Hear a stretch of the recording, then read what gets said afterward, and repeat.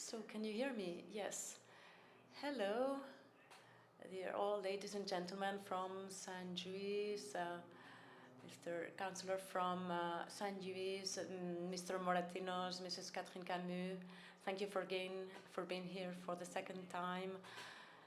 Dear sponsors, dear participants, first of all, let me thank you for being here at this gathering for the Mediterranean Awards Albert Camus.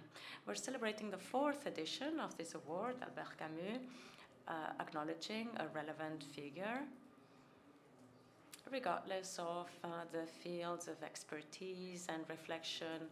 We're going to have a broad look at his work.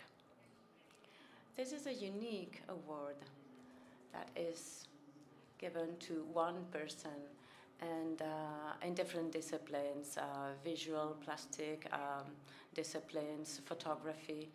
And we also have the 3rd incipient Albert Camus Award that was started in 2020. Every 2 years, we want to give a reward to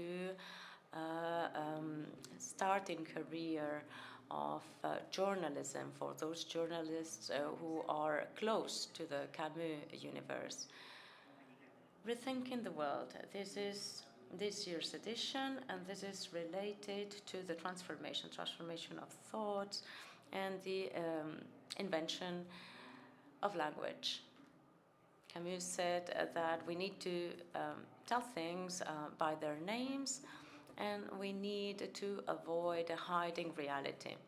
Albert Camus is a philosopher and a writer who really emphasized in honesty and being sincere. These are values of human life, and he was very right when he said that the truth was inalterable, and this should be a guiding principle. This was his way to see humankind. Through his works, like The Outsider and The Myth of Sisyphus, he destroyed the consequences of the lack of sincerity. Camus actively struggled for honesty in society, and he used to protest against empty discourses, empty narratives.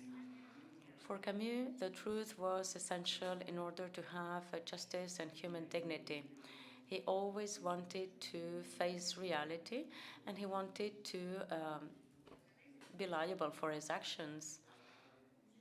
Throughout his life, he always materialized his commitment to the truth, and he always wanted to defend what he thought was fair and genuine.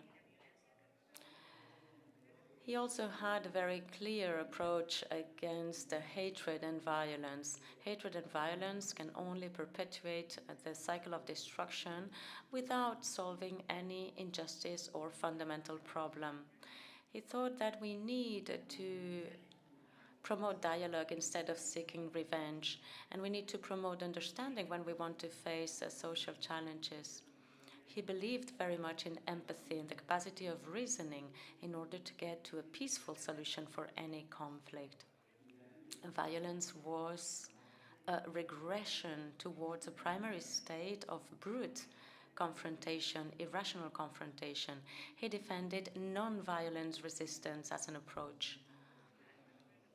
His posture was reflected in his commitment towards Pacific movements and anti-colonial movements. His defense for the truth and sincerity, his rejection of hatred and violence, led Camus to defend a vision of humankind based on dignity, responsibility, and mutual respect. And he did all of this by using a language that was full of truth. He described human pain. And in 1947, he said that I understand that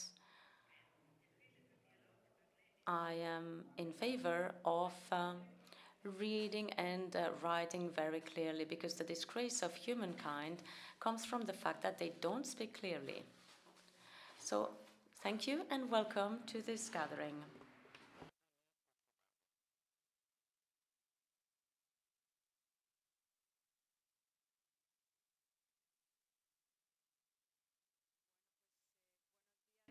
All right, and thank you. Thank you very much. Welcome to you all, and thank you for being here one more year.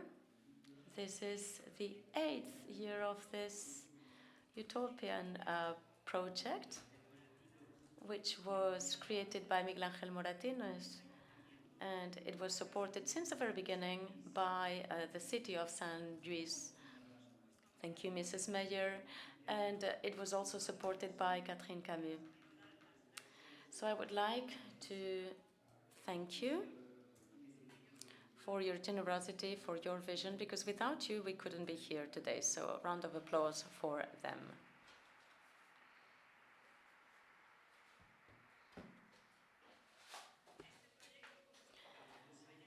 This project, as we were mentioning yesterday during the opening of the exhibition, is the kicking point, the start point that has been evolving throughout the years, but we have always strived to keep building the project by bearing in mind what's happening in the world. And it couldn't be otherwise. I mean, we are following the words of our guide and our compass, Albert Camus. He used to say that artists need to commit to the affairs that are shaking the world. Camus said that the writer had to support and to fight for the truth. So in this award, Albert Camus, we want to participate in this fight for the truth. So throughout the years, we have been encountering many different issues and difficulties. We've overcome a pandemic. We have a war at the door of Europe. We are witnessing a genocide nowadays. Hatred is being generalized. We are so afraid of climate catastrophes, climate disasters. But one question raises, how can we keep moving forward in spite of all the harms that we're surrounded by? So, well, we may not have the answer, but we are convinced, however, that culture is a necessary space to imagine a better world in a moment of despair like this one.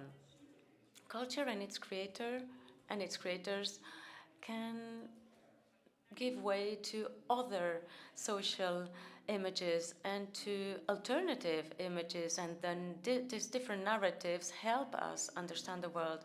And that's why for 8 years we have always been convinced here in this island, the island of the origins, the island of the grandmother of Camus, even though this is for a limited time, just one weekend, but for 8 years we have always tried to facilitate this space for dialogue and this space for meeting in order to think and rethink about our world, always using multiple languages, always using the different voices of creators and thinkers, coming from different backgrounds, and always following Camus, who's the guiding light in these very difficult times.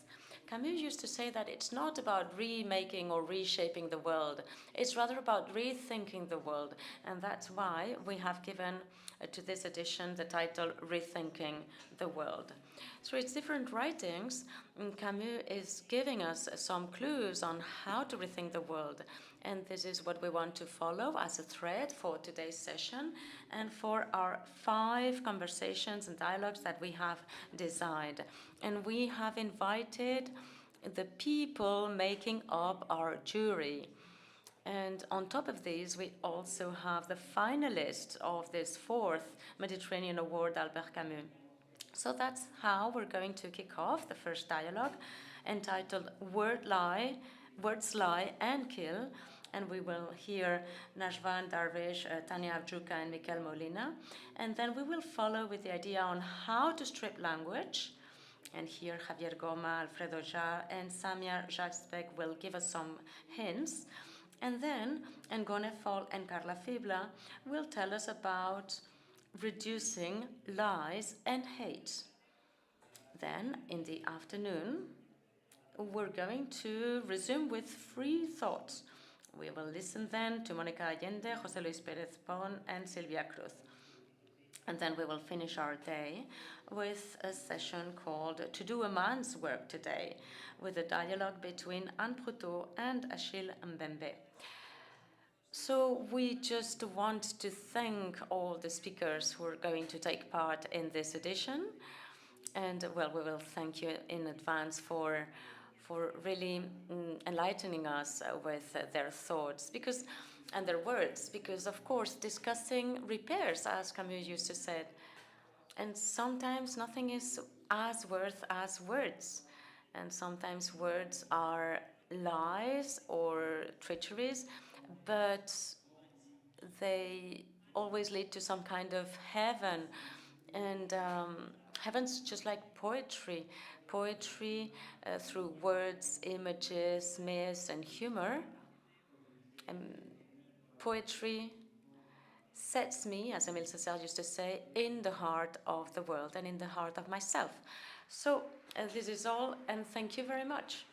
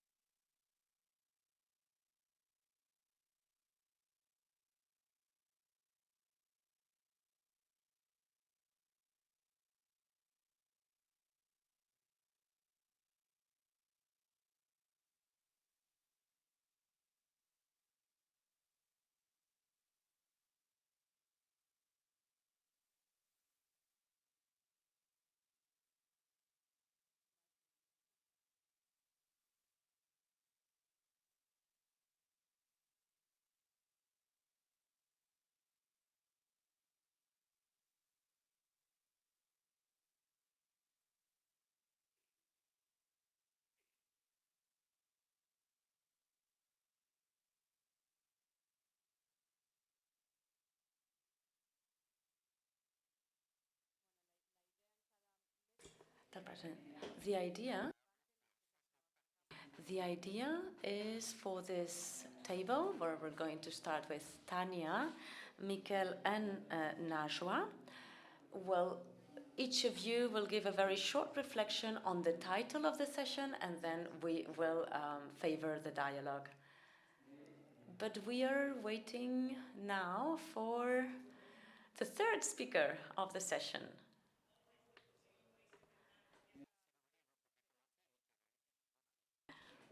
Okay, let's start for some minutes, Najwan.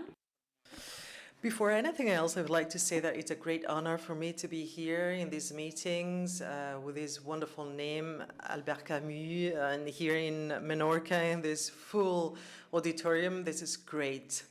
Let me please tell you before I get started, as a journalist, when you are working in the office and you receive an email that you've been invited to such a wonderful place, you just don't have a look at your agenda, you just give them a yes. And then afterwards you see what you had written. For a journalist, Camus, especially for people my generation, when you were a kid at school and you had these reading programs, really ambitious, and you were reading universal authors. He was a master, specifically given his critic spirit. So today's debate topic, the title actually, is can be used for anything, because words kill and lie, of course, but it's great to reflect on it. This is a great opportunity, and we're going to do so. I believe that words do lie, do kill. They humiliate, pinpoint, modify the meaning or the purpose, and at the very end they can actually kill. We have seen recent examples, well analyzed, saying that some white supremacists in the US killings had been motivated because of a social network campaign.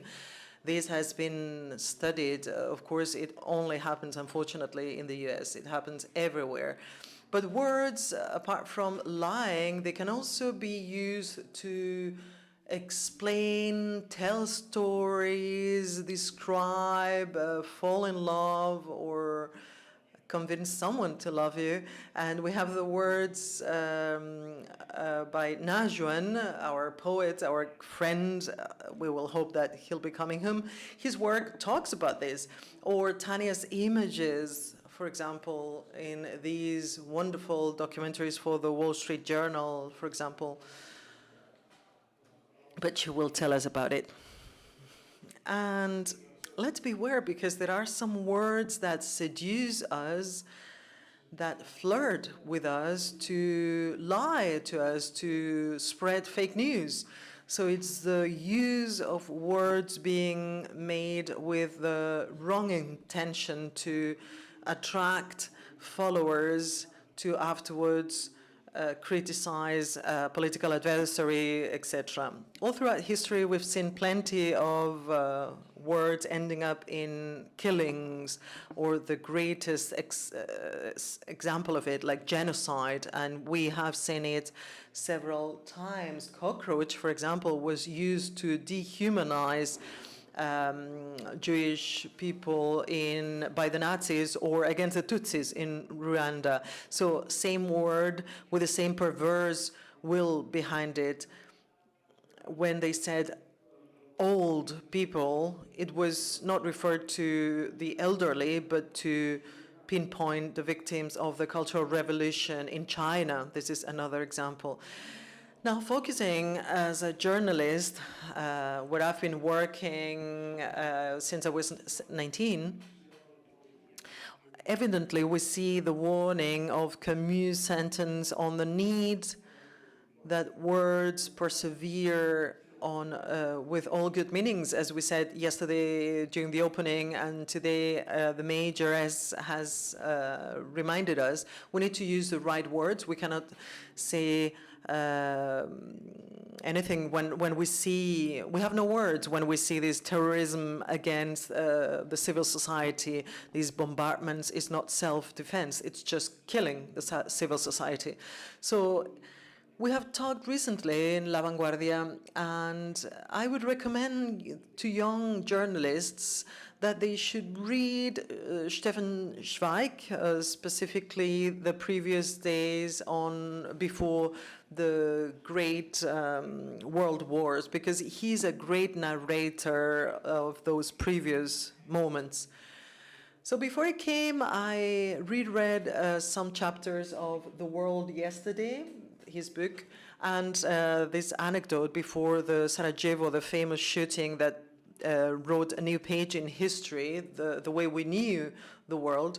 He describes going to a cinema in a small French village where they are watching the film, and before it there's a series of documentaries on everyday life, people are laughing, and suddenly when the Wilhelm II, the Kaiser, everyone starts booing onto the screen, and he's in shock given that reaction, so spontaneous, and he analyzes the thing is the propaganda of hate. So we see that this is heavily anchored in the past. This is not new. So the propaganda of hate can modify and generate these words. We see this enthusiasm and how this criticism against the adversary and the energy of that mobilization when families were taking their kids to say goodbye when they were living to the front, the train station, and of course,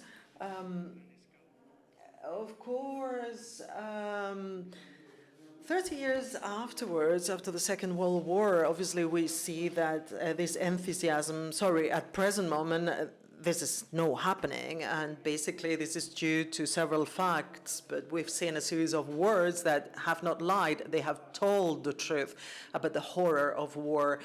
New journals, Chronicles, or Jean Renoir with A Great Illusion, or Remarque, or Robert Graves' novels. We see these novels, these words actually explaining horror. And now we see governments in Ukraine or Russia totally incapable of using these words and recurring to forced mobilizations, even under menace, you know. So in today's journalism, this form of toxic process and using words in an intended manner is very, very old. But now in media, what we find is this phenomenon at a large scale, because since a few years, social networks, these information motorways have become the networks through which this misinformation is circulating at a large scale. So this makes us be aware and defensive so that we can determine what is true or not from this information we're being bombarded with. So what's the scope of this distorting power that AI, artificial intelligence, has in this context? These networks impact media, and I have selected, for example, of course, the world is a myriad of gray areas. I'm being pretty reductionist to 3 possible scenarios where media can react against this avalanche of fake news that sometimes media digest, and sometimes even they are the actual origin of this misinformation.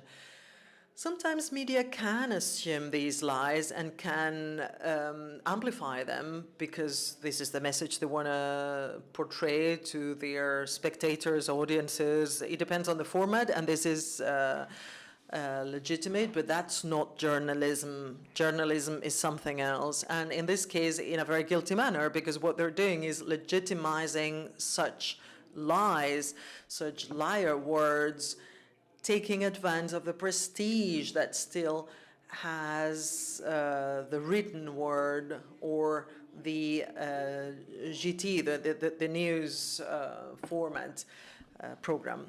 And we've seen plenty of examples in these countries. So there's a way of acting in a non-responsible manner without having accepted the role that media play in our society right now. We will be talking about media who don't filter fake news, basically because they have not thought about it, or because journalists are not really properly trained to fully understand the role they should play and their responsibility when it comes to exercising their profession. So due to the disprestige of the journalistic profession, or lack of good conditions, work conditions, and public relationships, because sometimes this is motivated by the actual lack of resources of the sector. And the third hypothesis are media who have actually accepted who they are, their trajectory, the role they play in their society, being fully responsible in their context. 10 years ago, approximately, it was trendy in media to do a fact-checked or reality-checked column where we analyzed certain fake news. This actually still exists in certain formats, and this is where some specialized media ended up, as we have here in Neutral, for example, La Vanguardia, where I work. We launched these sections too. And I believe that where we're going and where we would like to keep going in large media companies is that we shall become filters. We will parse that information, because lie is gaining power and spaces even more and more. So this will be accentuated with artificial intelligence devouring and spreading these fake news all about. I remember an anecdote. This has nothing to do with the old journalism. I'm thinking about this Spanish expert, Nuria Oliver, who amidst a debate suggested that maybe the future of journalism is going back to the paper, the hard copy version, because it cannot be hacked. Today, it's super easy to replicate a web page and fake it. So maybe this was an exaggeration. I believe that the paper edition will just be a minority format, unfortunately, but I believe that at least in La Vanguardia, something that it's pretty successful, it's the e-paper format. It's a reproduction of paper in electronic version for iPads, which also reproduces the hierarchy of news, which is something that loads of readers need in this never-ending web page and of scrolling and clicking and going here and there. This hierarchy helps them keep reading, and it's a great thing right now. Again, talking about why we're here today, I believe that having this structured information offer where lies simply don't happen is the way forward.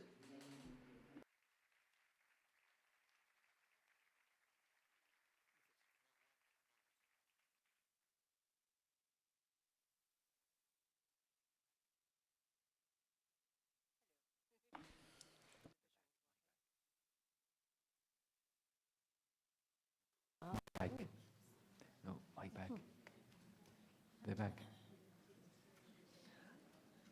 Good morning. Really an honor to be here among so many distinguished minds of so many various mediums. It's been an inspiring day and night of conversations, so I thank you for the invitation. I love the premise of this particular panel because that question of whether words kill and lie actually have driven my career. I began as a writer. I began as an ardent journalist. And I think there is no greater failure of journalism or, in fact, editorializing a location, a space, a conflict, as there is in occupied Palestine. And it was actually my bitter disappointment at not only the assignments that I would be given, but at how documentation, pure, simple, raw facts on the ground, words like occupied Palestinian territory would be editorialized and changed and when it was not in my hands. I had a bitter argument with the Wall Street Journal, with the New York Times 10 years ago, and they removed occupied and simply called the locations I was shooting the West Bank. And I asked, why are you creating a gray where one doesn't exist? These are facts on the ground. However, Palestine, there's even a term in the United States, PEP, Progressive Except for Palestine. It's accepted, primarily, we could argue, in the US media and part of European media. I believe Spain is a bit more fair in its representation, but sadly I don't speak Spanish. But it was a disappointment in words that drove me to images. And it was actually further a disappointment in traditional editorializing, even of photo essays, that drove me to expand. I should be thankful. It drove me in my anger at the misrepresentation of what was, even work that when you tenderly gather it and how it goes out into the world, that drove me to a more absurdist. So there is my personal work, which I will show you primarily today, a few images. And then there is the straight journalism, which feeds me, right? But in this period, in this particular war, I have worn a hat. 7 months I've been working for the Wall Street Journal. It was unexpected. I think the fact that they chose me to be the primary photographer on the ground, covering West Bank and Israel, was a brave choice. I wasn't the obvious person to do so. I had to cover the immediate aftermath of October 7th in Kibbutz Be'eri. I was there. I witnessed a bed, an IKEA bed, that looked exactly like my 12-year-old daughter's bed, covered in blood, with an open window, and a tree outside. It would have been the most idyllic place for what we would imagine for a child to sleep. I angered. I broke the hearts of some of my students, of some who really, there's a problem where we have also in the world, some of the failure of journalism have driven social media to play a stronger role. But there was also this misunderstanding. I had I would call it a privileged position to have documented, but I also was this particular war, because I've had a say in reminding, you're not covering the West Bank. the occupied West Bank is tied to the genocide in Gaza. I've been able to push and remind and push back. And when I am documenting events inside Israel, I am able to, I have seen with my eyes people going and shaking hands of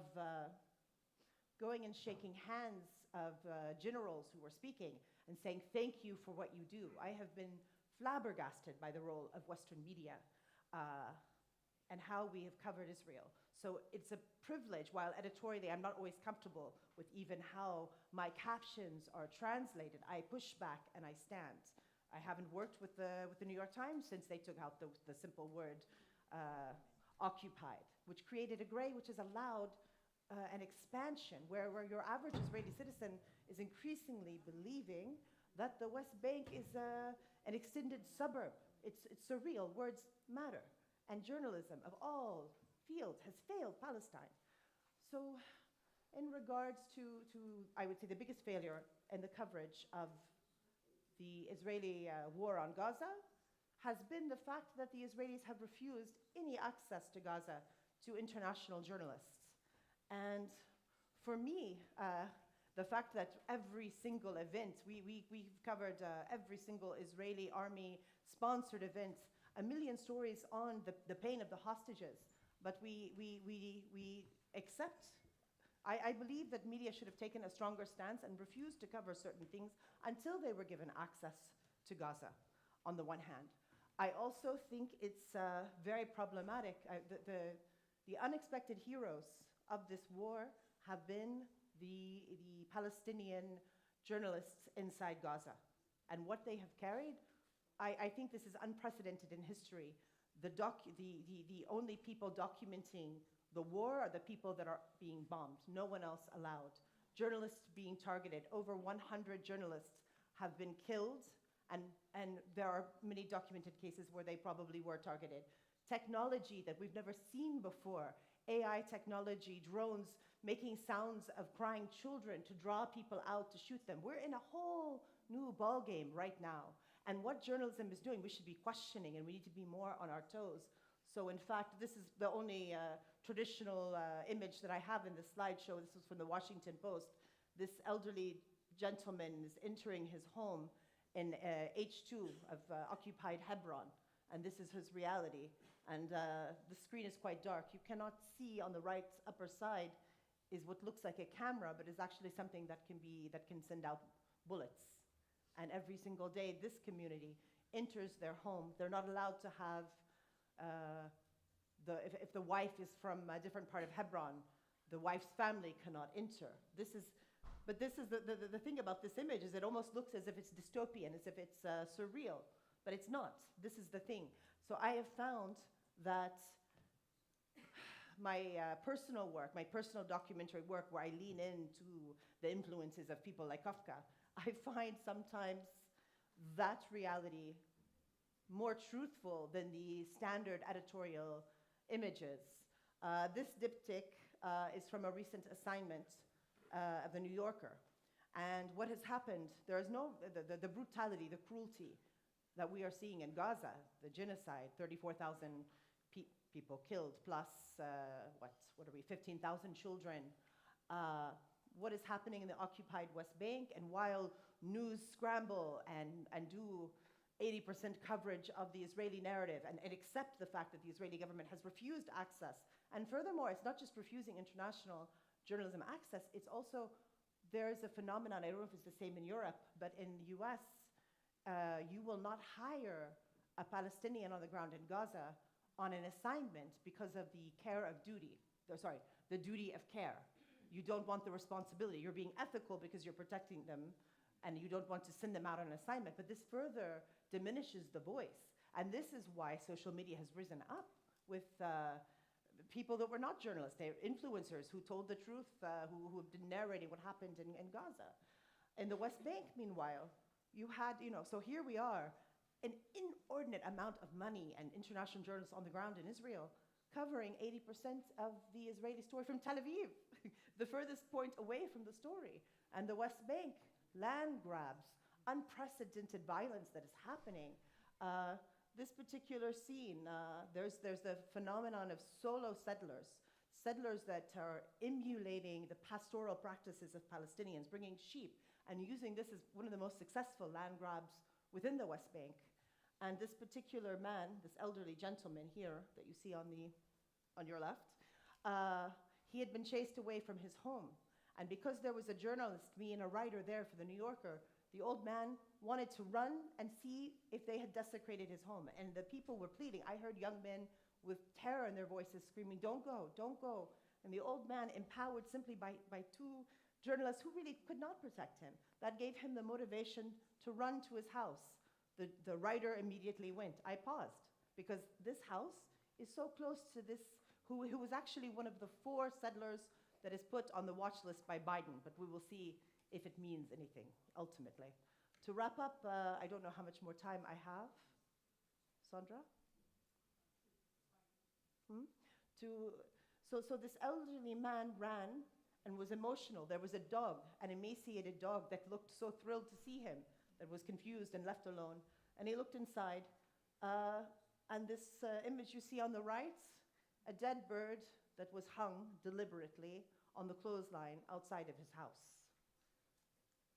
I find sometimes images as well. So I look at images as writing. As I said, I began as a writer, but I feel we have more freedom. We cannot be editorialized as easily. It can be a more subversive act, photography. And I find, again, this is a community, a Bedouin community inside Israel proper, in the Nakab. In English, I forgot what they call it. Anyway, this particular community has had their home. They're supposedly Israeli citizens. They've had their home demolished over 100 times in 5 years.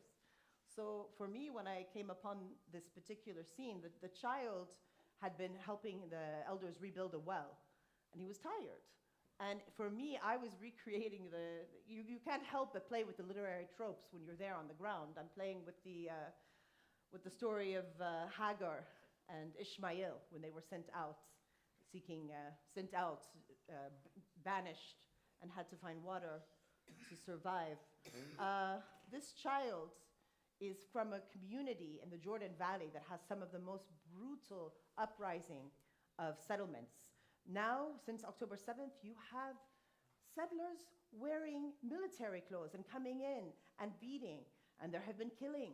And the Palestinians do not know, was this army, was this renegade? It almost doesn't matter, because the system supports these settlers. But this particular child, I was interviewing her about the displacement. This was a few years ago. She has since been displaced. They've left their home. The most violent settler is a French settler named Didi. I cannot remember, they just whisper his name, Didi. And Didi came down in front of this child. She was recounting it. And Didi, as if he was going to shake the hand of her father. And he didn't feel empowered. He reached and took the hand of Didi. And without any indication, Didi pulled him and headbutted her father so violently that her father's head burst open and blood fell all upon the soil. She started trembling. I found myself changing the conversation, and we played. She played sort of a Sleeping Beauty game inside the earth that her father's tilling, and the earth that he had to leave, in fact.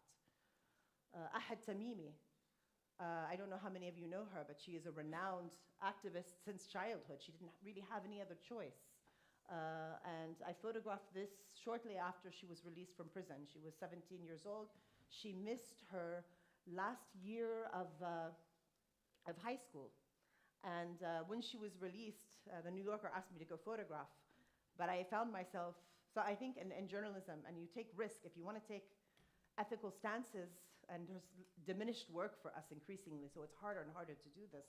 But I turned down, I went and I just saw hordes and hordes of media and flashes, and I spoke to the mom, can I meet her later? She said she's tired, almost angrily. She said she's tired. And I knew I wouldn't, not only would I felt as if I was raping her, but I would not have gotten anything special in that moment. So luckily, a year later, I had a quiet assignment, and I sat with her and I said, how would you like to be photographed? Where do you feel a sense of peace? And I came back the next morning, and we had a very quiet She now actually, she felt support from Spain. She will be, if things go according to plan, she wants to do a Master's of Law. I can't remember if it was Barcelona and Madrid, but one of the two locations. What to say to wrap up? I would like to speak about the importance of this award. Excuse my pronunciation, incipient. What does incipient mean? The name of the second, of the award that we're... Okay. Something that's starting. Something that's starting. Yes. So this particular award, we have two of the finalists that I believe are in the audience. I haven't seen them. Two Egyptian photographers from Alexandria who are, and the third, unfortunately, who's not here, from Libya. Fantastic photography. I haven't met her. She's here? Ma'oul? Okay. Fantastic. I can't wait to see you or meet you. This particular award and these sort of awards are empowering those of us who have either been denied access to media entirely because we're local and there's somehow an idea that parachute journalists have a better truth to tell. Someone flying in has a better truth. There's that, and then there's also being editorialized to a way where what you've photographed or told is gone.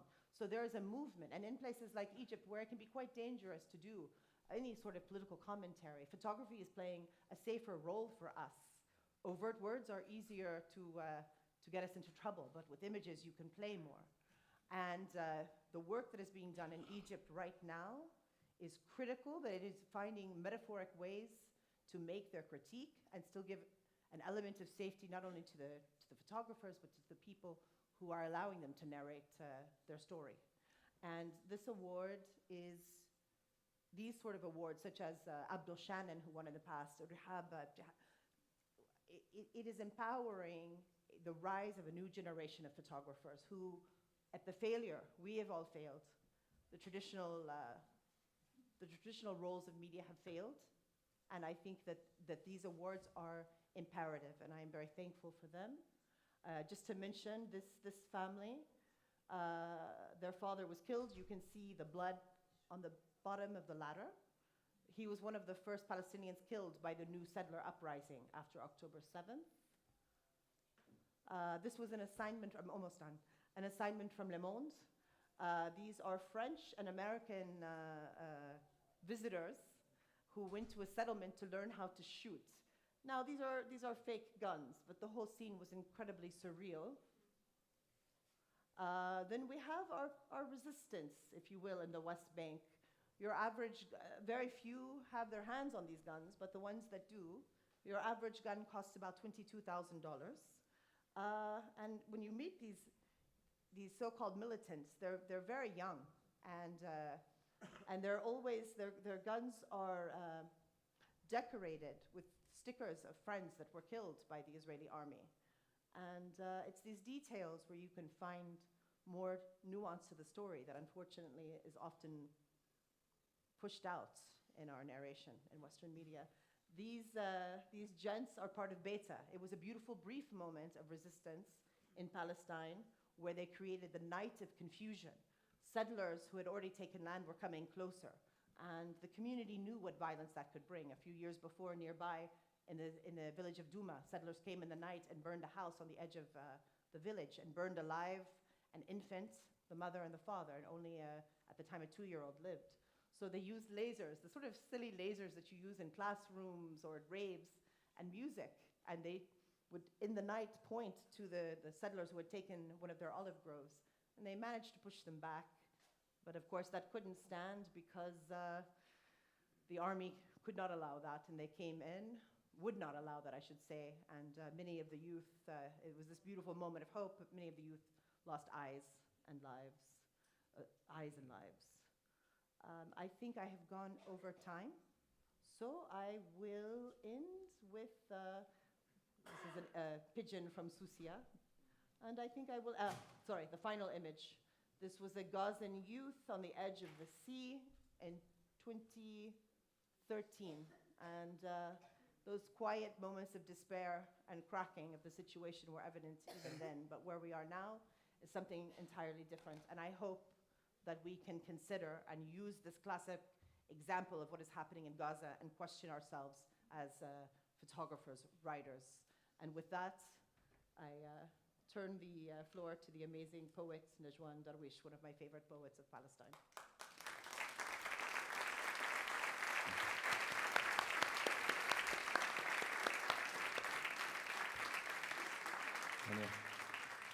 هاي القصيدة 2 pages identity card.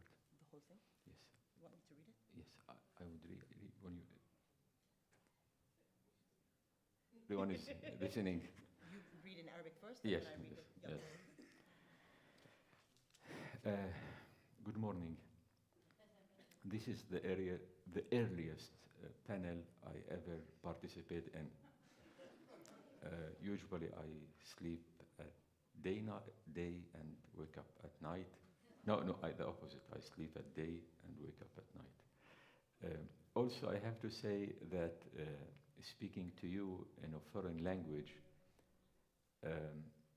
almost like hugging from behind the curtains, or even kissing from behind the curtains. This is a metaphor they use it to describe translation of literature, translation of poetry. But also it is like this when it comes to a conversation in a foreign language, because English for me is not a foreign language. It's even, I don't feel it much. With other languages, I do feel them. English for me is like I have a Google Translate in my head. I speak in Arabic and the words come in English. So it's a kind of extensive feelings. The other thing, going back to the subject of the panel, words that lies and kills.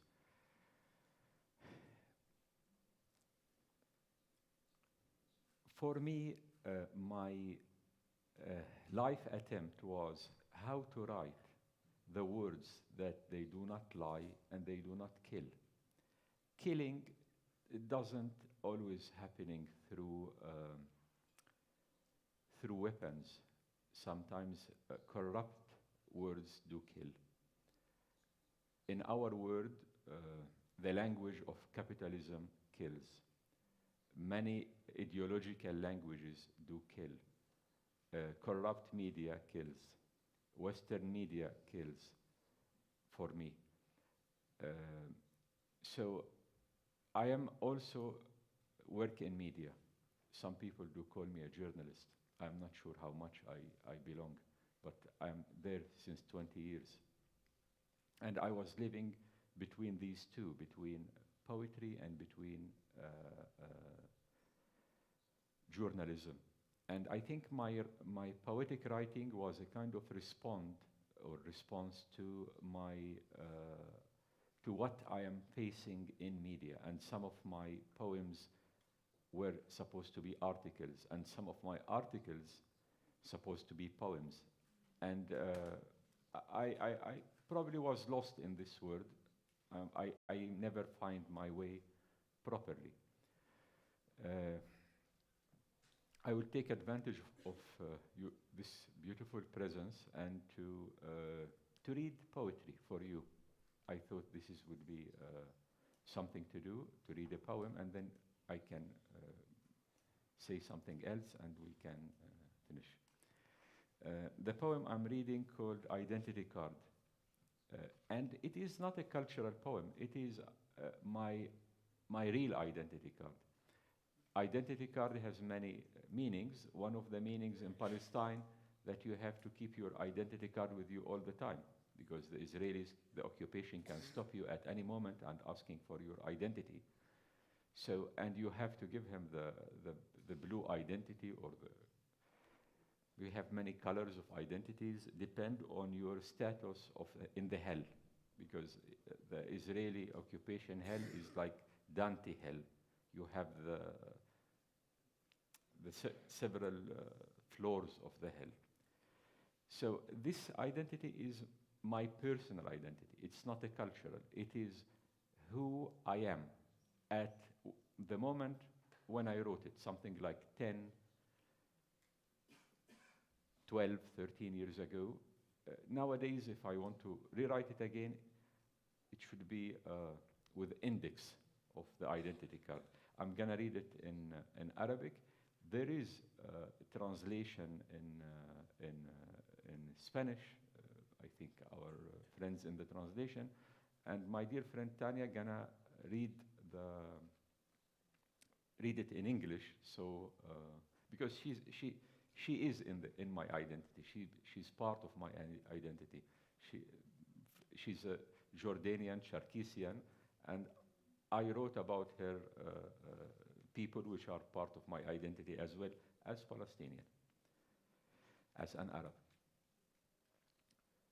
رغم بطاقة هوية، رغم أن الكردية مشهور بقساوة الرأس كما يتندر الأصدقاء، إلا أنني كنت أرق من نسمة الصيف وأنا أحتضن إخوتي في 4 جهات الأرض، وكنت الأرمني الذي لم يصدق الدموع تحت أجفان ثلج التاريخ وهي تغطي المقتولين والقتلة. أكثير بعدما حصل أن أسقط مخطوطة شعري في الوحل، وفي جميع الأحوال كنت سوريا من بيت لحم أرفع مخطوطة أخي الأرمني، وتركيا من قونيا يدخل الآن من باب دمشق. وقبل قليل وصلت بيادر وادي السير، واستقبلني النسيم الذي وحده يعرف معنى أن يأتي المرء من جبال القفقاس مصحوبا بكرامته وعظام أهله. وحين وطئت تراب الجزائر لأول مرة لم أشك للحظة أني لست أمازيغيا. في كل مكان ذهبت إليه ظنوني عراقيا، وكان ظنهم في مكانه. وطالما حسبت نفسي مصريا عاش ومات مرارا بجانب النيل مع أسلافه الأفارقة. وقبل كل شيء كنت آراميا، ولا غرو أن أخوالي على الأقل من بيزنطة، وأنني كنت الصبي الحجازي الذي نال حلوى الدلال من صفرونيوس وعمر في فتح بيت المقدس. ليس من مكان قاوم غزاته إلا وكنت من أهله، وما من إنسان حر تجمعني به قرابة، وما من شجرة أو غيمة ليس لها أفضال عليه. كما أن ازدرائي للصهاينة لن يمنعني من القول إنني كنت يهوديا طرد من الأندلس، وما زلت أنسج المعنى من ضوء ذلك الغروب. في بيتي نافذة تطل على اليونان، وأيقونة تشير إلى روسيا، ورائحة طيب أبدي تهب من الحجاز، ومرآة ما إن أقف أمامها إلا وأراني أتدبر الربيع في حدائق شيراز وأصفهان وبخارى. وبأقل من هذا لا يكون المرء عربيا.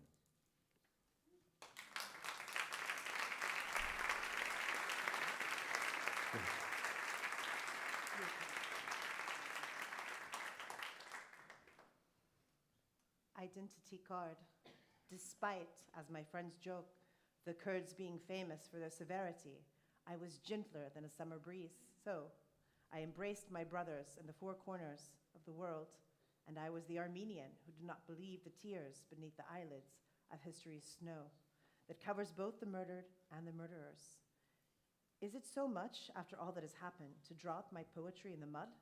In every case, I was a Syrian from Bethlehem, raising the words of my Armenian brother, and a Turk from Konya entering the gate of Damascus. And a little while ago, I arrived in Bayadir Wadi Sir and was welcomed by the breeze that alone knew the meaning of a man coming from the Caucasus Mountains, his only companions, his dignity and the bones of his ancestors.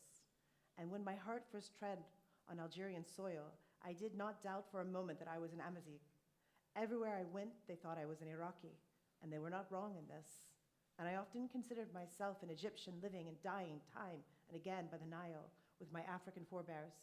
But above anything, I was an Armenian. It is no wonder that my uncles were Byzantines and that I was a Hijazi child coddled by Umar and Sophronius when Jerusalem was opened. There is no place that resisted its invaders except that I am one of the people. There is no free man to whom I am not bound in kinship, and there is no single tree or cloud to which I am not indebted. And my scorn for Zionists will not prevent me from saying that I was a Jew expelled from Andalusia, and that I still weave meaning from the light of that setting sun. In my house there is a window that opens onto Greece, an icon that points to Russia, a sweet scent forever drifting from Hijaz, and a mirror. No sooner do I stand before it than I see myself immersed in springtime in the gardens of Shiraz, Isfahan, and Bukhara. And above anything less than this, one is not an Arab.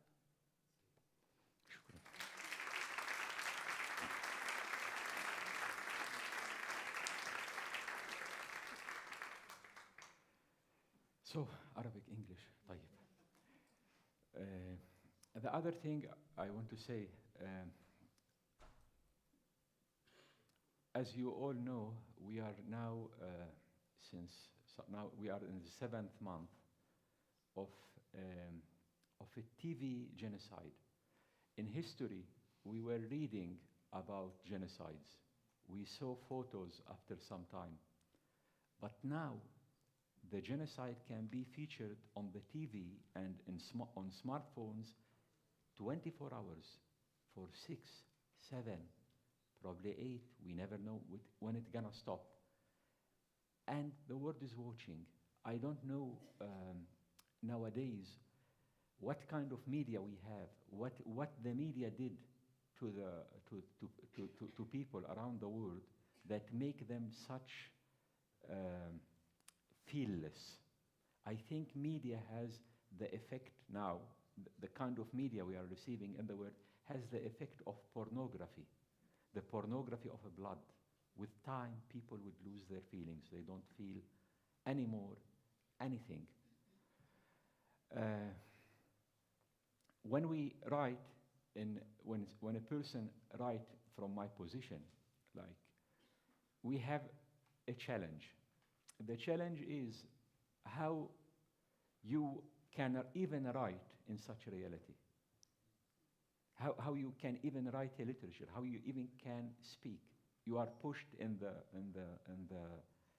corner of the victim. You need to be a victim. And victims, usually,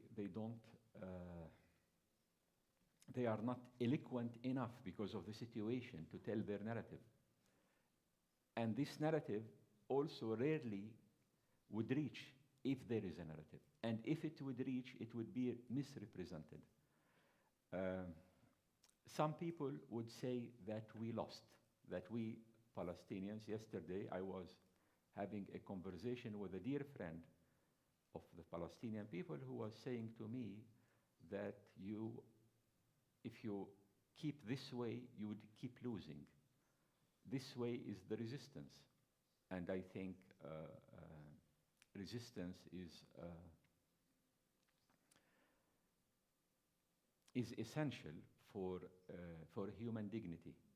And life is not just about physical survival, it's about human dignity. So I wouldn't deny that we are not in the best position when it comes to the world, to the kind of world we are living in. We are living in the worst ever world that happened. I read part of the history of the Middle Ages, and I think the world now is worse than the Middle Ages. I think the world leaders nowadays are worse than any leaders in the Middle Ages. In the Middle Ages, there was from time to time some wise people appearing in the Middle Ages among leaders. Nowadays, look at the so-called international leaders, what kind of level they have, their ethical level or their knowledge or their sense of the world. So because of this, I would like to read a poem called Nothing More to Lose as an end of this session.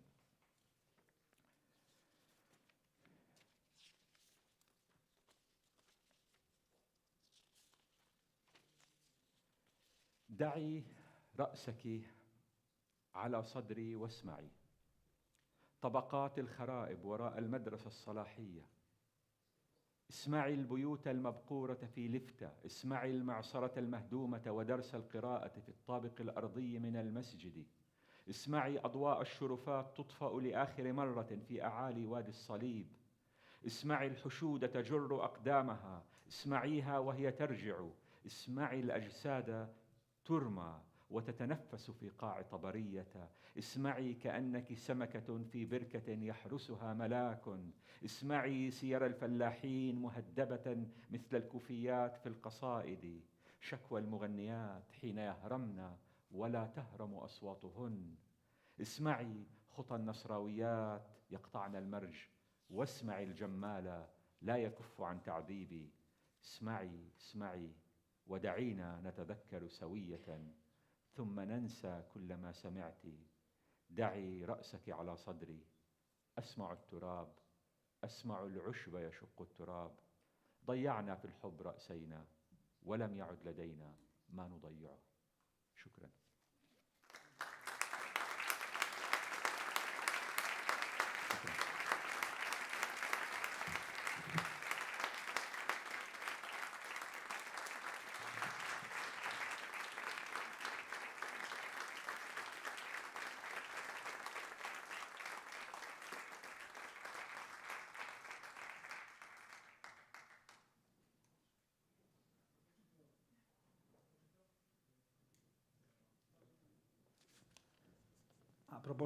Sí, ahora sí.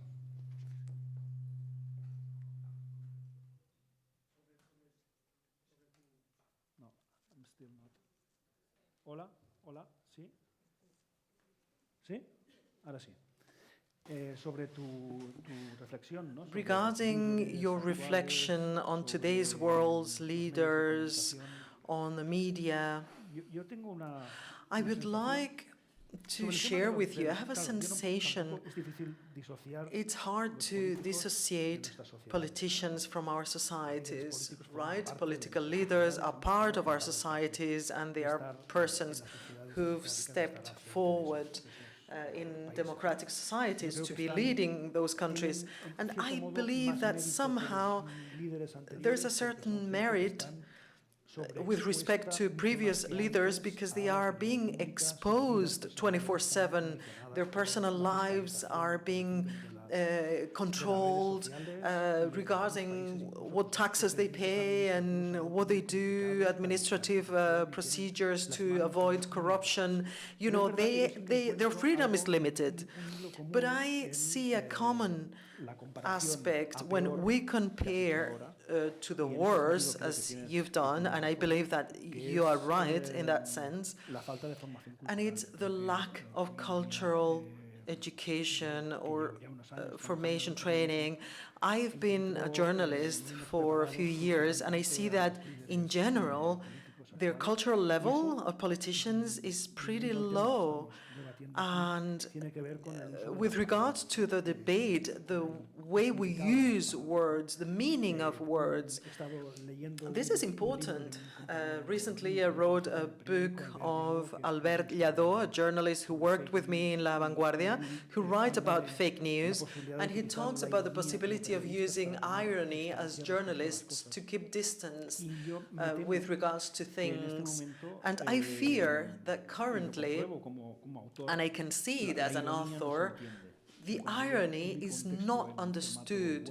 If I publish something on a website with irony, there are readers who don't understand it because they read it in a rush, and it's tricky because you end up saying or transmitting the message that you didn't want because it's not being understood.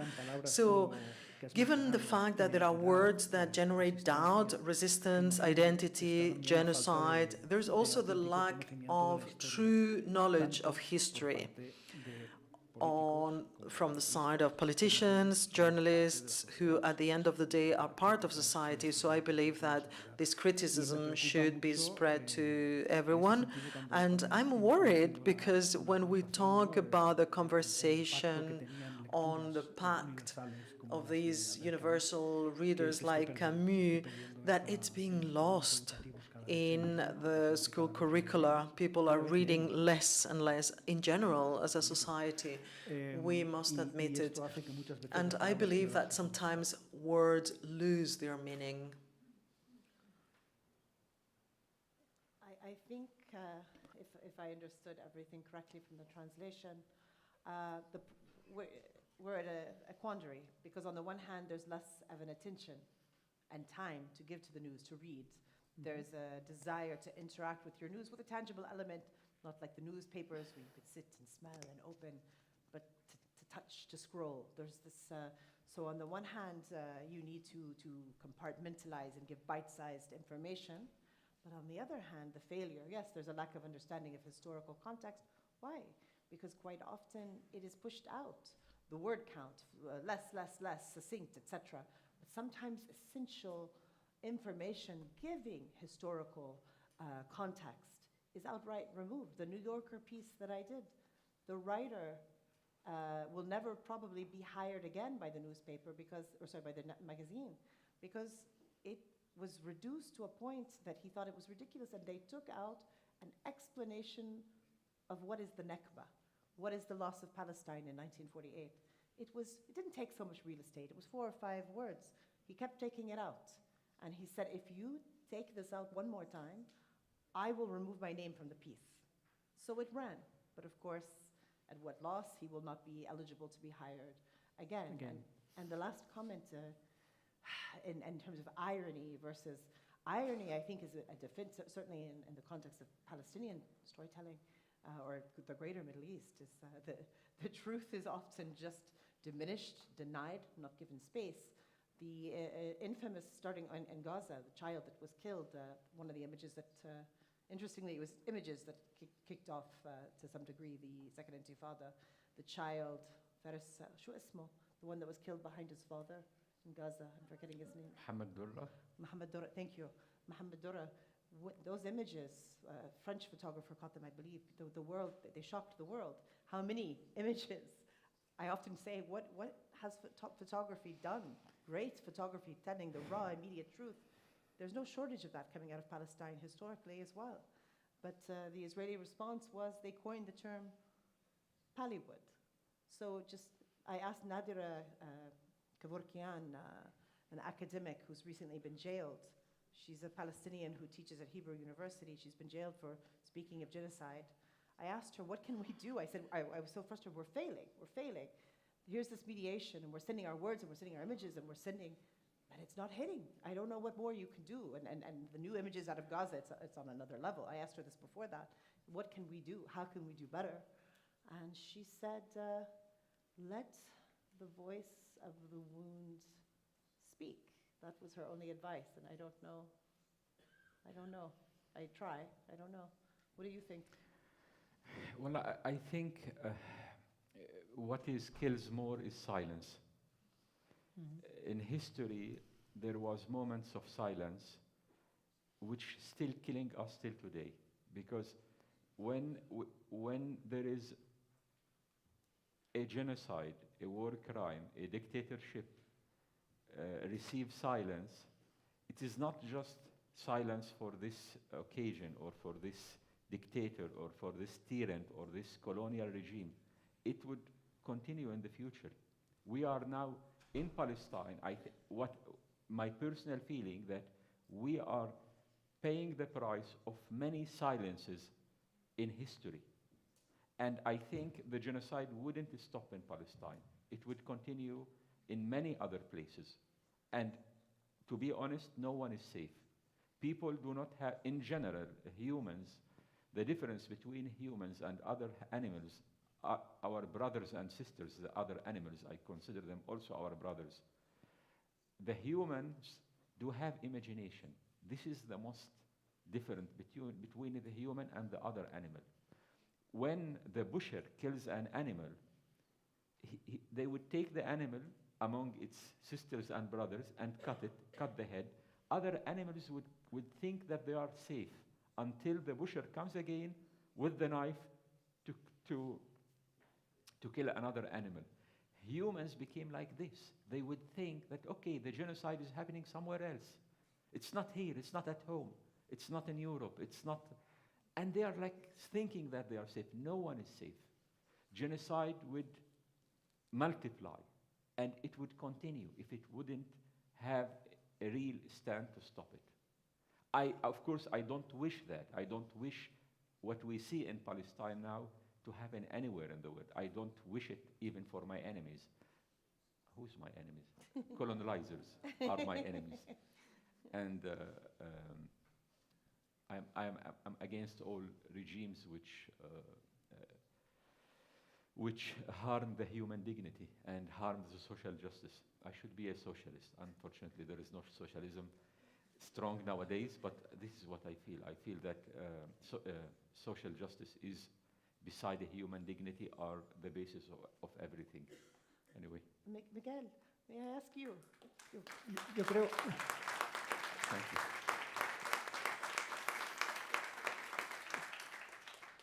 May I ask you? Spain has such a complicated history, a pained history, a most recent dictatorship. Many of your wounds here, I believe there are still literal bodies buried, not exhumed stories that there hasn't been a proper reconciliation. Does your own history in Spain and your role as both novelist and as a journalist, do you feel that by some of these bodies literally not having been exhumed, does it keep it quiet? Sorry, Or- can you repeat the question, please? Your history, your Yeah. complicated history in Spain, your pained history, a recent dictatorship, it's not so long ago that you lost Franco. From my understanding, there are still literal bodies buried that have not been exhumed. Yes. That's eerie to me, but I question, is leaving those bodies buried, in a sense, has it allowed a healing, a sense of calm, normalcy, or what does it mean as a novelist and as a writer? And here we are talking about our genocide, that absolutely it's all connected, and we're seeing what's happening in the United States right now and in France with these protests. It's all connected. But why just Franco? I'm just wondering for When him. you speak about Spain, we have first mentioned the Andalusian genocide, which is still unacknowledged by the Spanish state. Till now, hundreds of thousands of Arab Andalusians or Muslim Andalusians or different Spanish citizens who were genocides, and it's not acknowledged. So this is more important. And who acknowledge genocides? Who do that? The Americans do acknowledge the genocide of the it's nations? the Americans. Or the French in Algeria, the Algerian genocide? Who's acknowledging the genocide? We are sitting in this hypocrite world who's talking about the United Nations and human rights and blah, blah, blah, blah, blah, blah. Habibti. But Do writers acknowledge genocide? Writers. Very few minority. How many Marlon Brando do we have? How many Juan Gautier do we have? Writers are small people. They are like bureaucrats. They want to survive. They want to die, actually, not to survive. Because I think the physical survival and the good life survival is the death for the writer and even for the humans. No, a ver, yo pienso sobre tu pregunta. Sí. Regarding your question, Ampliada históricamente yes, por- I con will una proyección broaden. histórica más, Regarding amplia your por question, Juan. I will admit that yes, there is a debate. I believe that I'm on the side of those who believe that those corpses should be exhumed and be given a dignified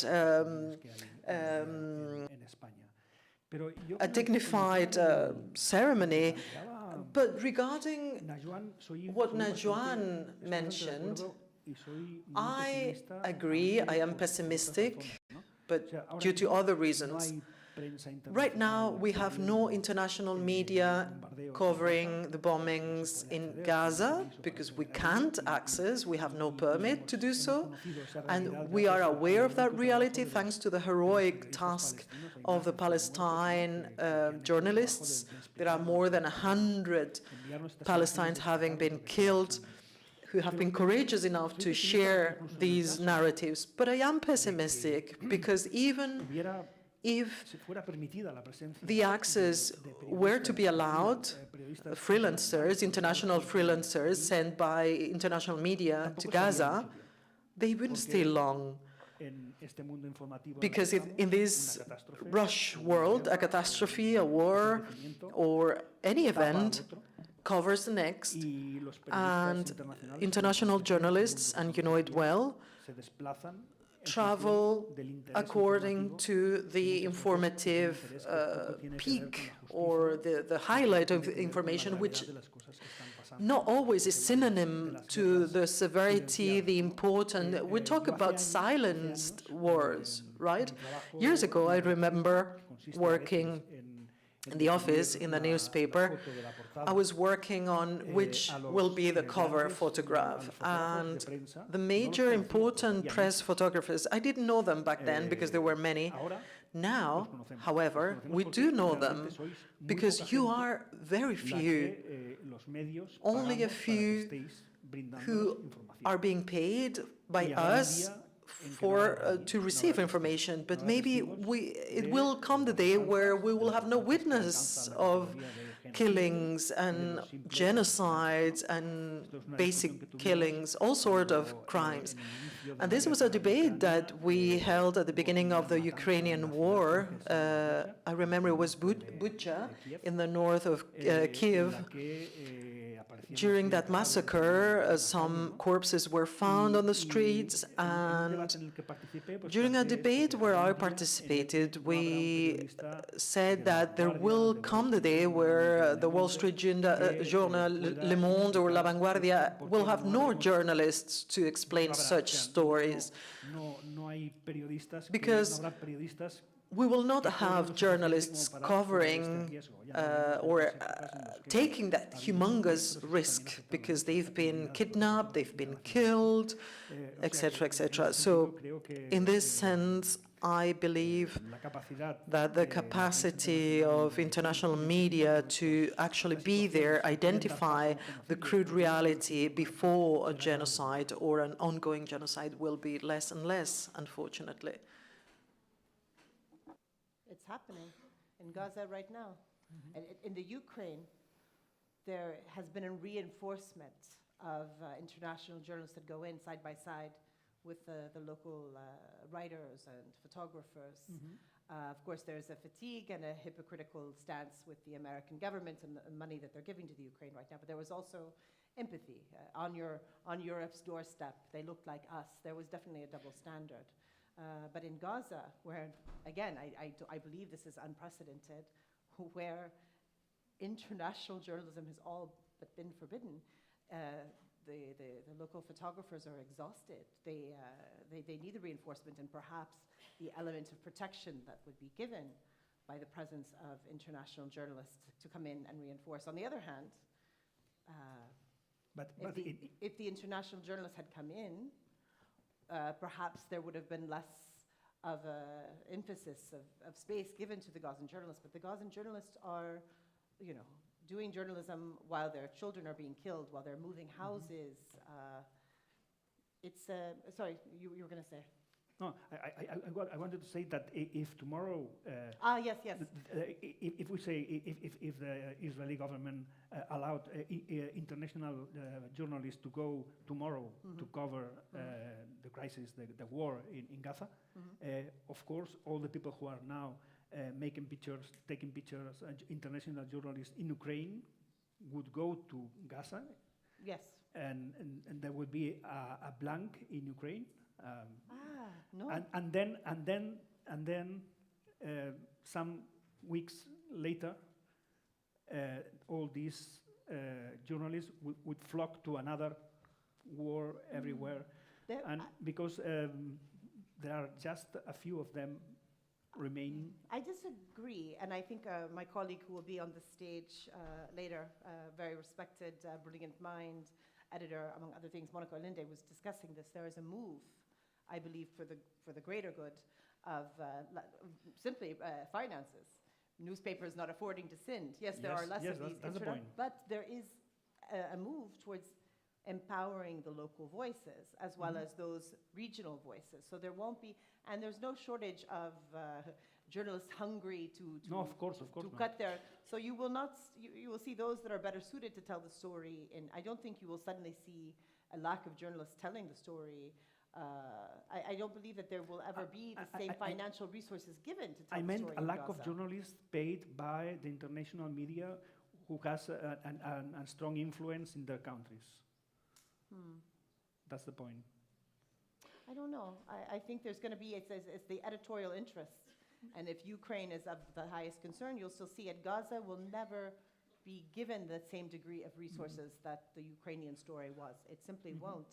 And what happens when I'm working on a piece right now with Time Magazine when the last photographer leaves, because the photographers have been pushed to their end and they are desperate to leave. They can't note, it's not humanly possible what they have endured, and they are waiting. The ones that haven't already left are simply waiting because it takes 5,000, there's an exploitative mechanism in Egypt where $5,000 per head, per human head, average family size of 10.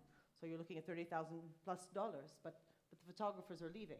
And in that space, what happens? I'm speculating when the last photographer leaves, but that's the role of, again, the failure of media and us supporting editorially and otherwise. That's why the, where's my phone? That's why the influencer in Gaza has taken such an important role. But to your question, cynically and practically, I don't believe well, what is happening in Sudan, for example? Or Yemen. Or Yemen. Yemen. Yeah, there will be more resources, but it will never be all the resources taken. It's always, at the end of the day, on the editorial agenda of what they want to push and allow. No? Wallahi, you both take media seriously. I am not.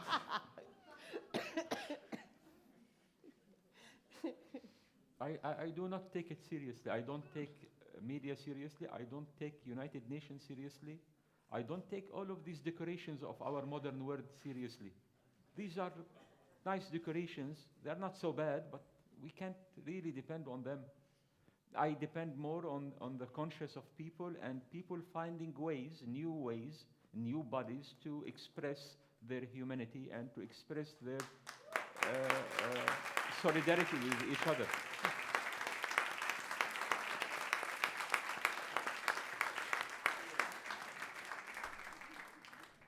Thank you. Thank you. Thank you so much. Thank you very much. Muchas gracias a los tres. Muchas Thank gracias. you. Thank you very much to the three of you.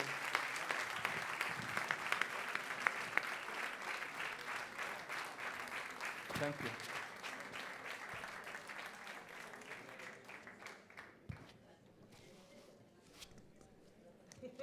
What did answer? Was a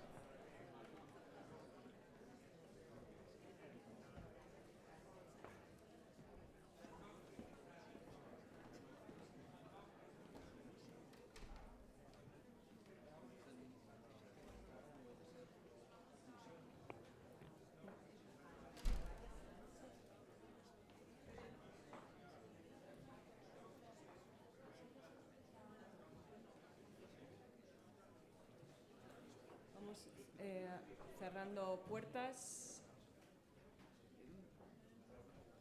La pantalla. Yeah, the screen, please. Pantalla. Cerramos puertas.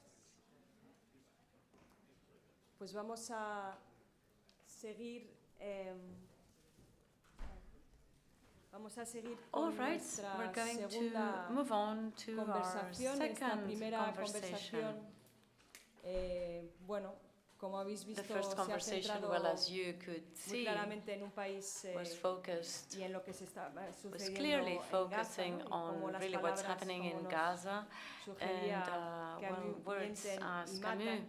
Y la suggested importancia, decía Camus, de can la indeed necesidad kill de and capar el lie. lenguaje, And ¿no? Como también Camus lo was explicábamos also ayer talking about en la the need to exposición. Por strip eso, language. en esta So, nueva conversación tenemos now, con nosotros for this new a tres conversation, personalidades we del mundo de la have cultura, tres three universos también diferentes, people coming from para the que world nos of digan lo que culture, ellos three different entienden universes, de so capar that el they lenguaje. can tell Están us con about nosotros, stripping Samar language. Yazbek, We que will ya have estuvo Samar aquí en nuestra Yazbek primera amongst edición, us. y She que was a already cual le here doy la during the bienvenida first y las edition, and I gracias would de like estar to con welcome nosotros, her una de nuestras for being finalistas here. al cuarto Premis, Samar, And bienvenida. well, she's one of the Javier finalists to Goma, this que ha fourth sido award. el We presidente also del have jurado del Javier cuarto Goma, Premio who was the Mediterráneo Albert Camus, que es president el of the director a jury Fundación Juan March, of the Mediterranean filósofo, Albert Camus escritor, Awards, and y he's que the nos dirá lo que piensa director él of de the capar Juan el March lenguaje. Foundation, Y and Alfredo he will Jar, tell que us también about fue uno de what he nuestros understands invitados by en stripping 2019, language. And then artista Alfredo Jar, y also uno de invited los by us in finalistas también del 2019, and cuarto Premio, y he's con él also one of os the dejo y con finalists esta of this conversación. fourth award. So I'll give them the floor.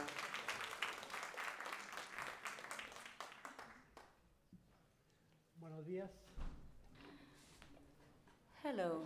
Estoy honrado de estar. Gracias por venir. It is an honor to be here. Thank you very much for having invited me. And I'm so happy to be amongst so many bright Soy un intellectuals. arquitecto que hace arte. I'm an architect who does art. I never studied art, and this gave me an enormous freedom to make art, because I don't know what it is, so I have to make it up along the way. And for an architect, the context is everything. So as an artist, what I do is to respond to the context where I'm living. And amongst all the definitions of art, I always pick the one by Chenua Achebe, who's an Algerian writer who I had the honor to get to know personally before he passed away. He used to say that art was the attempt to try to change the order of reality that has been given. Changing the order of reality that we've been given. So how do we do that? How can we change the order of reality? I do not know. I haven't got a clue, but that is why I am an artist, and each of my works is an attempt, a desperate attempt to try to change the order of reality. This horrible reality that we're living in. Para poder atentar, cambiar la realidad. In order to change reality, we need to understand the world. And my modus operandi was always the same. Before acting upon the world, I need to understand the world. And that's why my work requires a very profound research on the current world. I just have 20 minutes, and this is quite a challenge for me, because my conferences can last 6 hours and 33 minutes sharp, but I'll try to do, well, I'll do my best, and I'll try to speed up. Lights, please. All the lights, please, that you can give. Yeah, let's dim the lights. Thank you very much.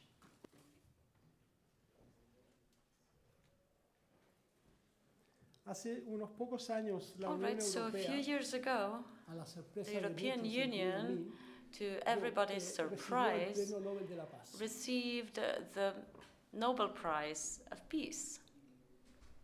Aquí está el señor Barroso, Here we can see Mr. recibiendo Barroso, el premio who's getting this Nobel Prize Comunidad Europea. in the name of the European Community.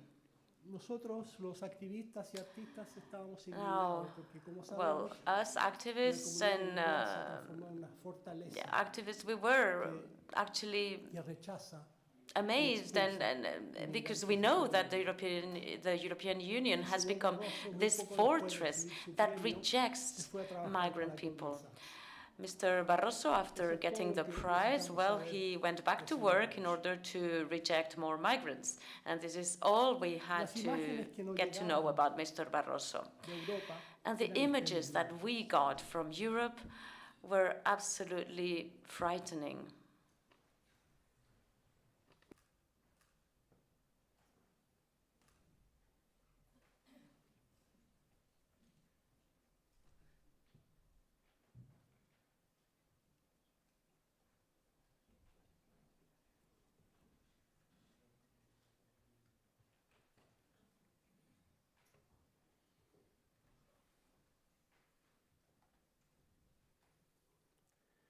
Aquí estamos en Lampedusa. So this is Lampedusa. This is this Italian island that has become a prison. It's an outdoors prison. It hosts 25,000 migrants who are there to wait that Europe can be generous enough to get them to enter. So 15 to 20 million migrants coming to Europe and systematically and barbarically rejected by the European Union, in spite of the fact that they represent 0.0003% of the population.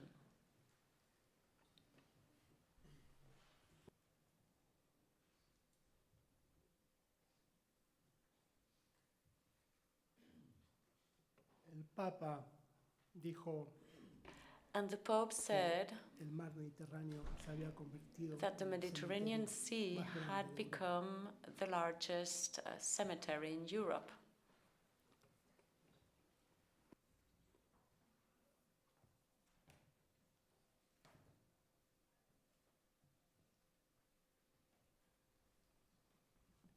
Esto es una intervención pública de una ONG turca que hizo esta.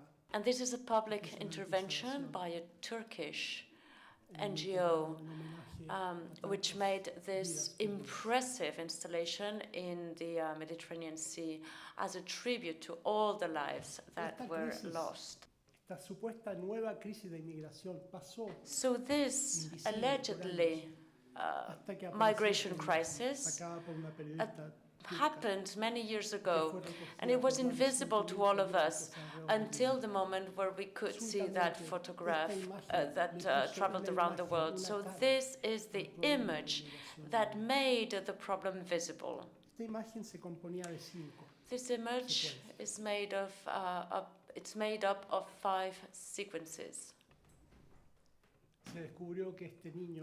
So we discovered that this is a 3-year-old boy, Aran Kurdi, from Syria, from Kurdish Syria, and he died with his mother, his brother, and with 30 other people in the boat. Only the father would survive. They were coming from a Syrian Kurdish city called Kobani.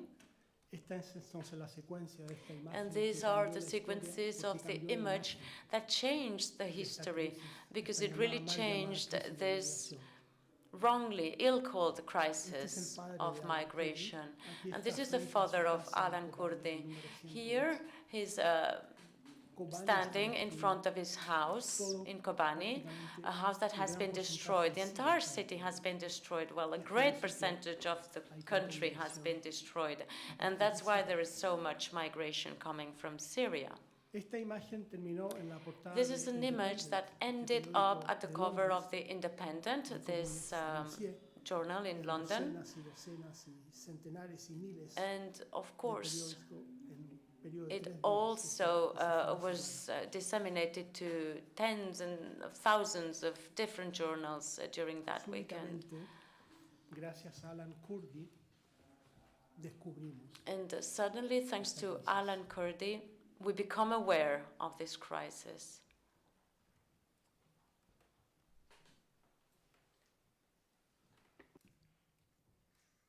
Le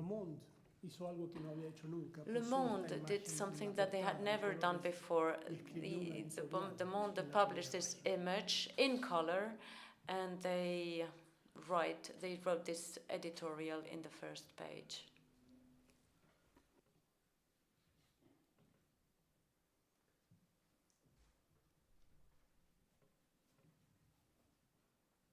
La Stampa de Torino tenía La Stampa from Torino wrote a beautiful and poetic article about this, which was entitled "The Beach Where Europe Dies."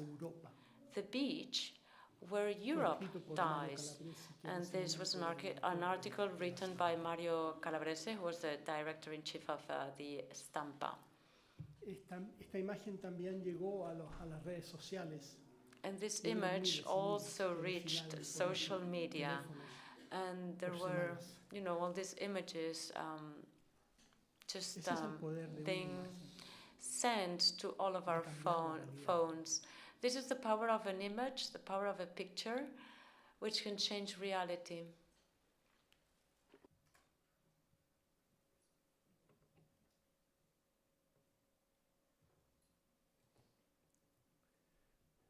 Este tweet dice, and this is a tweet saying, y ahora es tiempo de despertarnos. We were dormant and now it's time to wake up. Se fascinaron por esta imagen.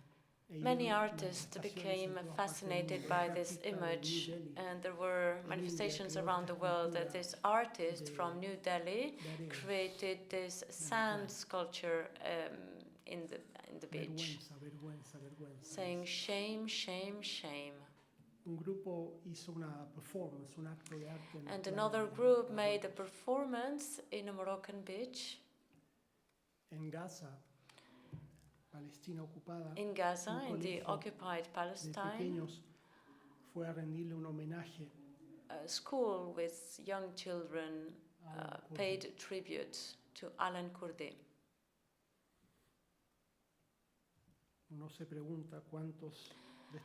And one wonders how many of these children are alive today.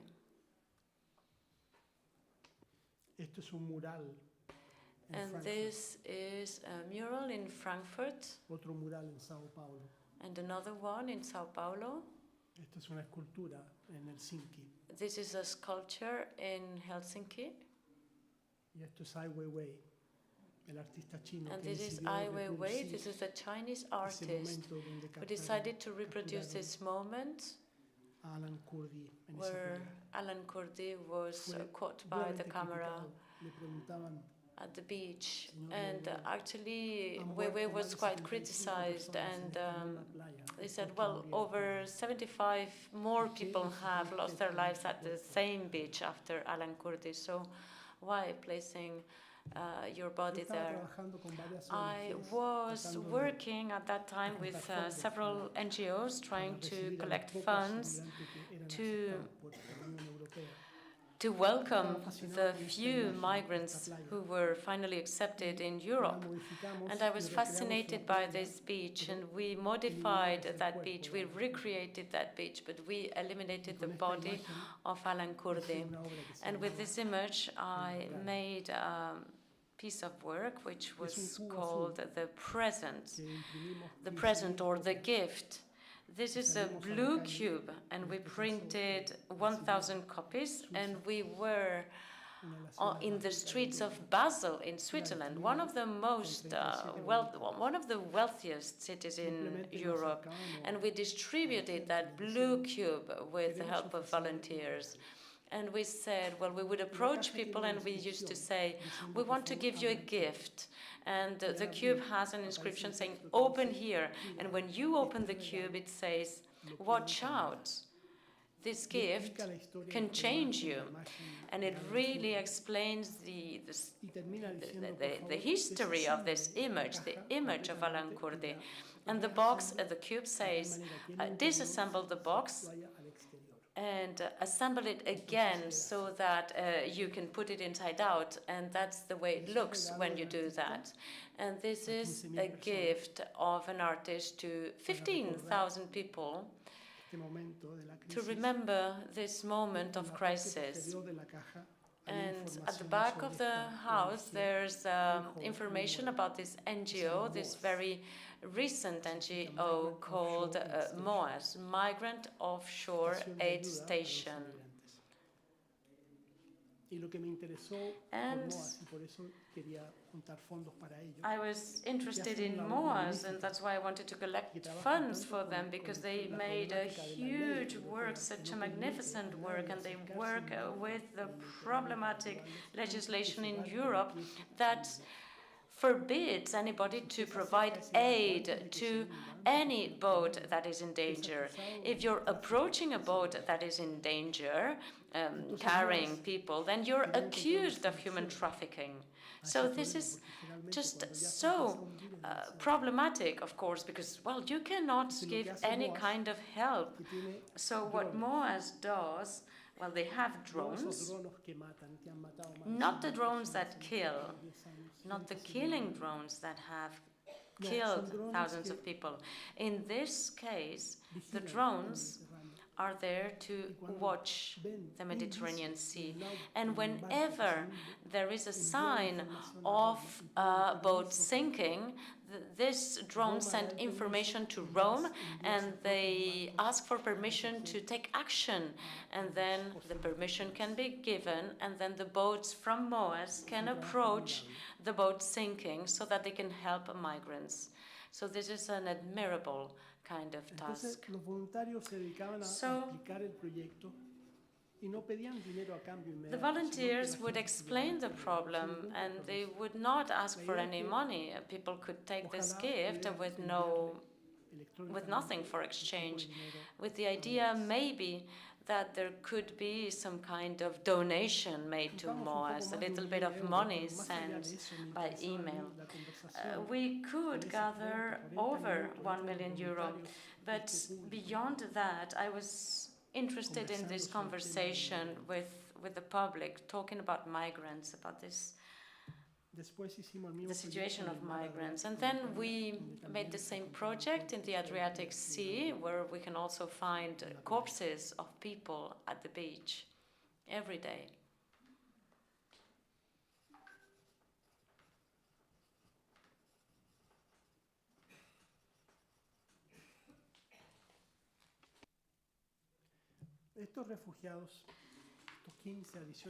And these are the 15 to 18 million refugees who were displaced, and they're now in 3 different countries, in Turkey, Jordan, and Lebanon.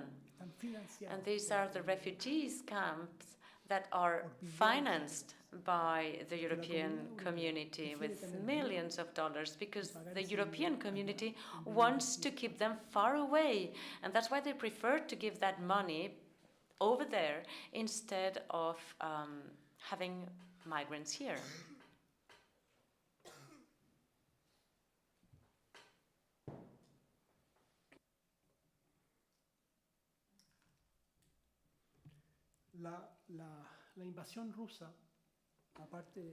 The Russian invasion, besides the tragedy and besides all these deaths, also created a huge exodus in Europe.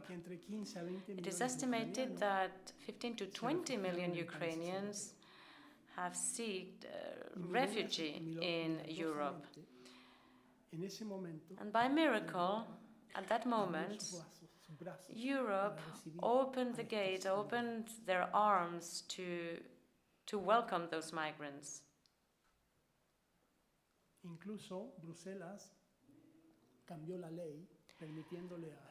Brussels would even change the legislation and would allow these migrants to work in these countries, in European countries, for 3 years since their arrival without any kind of documents.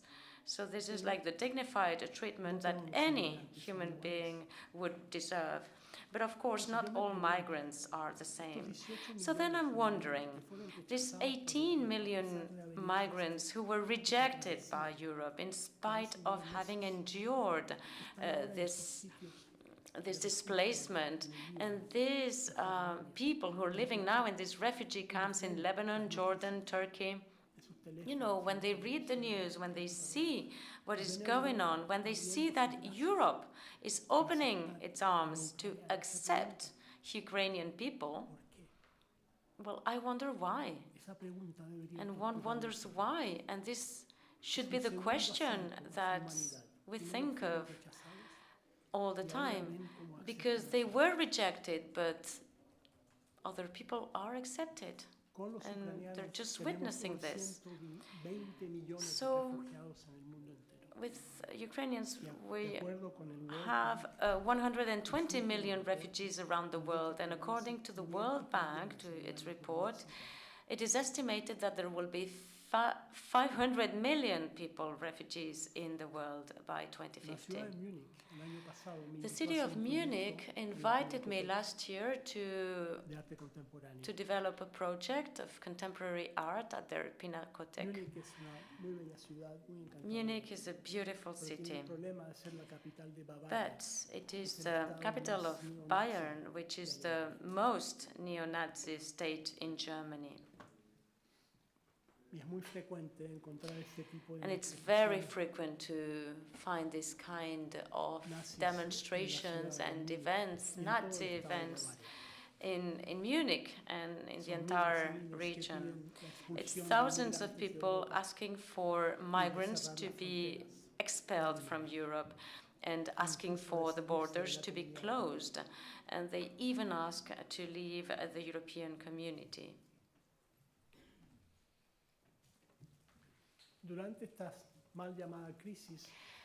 During this wrongly called crisis, Germany was the exception thanks to Angela Merkel. And at some point, Merkel wouldn't stand the pressure. She came from Eastern European. She had a kind of sensitivity regarding the topic, and actually she pronounced that extraordinary discourse, saying that it cannot be us, German people. And she decided to open the door of Germany, and 1 million people came. And for this tiny moment, Germany was the place where any migrant in Europe would like to go. But then this kind of protest would take place in Germany. So it seems quite sadly that this German model was not followed by any other European country. This is the Pinakothek.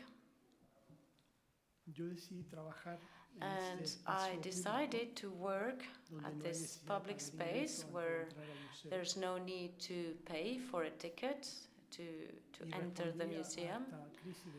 And that's how I responded to this migration crisis and to Merkel's gesture with this project that you can see here.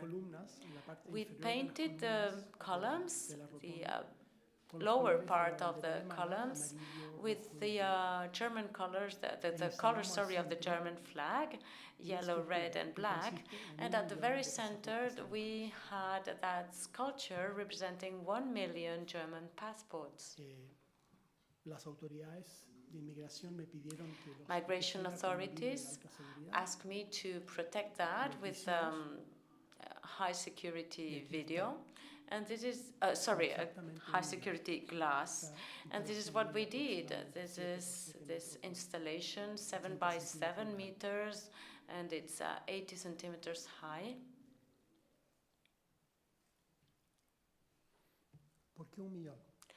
Why 1 million? Actually, this million passports refers to 2 million. The first million is that generous gesture by Angela Merkel, who decides to welcome 1 million migrants in Germany.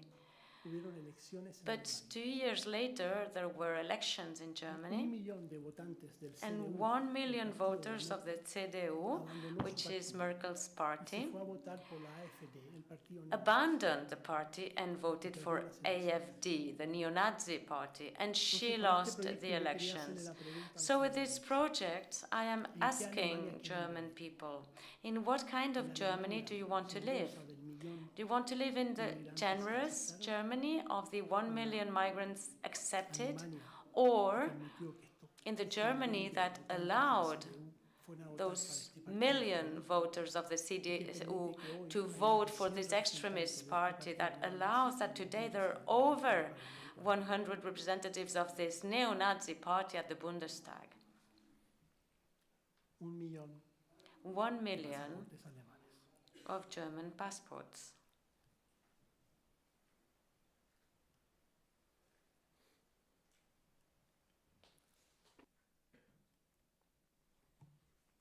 Y Europa sigue construyendo barreras.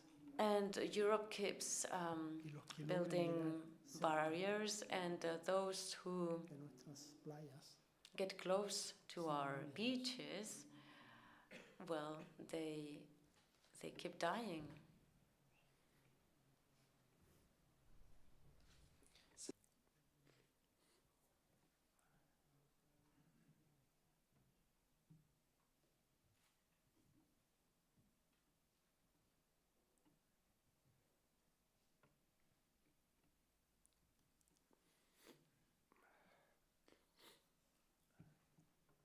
El 6 de abril de 1994, On the 7th of April, exactamente 30 años, 1994, that is 30 years ago, el presidente de Ruanda, the airplane that was por favor, carrying the president of Rwanda and Burundi was demolished, and this was the sign to start the genocide.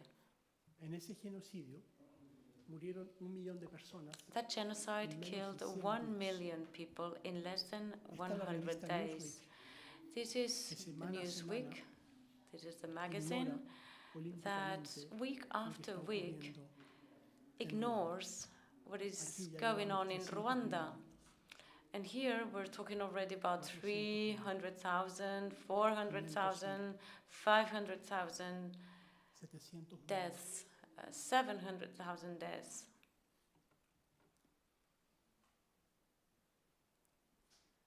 Estas son las portadas reales de Newsweek. So these are the covers of the Newsweek magazine. de abril, cuando empieza el Since the genocidio, 6th of April, where the genocide started, hasta fines de julio, cuando termina. until the end of July, where it ended. 17 semanas después, el 1 So de agosto, 17 weeks later, on the 1st of August, Newsweek le dedica una portada. the Newsweek magazine dedicates a cover to what is going on in Rwanda.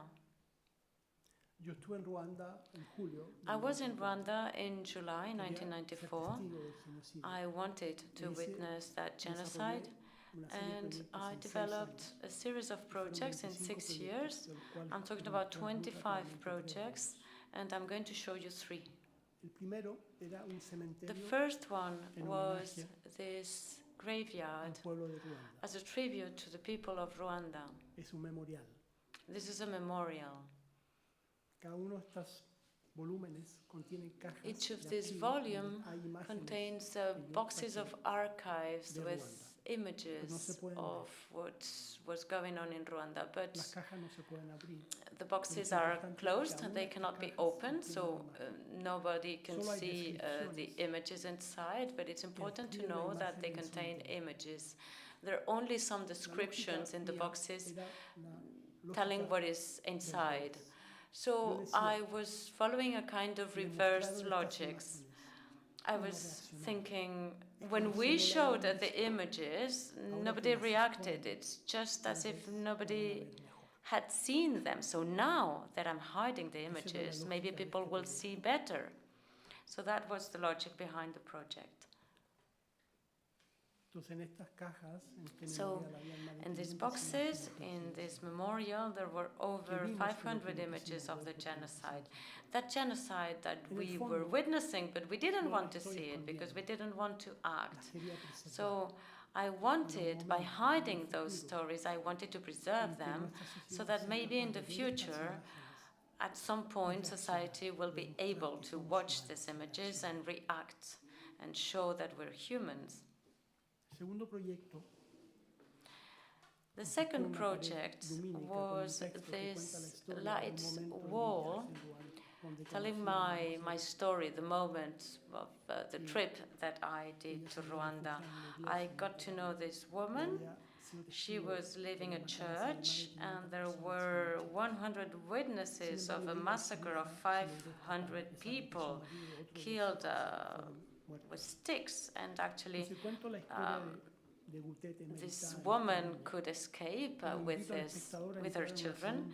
So I tell about the story of this woman, Uteke, and the children, and I have in a box, in a light box, 1 million slides. And in the table where the box is placed, there are some lenses so that the viewers can see the images. And it's actually when your eye is 1 centimeter close to the slide, you can see that it is always the same image, repeated 1 million times. It's the eyes of that woman who was witnessing the genocide that we refused to see. So here, the idea is to transform this abstract figure of 1 million people into a real story with a name, and I wanted her to represent that.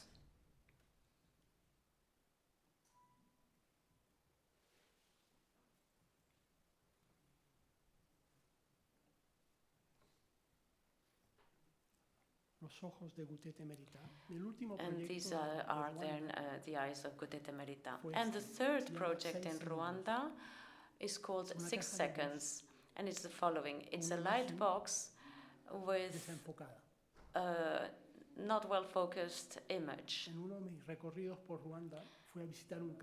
In Rwanda, well, I visited a refugee camp, and I was told about this girl who had witnessed the death of her parents, who were beaten to death.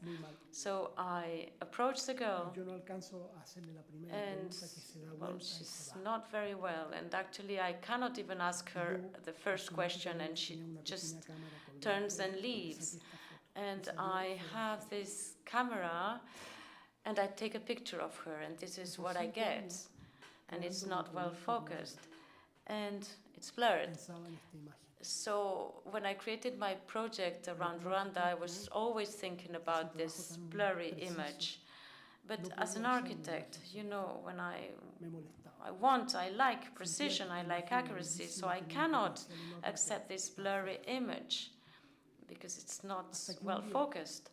And one day in the year 2000, that is 6 years after having been in Rwanda and having developed the project, I somehow see the light, and I tell myself, Alfredo, was the most important picture of your project. This is the most important image, and it's especially because it is blurry, because it is not focused, because you cannot explain to other people what was going on in Rwanda.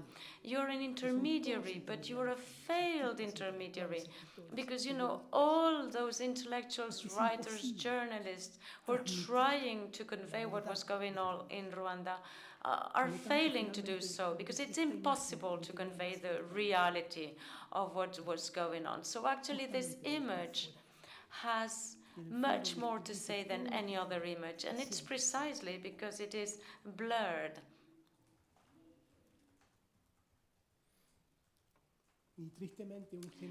And quite sadly, one genocide leads to another.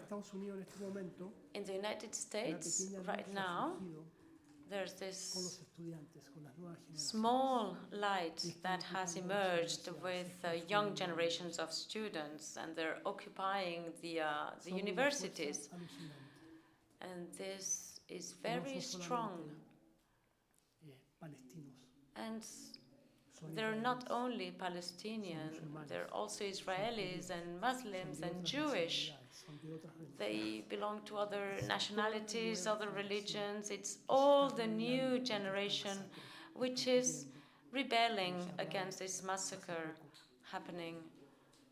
en vivo en nuestros teléfonos. Y en nuestros This is the teléfonos. massacre that we're seeing Están developed haciendo in our phones justamente on a para daily rebellarse basis, in contra real time. 40.000 So muertos, this rebellion contra el is a sistema de rebellion apartheid, against this apartheid, contra la ocupación this que dura about this 75 años. occupation that has Y been there también for 65 years. Porque And todas las universidades also because en Gaza han all sido universities in Gaza have y been esta es la destroyed. destrucción de la última And this universidad, is la número the 12. destruction of the 12th and last university there.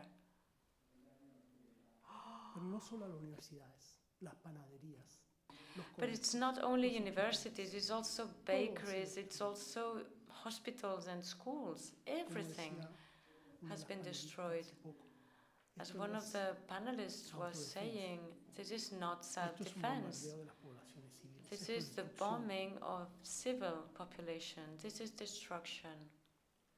Me invitaron en noviembre I was a invited in intervenir November en la pantalla to de Piccadilly Circus en Londres, que es la pantalla electrónica to más grande. participate in mundo. what is being Es una projected by pantalla que hace the publicidad jumbo 24 screen at horas. Piccadilly Circus. This is a screen that Mi advertises primera different intención things era 24/7. simplemente poner cese al My fuego, first intention was to say rechazado, curfew, paren el genocidio. rejected, stop the genocide. But all my attempts to project anything No era permitido, referring to the genocide in Gaza porque lamentablemente were not valid. None of my attempts were accepted. It was not permitted. There is censorship, and censorship has invaded the culture in the Western world, especially in Europe and the States. So I had two options. I could give up the project, or I could try to rescue it with something else, with words. el espacio que se me ofrecía eran 3 The minutos space cada that noche, I was given was a space of 3 minutes at night, por todo noviembre. at 11:38 at night, Y al final during decidí the hacer entire esto, month que es of November in 2023. And this is actually what I decided to do. This is the title of a poet by an American author, and she is a poet where she states reality. And she says that I'm almost being destroyed, and it's Adrienne Rich, and tonight poetry doesn't help me. So such a negative A mi sentence, juicio contiene algo positivo. in my opinion, such a negative sentence has something positive, because she says, well, tonight poetry is not helping, but maybe it will help tomorrow. Todos los días a So las for an 8:33 entire month, every day interrumpía at la publicidad de 8:33 p.m., de Samsung, the advertisements by Coca-Cola and Samsung and other commodities would stop, esta frase, and the screen would go blank, and then silence would be made, and then the following sentence would appear. Tonight poetry doesn't help. So, and this, of course, while thousands of people in Pero Gaza were necesitaba losing their ayuda lives. por la But censura. I Por la needed help incapacidad, yo no soy due to escritor, no soy censorship. poeta. And I'm not a hablar. writer, and I'm not a Entonces, poet, and Paralelo a este there's proyecto, invité I a feel jóvenes incapable poetas de todas to partes talk. del mundo So that's why I a decided to responder a este invite proyecto, a poets responder a around esta the idea de world que to esta noche respond to this la idea poesía that no sirve. tonight no poetry will serve. Entonces, por un mes, So for an entire cada month, noche aparecía un poema every nuevo night there would be y que se a new montaba poem en projected, and it la would be cuenta del actually shown in Instagram in the Aparte de account of the Piccadilly, la project. obra se mostraba So paralelamente besides durante el Piccadilly mes de noviembre Circus, en yes, Milano, work would be shown in parallel in en Milano Berlín and also Berlin y en Seúl, en Corea del and Sur. in Seoul, in South Korea. Y aquí está el sitio web. And here donde there's the teníamos web page todos los poetas where que cada día se iban sumando all y participando. poets Voy a compartir con participated. ustedes un par de I'm going poemas to y share voy a with you terminar some con of the eso. poets, and I'll finish there. De todos ellos elegí para I've ustedes a chosen Joseph Fawad Arco The y a Hala poetry by Alian Joseph Aladarko and Hala Alian. y a ver dónde está. y a Achesino. and also Espero tener sonido. Achesino. No, no hay sonido. But there's no sound. ¿Hay alguna manera de tener sonido? Is there any way we could have sound? ¿Ahora? Yeah, no.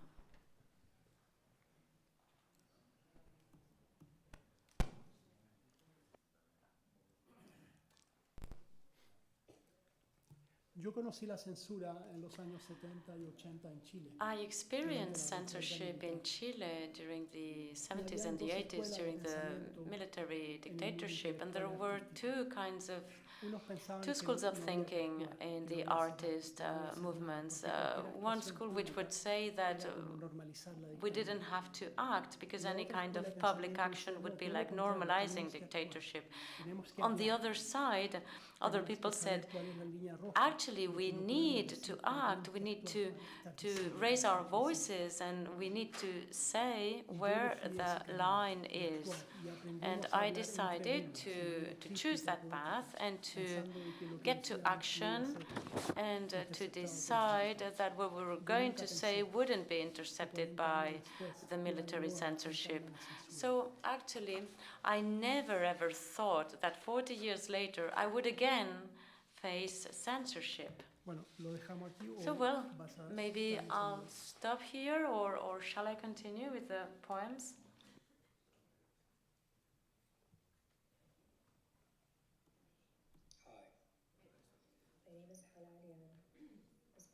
No, es que el poema, el sonido sale de aquí, no sale de. The issue is that we can't hear the sound right now. Si quiere, a lo mejor pongo los parlantes aquí.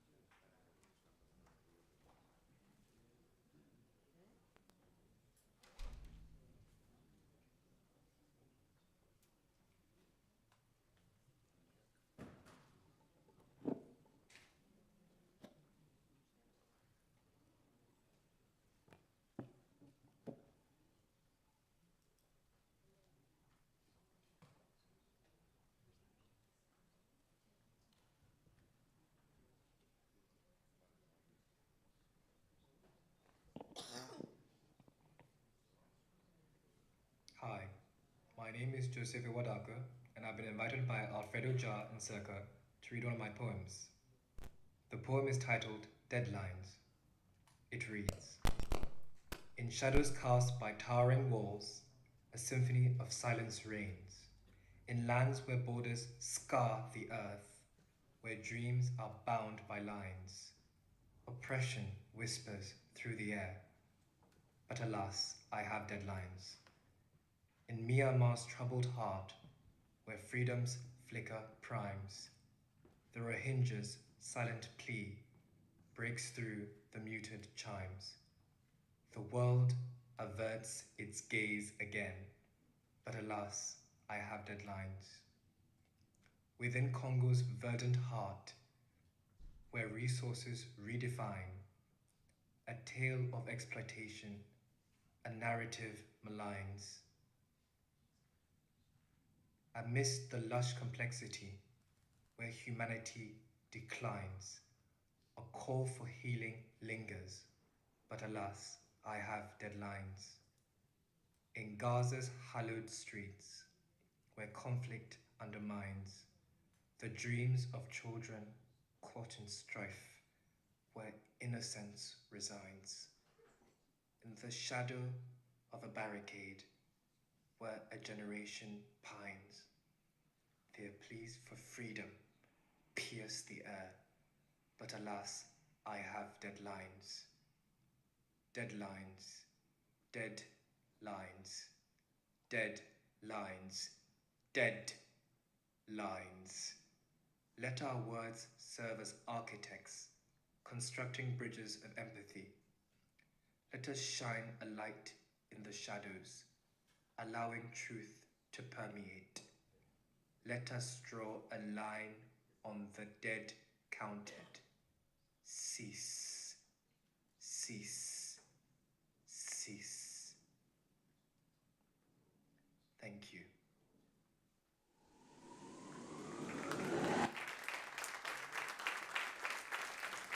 My name is Kalalian. This poem is called Revision. I don't mean to hate the sparrows. I don't mean to close my eyes and see fire, a flood of concrete leaflets the size of grotesque snow. I don't mean to rehearse evacuation that isn't mine to rehearse. From the grocery store to the house, from the house to the river, from the river to the airport, here are the rules. There is a road, and it's gone now. There is a sea, and you can't drink its water. How far can you carry a toddler, a middle-aged dog? How far can you go in 65 seconds, 32 seconds, 11 seconds, 2? If you have a favorite flower, now's the time to redact it. If you have a mother, now's the time to move her to the basement. If you don't have a basement, I don't mean to profit from this poem, but I do. I don't mean to say I, but I do. Here are the rules. The rules are redacted. Redacted is redacted. Redacted is a red herring. Redacted is a billboard with 11,000 names. Here are the rules. I had a grandmother once. She had a memory once. It spoiled like milk. On the phone, she'd ask me about my son, if he was fussy, if he was eating solids yet. She'd ask if he was living up to his name. I said yes. I always said yes. I asked for his name and it was redacted. I dreamt of her saying redacted, redacted, redacted. How deep in the earth can you burrow with your 4 hearts? Here are the rules. There is no bomb shelter. There is no ship. You can leave. Why aren't you leaving? You can resist. Why aren't you resisting? On the phone, my grandmother would call me her heart, her soul, her 2 God-given eyes. She'd ask if I wanted to visit Palestine again. I never brought her back any soil, but there was a story she liked, so I tell it again. About the man I met at the bus station, a stranger until he spoke Arabic, calling me sister and daughter and sister, and I told her how he skipped work and drove me past the gardens to the highest point, and we waved to Beirut. I waved to her, and later she said she was waving back. Never mind her balcony faced the wrong direction. Never mind the sea a terrible blue. Never mind there never was a sun. Here are the rules. If you say Gaza, you must say redacted. If you say redacted, you must say redacted. Here are the rules. If there is a microphone, do not sing into it. If there is a camera, do not look it in the eye. Here are the rules. You can't redact a name once it's been spoken. If you say redacted, you must say redacted. If you say Gaza, you must say Gaza. If you look, you must look until there is no looking left to do. Here are the rules. Here's my mother-given name. Here's my small life. It is no more than any other. Here's my grandmother, dead for 5 years. She's speaking again. She calls when I'm not expecting. Kif ibnik, she says. Where is he now? Let me say hello. What could I say back?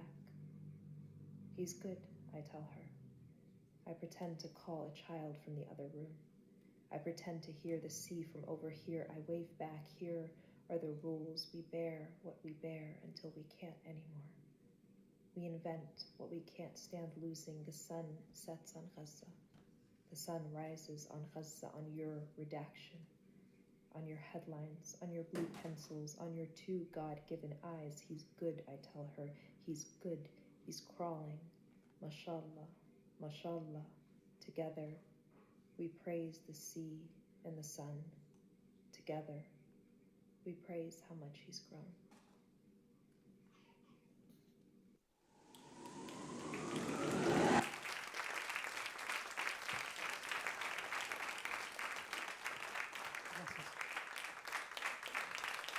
Thank you.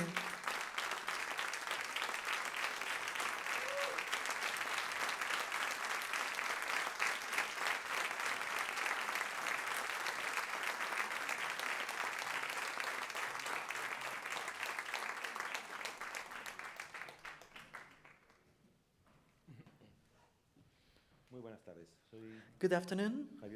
I'm Javier Goma. We agreed that I will start and then Samar. I will do so a little bit faster so that we can respect the next speaker's turns. We are gathered here thanks to the title, Rethinking the World, removing layers and layers of our understanding. This is due to each generation rethinking the world. And I think of the metaphor that we all experience at least once per year when we start smelling the fragrances of flowers and we say, one more year, here's the spring. And it's true that the spring is here again, but there's a substantial change happening with respect to last year's spring. And this important change is that we are 1 year older. And this happens with the need and the mandate of rethinking the world, because in part it's always the same, where both men and women live and grow older. But being the same, there is a factor, time, which makes us to rethink again how and what the world is. This is why I like to think of science versus literature, thinking what's always been thought. The truth of science, the now, is the experiment, the lab where it resides. I wonder the truth of the literary world that is going to help us rethink the world.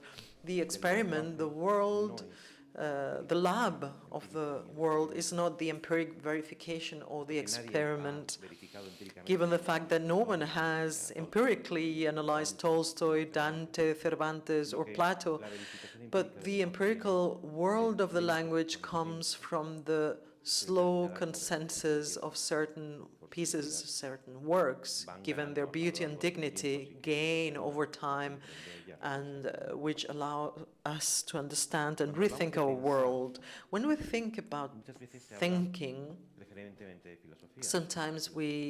oftentimes talk about philosophy. Hegel said that something not far from Camus' thought. Philosophy, he said, is regaining your own world through thought. Regaining your aura, your world, this spring where you are a year older, through thought.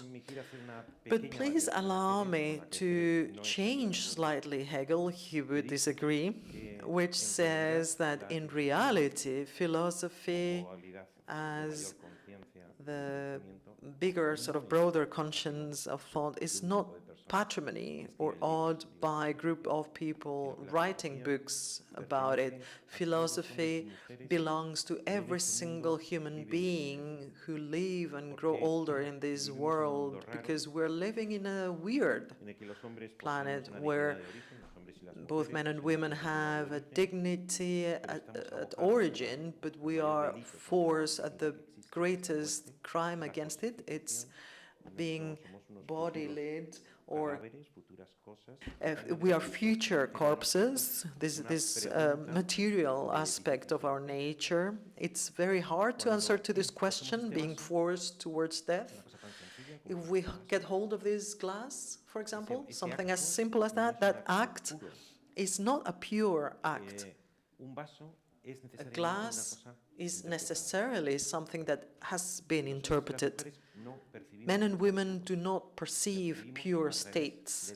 We perceive through the interpretation of things. Un griego se asomaba fuera de la calle, Greek was looking outside, looking at the starlit skies, because he was seeing the breast milk of Hercules when he was a baby, and this is how the Milky Way was named and was coined. So we cannot live without interpretation of things, of realities, and it is genuinely philosophical. All men and women around the world are natively philosophers. And it is true that in the same way we cannot live without interpretation, we are always insufficient philosophers. We lack all the pieces for the puzzle. We are trying as toddlers. So anyone who helps us to add a new piece of this puzzle that is incomplete will be welcome. This is when it makes sense, I believe, the function of such weird minority individuals and errant individuals who write books on philosophical issues. And according to what I said before, they wouldn't have any other bigger or major goal than to help with their books so that all persons who are genuinely philosophers and insufficient philosophers, thanks to such books written by these eccentric authors, authors of philosophical books, could contribute to rethink the world and to make life a place a little bit more dignified and worthwhile, with an aware and more beautiful and more structured and refined, less vulgar interpretation of life.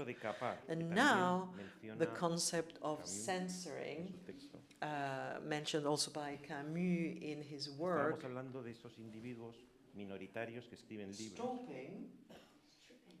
stripping, and rather than censoring, we meant an individual writing books or essays, poetry, theater, journalism, novels, whatever. At the end of the day, he or she is someone coining or creating meaning in words. None of the words I'm using right now have been invented or coined by me. I am taking them, someone is letting them, this community that throughout the years and millions of years have used arbitrary words, or if they have not made them up, they have given these words meaning. I've always been aware that the task of a writer is always either to make up words, to coin words, or give them new meanings, or inventing metaphors, which are interpretations of the world. Thanks to them, you invite the normal citizen so that he or she can also interpret the world. When I wrote Dignity, my piece, being aware of the importance of this group of meanings and words, I added mine. They are around 30. Imitation, example, exemplarity, model, prototype, mortality, individuality, state ethics and aesthetic, life experience, universal, concrete, common networks, finitude, theater, dignity, vulgarity, make a living, normality, emancipation, culture, enthusiasm, ideals, sublime, systemalism, experience, hope, necessary but impossible, hidden, prorogued mortality, imagine of life. Since I published Kidnapped by the Muses, etc., etc., I have added some more sentences or words to this list. So a way of stripping language, removing these greasy, extra, unnecessary layers to language, is removing ourselves of those words, old metaphors, having lost meaning, which don't help us reinterpret the world, and to suggest new words, meanings, and metaphors with the aim of having made the right choice, having used the right words so that they can be used in the future, and hopefully, maybe in the future generations will use them. This is the ideal of the writer, so that the men and women of the future in 20, 60 years' time can interpret their life better, so that their life is dignified and it's worthwhile being lived. It's not about Adam in paradise, according to Genesis, and the musician Bob Dylan said, putting things, names, as if we were naming things for the first time, as if we ever were the first ones. If this ever happened, this person added the first rough elements of a language being a conventional creation and a collective produce. This is why I love Juan Ramón Jiménez verse, our Spanish Nobel Prize laureate, which said, intelligence gives, put the exact name to things. We understand exact, not as a logical one, but an exactitude or adequation that goes right into your heart. It's what your heart needs to interpret your world, and that allows you to live according to your values, right? So stripping language is an idea that Camus offered, but I would like to go slightly forward before I finish. Sometimes striping not so much language or a language, but the whole idea of language as a communication tool in the theory of thought, philosophical thought, since pre-Socratic down to postmodernity, has been a privileged tool to interpret the world that has helped us understand the world. And language is beautiful, it's really useful, that sometimes gives wings to our heart so that we can reach a haven. It has an issue, because it's an abstract universal in philosophy. In language, I cannot say this glass, because the word glass is always an abstract. I need to use deictic, this glass. So somehow, language says everything except the very basics, because that individual, that abstract concept cannot be made an abstract word. So again, language being this privileged instrument since Parmenides, since Derrida or Foucault, has, however, the issue of not thinking the most exclusive human aspect of dignity. So in the 20th century, these alternative currents finding ways of thinking, non-linguistic or non-philosophical ways of thinking. Some voices have centered in their meditation silence, or some others focus on prayers, and some other people put in center of their thoughts life experience, that even though it has a linguistic element, it's not 100% linguistic per se. I'll mention two. I will talk about art. Art has a linguistic component, for example, literary forms, but there's another element, even in the literature world, which makes out of philosophy, literature, or poetry that resist to being jailed in the jail of concept. Concept is not the place for the artistic, because material can make you think. So this is why it has to do with this specific or concrete universal. Alfredo, sin ser exactamente una exposición conceptual, without puede producir una educación sentimental que nos ayuda it can help us interpret in a much more efficient manner how the world is. And please allow me to add one more thing about what Alfredo said, not to correct him, of course, just to add a new perspective. All images that he showed us on screen respond to one of the typical characteristics of a moral progress. Peoples progress through disgust. Disgust is one of the major engines to make moral progress, to generate it, to trigger.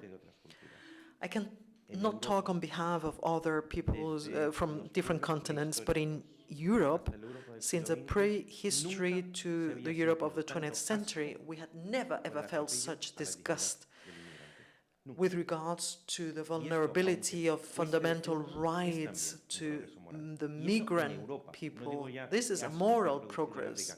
I'm not talking about the disgust being generated in Africa.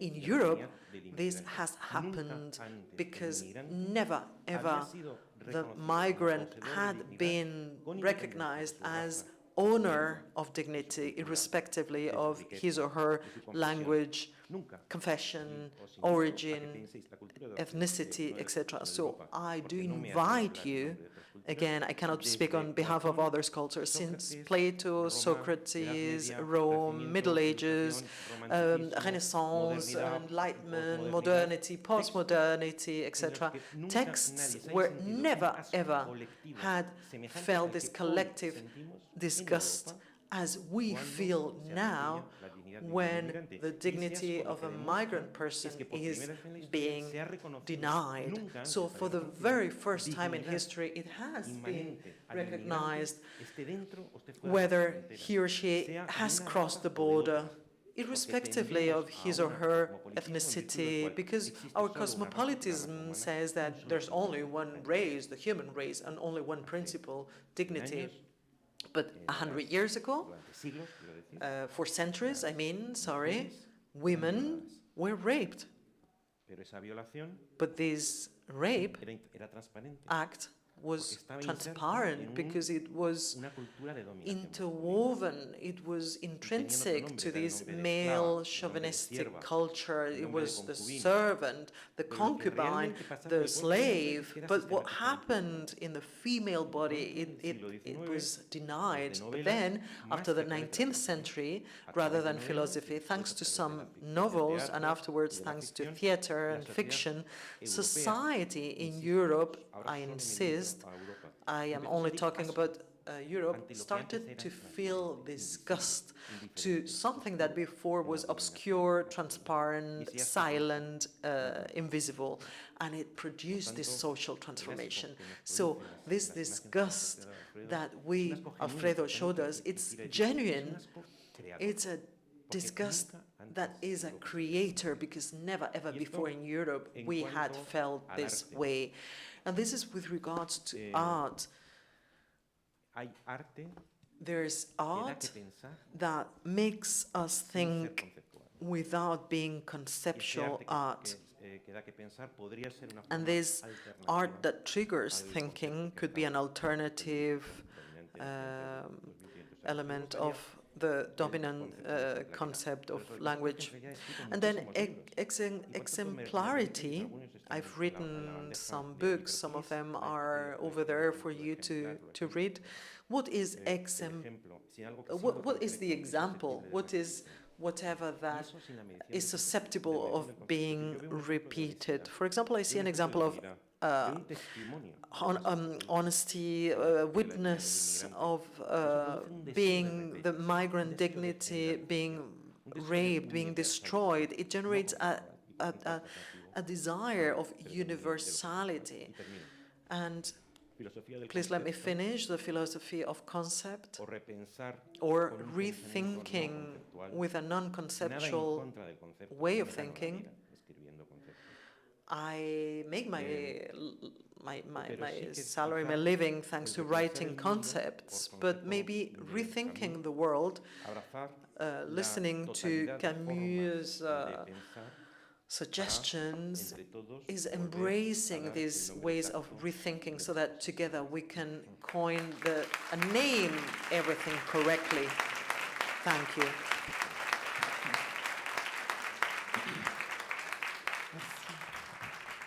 I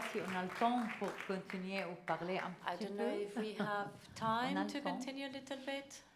I really wonder whether we have time.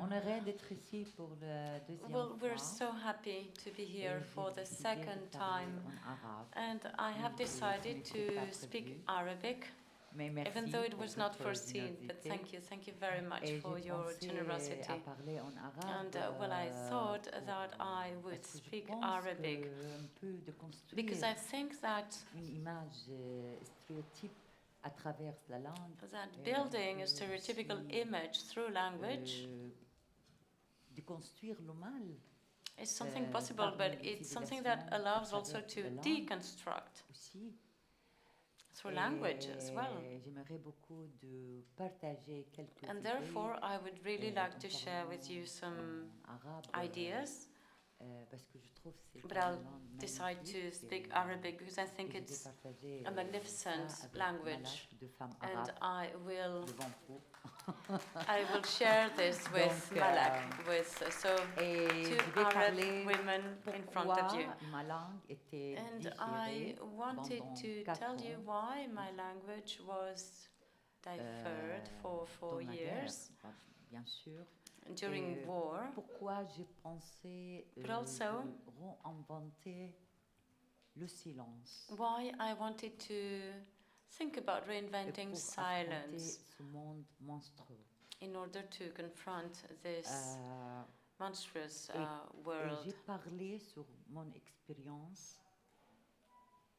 And I have talked about my experience as a journalist, as an author, as an activist. So now I'll shift to Arabic, which has wonderful musicality. بدي أحكي كيف تنقلت بلغتي بين اللغة الصحفية والروائية والسياسية بتوثيق المجازر. And now she's going to tell us about how she was displaced, about her political and narrative language, and all of this through the genocides that she suffered. عن استخدام الكلمات بالتعبير عن الألم.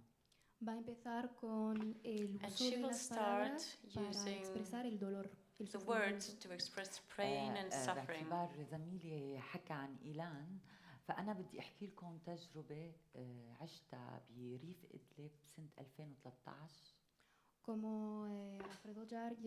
As Alfredo Jar was saying, we're talking here about the suffering and the death of that boy, which appeared on the screen. And she will tell us about an experience where she used to live. المصائب أو الفظاعة بتطور إنسانيتنا. Y también el otro compañero ha hablado del papel the other colleague told us about the role of suffering and the horror, the genocides that happen during the development of the person.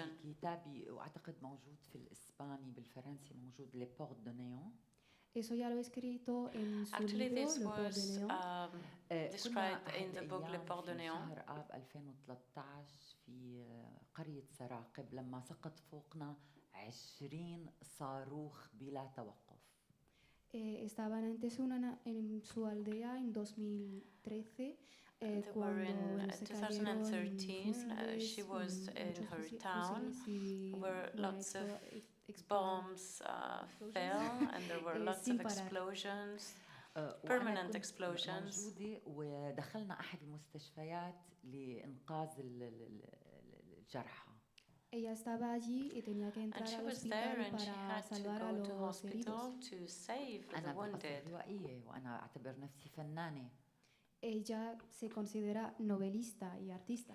ماشي أنت جايبك ست Considers Pero estaba she's a novelist, but of course she was committed to this work. She had to take part in it. She felt she was part of it. والفظاعة لأنه أنا رأيت طفل جميل جدا. Quiero hablar de la belleza y el horror, porque ha visto She wants to speak que es about muy guapo, muy bello. beauty and horror because she saw a boy which was so handsome. Este niño tenía como un hueco como negro en la mitad de su pecho. A hole, a black hole كان عم يتطلع in his chest. أنا اعتقدت إنه يضحك وهو جميل جدا ولا في أي خدش. Le estaba mirando de una manera muy bonita que pensaba que estaba looking at him in a beautiful way, and he would look at her and it seemed that he was smiling. Estaba mirando y ella pensó que le iba a salvar, He was looking pero and el she niño estaba thought she muriendo would enfrente save de him, ella. but actually the boy was dying in front of her. Este accidente le hizo pensar mucho. This accident made her think. لجمال الأدب والشعر عكس ما قال زميلي. Porque necesitamos la belleza del arte y de la poesía. Why we need the beauty of art and poetry. Aunque, bueno, mientras estamos dentro del horror dentro del horror. فكنت بدل أن أستخدم اللغة الصحفية اللي اعتدت أن أنشر مقالاتي فيها قررت أن أكتب كتاب شعري.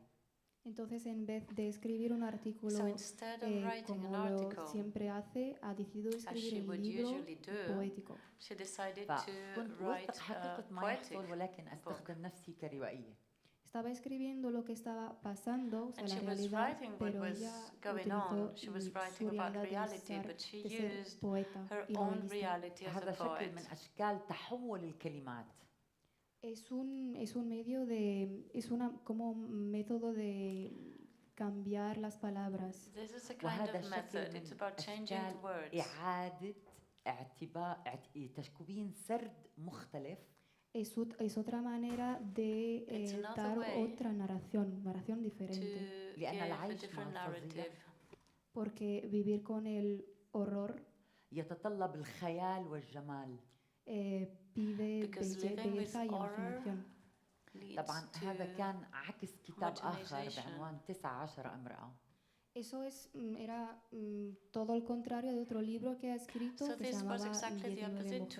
هذا الكتاب وثقت فيه تجربة السوريات بالحرب والثورة السورية. En este libro intentó escribir todo lo que vivieron las mujeres sirias durante la guerra. طبعا نساء ناجيات من المجازر من اغتصابات جماعية. Mujeres que pudieron salir de actos de violencia, de genocidios. طبعا لأن كانت اللغة تصدر من ناجية قادرة على التعبير. Porque el lenguaje o las palabras pudieron salir de una mujer que pudo vivir, que pudo salir de este horror. وخاصة التجارب النساء هن من نساء activists يعني مقاومات. Sobre todo cuando vienen de mujeres activistas. فاستخدمت لغة مجردة أنا سميتها وقتها لغة الملح، هي اختراع بالنسبة لي. Bueno, que le escribió en un lenguaje And she wrote neutro, this in a neutral language. Ha utilizado su propia palabra, que es She used her al-balah own en word, árabe. al-balah El in malah, Arabic. como el sal. Bueno, las لم. palabras del sal. لا أصلا هي كل شيء فيها دايب. يعني أنت مثلا أمام امرأة عم تشرح لك هي كيف دخلوا جنود واغتصبوا كل عائلتها وقتلوهم، فهي ما في كلمة أخرى. Es la única palabra que puede utilizar porque cuando una mujer te está contando lo que pasó cuando entraron en el ejército y violaron a las mujeres. أو أتحدث مثلا عن كيف النساء عاشوا في السجون نظام بشار الأسد. O cómo las mujeres vivían antes en el sistema de prisión del Bashar al-Assad. عندما تقول امرأة إنه أنا كنت أتعرض للاغتصاب من الجندي الذي يحمي بلدي. Cuando dice una mujer que yo estaba siendo violada de uno del ejército que estaba normalmente tenía que defender mi país. Who is supposed to defend my country and to defend me. لاختراع سياقات جديدة في السرد. Por eso ella siempre dice que tiene que inventar nuevos métodos o formas en la narración. New methods and new ways to narrate this. Pero la idea del silencio, فكرة الصمت لما في اللغة الروائية وليس التوثيقية. La idea del silencio en el lenguaje narrativo. فأعتقد إنه هذا عملته في روايتي الأخيرة لدومور دوفون مقام الريح. Eso lo hizo en su última novela. It's something she talks about in her last novel. يعني كيف ممكن في هذا العالم الصاخب عبر اللغة أن أعطي الآخر فرصة للصمت. Se preguntó cómo puedo en este mundo que está siempre que todo el mundo habla, cómo puedo dar la oportunidad, cómo puedo dar a otra persona la oportunidad del silencio, de estar يعني هذا العالم في ضجيج كبير بحاجة صمت بمعنى التأمل الرؤية. Porque este mundo donde hay mucho ruido se necesita silencio para mirar, para observar. And one needs silence to observe and to look. بالصمت ليس الصمت إنه الصمت بالمعنى الإيجابي. بدي أعطي مثال عن رواية الغريب تبع ألبير كامو. Quiere hablar, el silencio no es de su sentido que todo el mundo sabe, pero quiere dar un ejemplo del L'étranger d'Albert Camus. أنا تعلمت الفرنسي متأخرة عبر الفلسفة والأدب. Que ella aprendió el francés, recientemente a través de la poesía y la filosofía. فلما قرأت أول جملة تبع hier ma mère est morte. Cuando ha leído la primera frase, hier ma mère est morte, o ayer أنا عم بحكي عن الصمت اللي بيجي بعد الجملة وبيخليك بيعطي مساحة للعقل تأمل بفعل الموت. Está hablando del silencio que justo viene después de esta frase, que te da tiempo para pensar, para sentir. وهو عكس ما يحصل الآن لأنه نحن في عالم الصور. Y todo eso es contrario a lo que está pasando ahora, porque estamos viviendo en el mundo de fotos, de imágenes. لأنه نحن بنعمل ككتاب من أجل حتى جزء من عملنا من أجل الذاكرة. Y porque trabajamos como novelistas para la memoria, para memorizarlo. فأنا بعتقد واحدة من الأشياء اللي بتميز عصرنا الحديث إنه هو عصر إمحاء كبير للذاكرة. Y piensa que ahora lo que está pasando en nuestra generación es como si se está borrando la memoria. الصمت إعطاء مجال داخل المتلقي مع القارئ. Hay que dar la oportunidad al silencio para que el lector هو أعطاء مجال للوقوف ضد السرعة العنيفة اللي بنعيشها بعالمنا الأوجدة الثورة الرقمية. para que el lector so that the encuentre reader tiempo can para find separarse the de todo lo time tecnológico to y esta separate from technology evolución and from this evolution. لذلك ما بعرف جلتون لذلك أنا بعتقد أنه التجربة اللي عشتها بين توثيق الحرب والثورات وبين كتابة الرواية. Por eso piensa que lo que está haciendo entre escribir lo que está pasando en la guerra y escribir la novela بتخليني أقول إنه منطق الكتابة الجديدة يخضع لديالكتيك مرعب الآن. le deja pensar que makes her think يعني منطق الكتابة الجديدة يعني في مواد قادم. Okay. Le deja pensar que el método de pensar ahora mismo deja espacio que algo está viniendo, viene algo más. Also allows to think that something's about to come up. نعيش ننتظر عصر ظلمات. Se siente muy pesimista y que nos está esperando she feels very un pessimistic and she feels that بدون المقاومة بالكلمات is quite gloomy. sin hacer, bueno, defenderse con las palabras. بدون المقاومة بالأفعال. Cannot defend ourselves with words. فأنا بعتقد نحن رايحين على خراب بشرية. It's a world where we cannot defend. It's a world with no action. Estamos yendo so she a thinks una that destrucción humana. We're going towards human destruction. Por eso sigue pensando en la fuerza de la poesía y la fuerza de las palabras. And the strength of the words. Merci beaucoup. I think it's enough. Thank you very much. Thank you.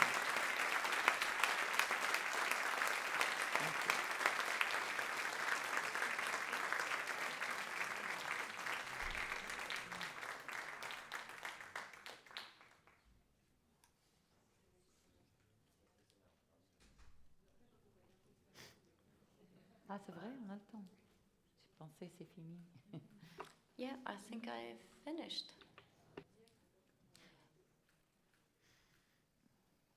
Non. Est-ce que j'ai toujours pensé que la réalité est beaucoup plus forte que la fiction. I always thought that reality Et donc, is comment tu stronger as passé de ta fiction à la fiction. réalité? Est-ce que tu es retourné vers la fiction ou tu es resté dans la fiction cette to réalité que tu as essayé reality, de représenter? do you still remain in fiction? It's a very difficult question for me because c'était pas facile.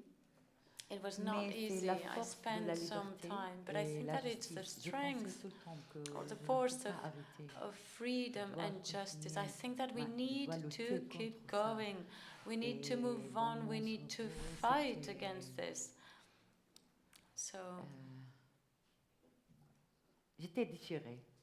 Vous avez raison. I was J'étais déchirée. Chaque fois, j'étais every time comme I was.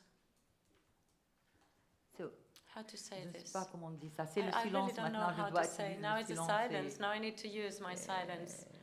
J'ai passé, j'ai passé la mort et après j'ai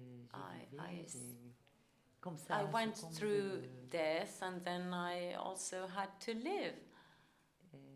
Je ne sais pas comment on dit ça. I really do not know how to say this. Maintenant, I think now it's a silence because I really have no words to express parler sur what I feel or it's very difficult to talk about myself actually. Parce que je pense I je vais cannot do arrêter mon it travail. Je vais arrêter because de I travailler think pour that les autres. you know I'm going to stop my work. I'm going to stop working for my victims, and this would be very sad for me. So j'ai pensé vraiment, c'est le seul mot qu'il m'arrive maintenant quand je you know, now I'm thinking about this. C'est la justice. And the only word that comes to my mind is justice.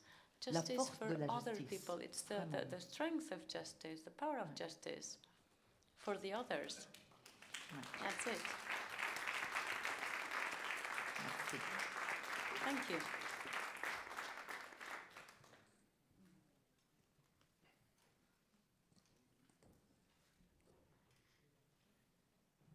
I think that we're going to leave it here with the silence and with the strength of these final words that you all gave, actually, and all the images that you described, and the way that you could really strip the language. And I think that I would leave it here with this idea. Merci. So I think I'm going to, well, it's better to leave it here with this idea of silence.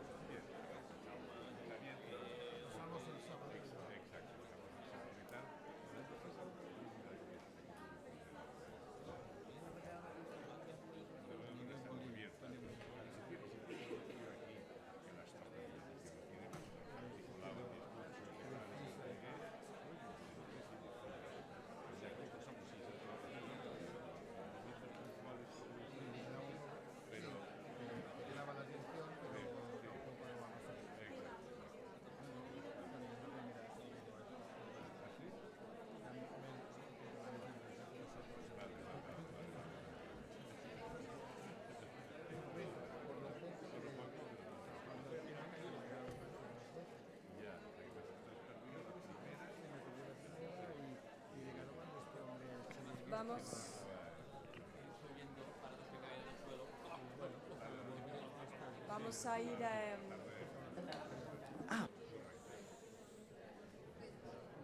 vamos a ir poco a poco. Sentimos que con mucha intensidad de cada una de las conversaciones. Y es verdad que pues este año está todo And it's true also that well, this year everything is quite condensed. I know that you're not even allowed like 5 minutes of respite. Well, we also have all the intensity of each of the ideas, and all of this is penetrating. All right, so let's get our seats back, please. La pantalla.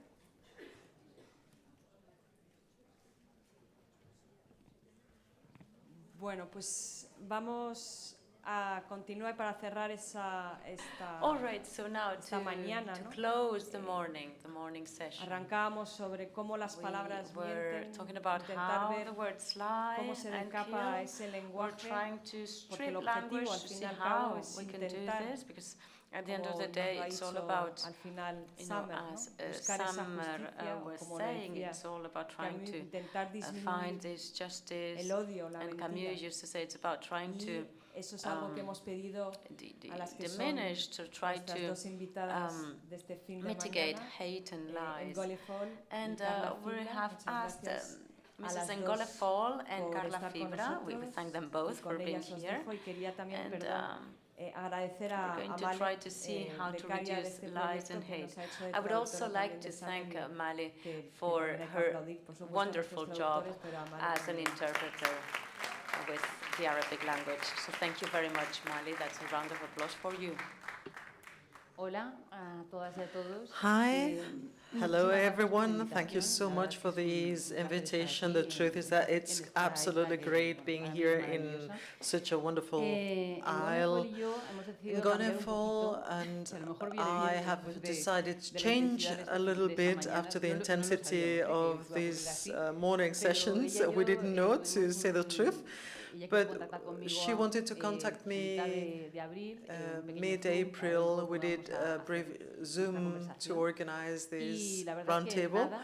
And in less than 10 minutes, we ended up saying that this conversation on hatred and lies had to hate and lie had to be improvised. Even though we've been pretty busy, we've managed to continue talking via WhatsApp. And yesterday, when we arrived here in Menorca, I'll tell you where we stopped. And basically, I will be fully transparent. I will share with you our WhatsApp conversation so that you will understand where this dialogue began.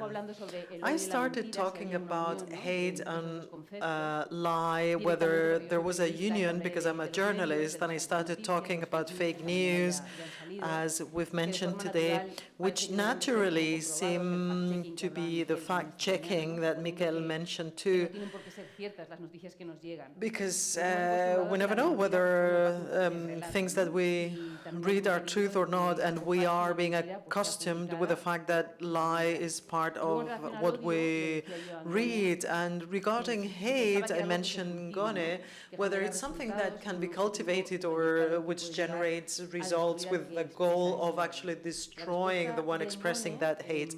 And Ngone answered then to what I said: the danger is suspicion, loss of trust. People are mistrusting what they see, read, or hear. Everything is a potential lie, and conspirations or conspiranoia becomes bigger and bigger. And she also posed some questions. Do you believe that life in community has an impact at with the level of hate? Maybe hate is linked to the need of domination. And she continued, yes, in the long term, if hate destroys the person who cultivates it, it could become an obsession, because hate leads to lie. We use lie to justify hate. Is it necessary to have or mature societies with perspective and discernment, education, knowledge, savoir-faire are the tools to fight against it? We must cultivate continuously knowing the other, you know. The concept of the other is key in my work. And she asked me, how could we do so humanity could be at the heart of our lives? And she said, I use art. All my artworks are production platforms where thoughts, knowledge, and nice information is shared, because this is a medium so that hate will not be shadowing the human adventure. I agree with mistrust, but we're living in a very informed world. We can fact check easily regarding lies. We are responsible if we spread them. Yes, hate is created between the contact amongst people. In a society, you can build or destroy things that. And I asked her, why do you think there is a link between domination and hate? Do you believe that hate is a product of ignorance, that if we cultivate it, we are stepping backwards? I fully agree. She said the education and knowing the other is the key to combat hate.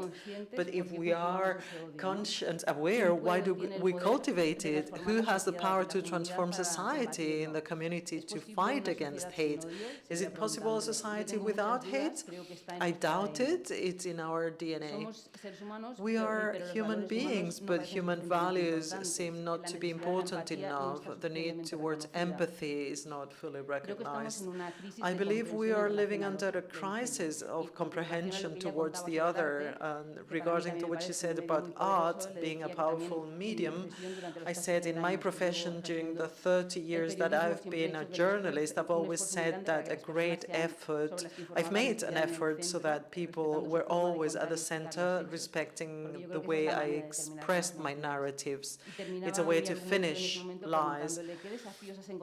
What sort of challenges have you faced? I asked her when sharing knowledge and experiences. Can lies be used positively? And there, Ngone answered that people don't make the effort of verifying or fact-checking. Influencers have a louder voice than journalists, and it's become something very easy to manipulate the masses. There's a relationship between hate and domination. It's destruction of a country, community, or work. We decide the destiny of that country or peace or community. That is domination. And she continued, hate is not only the product of ignorance. Jealousy or envy is also cultivated by hate, even if you're not aware of it. And then she said she doesn't think that it's possible to create a society without hate. That's utopia. And the 7 capital sins and religions, she said, they have not managed, sometimes they are being used, religions, they have not managed, because they are being used to justify lie and hate, and we are living this existential crisis worldwide. As for art, it's a platform that I use, she said, as an experiment lab to use a different perspective or regard of living together without denying the past or using lies. The danger is la pensée unique, the single thought. We need to understand the other, comprehend the other with a certain perspective. To work with artists is creating a mosaic of proposals or different contradictory perspectives, but the goal is to talk to each other. So we fully agreed on this. She also said that lies cannot be used positively, and she asked me again, what do you think about that? And then I said that social networks and this influencing boom is one of the major issues, but also the question should be, why do they have more power than journalists? Where are we failing? And the relationship between hate and domination, in this relationship, the problem becomes bigger if domination grows because it reaches dictatorships. Do you think that if we destroy, we dominate? As for religion, I believe this is the only aspect where we didn't agree, where the conversation finished. I said that I believe religions create confrontation. There are greater differences, they generate hate. And I asked her, why don't you think that art is not more powerful in our societies when there's a series of values and principles that could help us fight against lies? Regarding the single thought, I fully agree on this, even though it seems that it's pretty easy. I don't understand why we don't manage to do so, and I don't think that lies can be used positively. There are opinion leaders who defend this position, but I don't see the usefulness of lie. Ngone says regarding social networks that what social networks create is that it's not necessary to reflect because you're reading something in 2 lines. So she doesn't know why influencers are more powerful than journalists. She doesn't think it's the informant or the media's fault. And as for religions, this is where our dialogue finished. She said, I don't fully agree. Where we both said, okay, here begins the debate.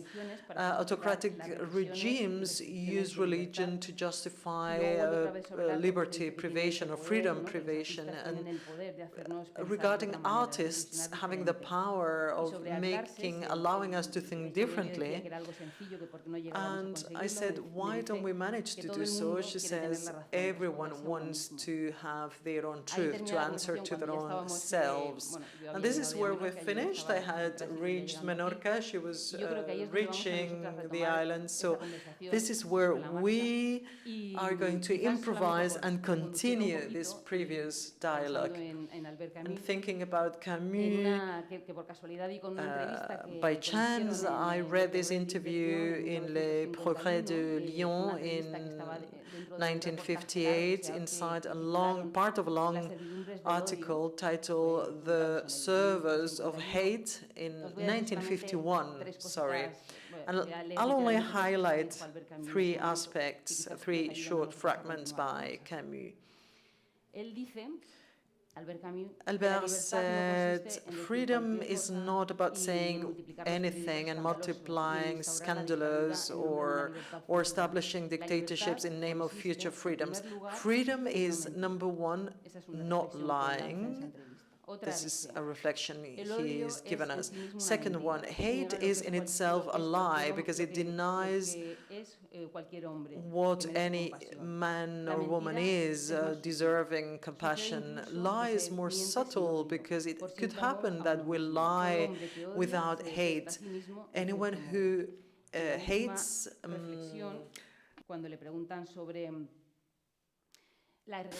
anyone who hates is not respecting or truly loving himself. Everyone loves humanity in the same way as you would love a raw steak to be served on your plate. Everyone possesses a truth, but it's somehow decadent. The truth is flying on top of your assassinated children.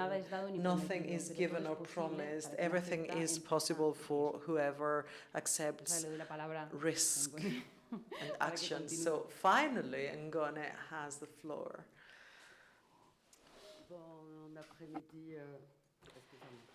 Thank you very much. Can you hear me? Yeah. I was not sure because I can't see you. My name is Fall,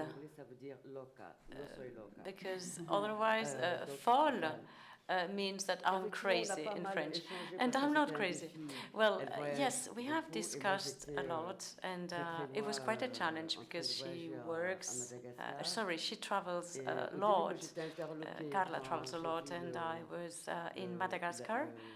And at the beginning, I was a little bit shocked when I saw the title of the discussion, and I thought, does Sandra hate me or what? What's going on? I'm not a philosopher. And Sandra, I've never met her before, and maybe she just hates me. But anyway, we thought with Carla that it would be interesting to exchange about our different professional and personal points of view.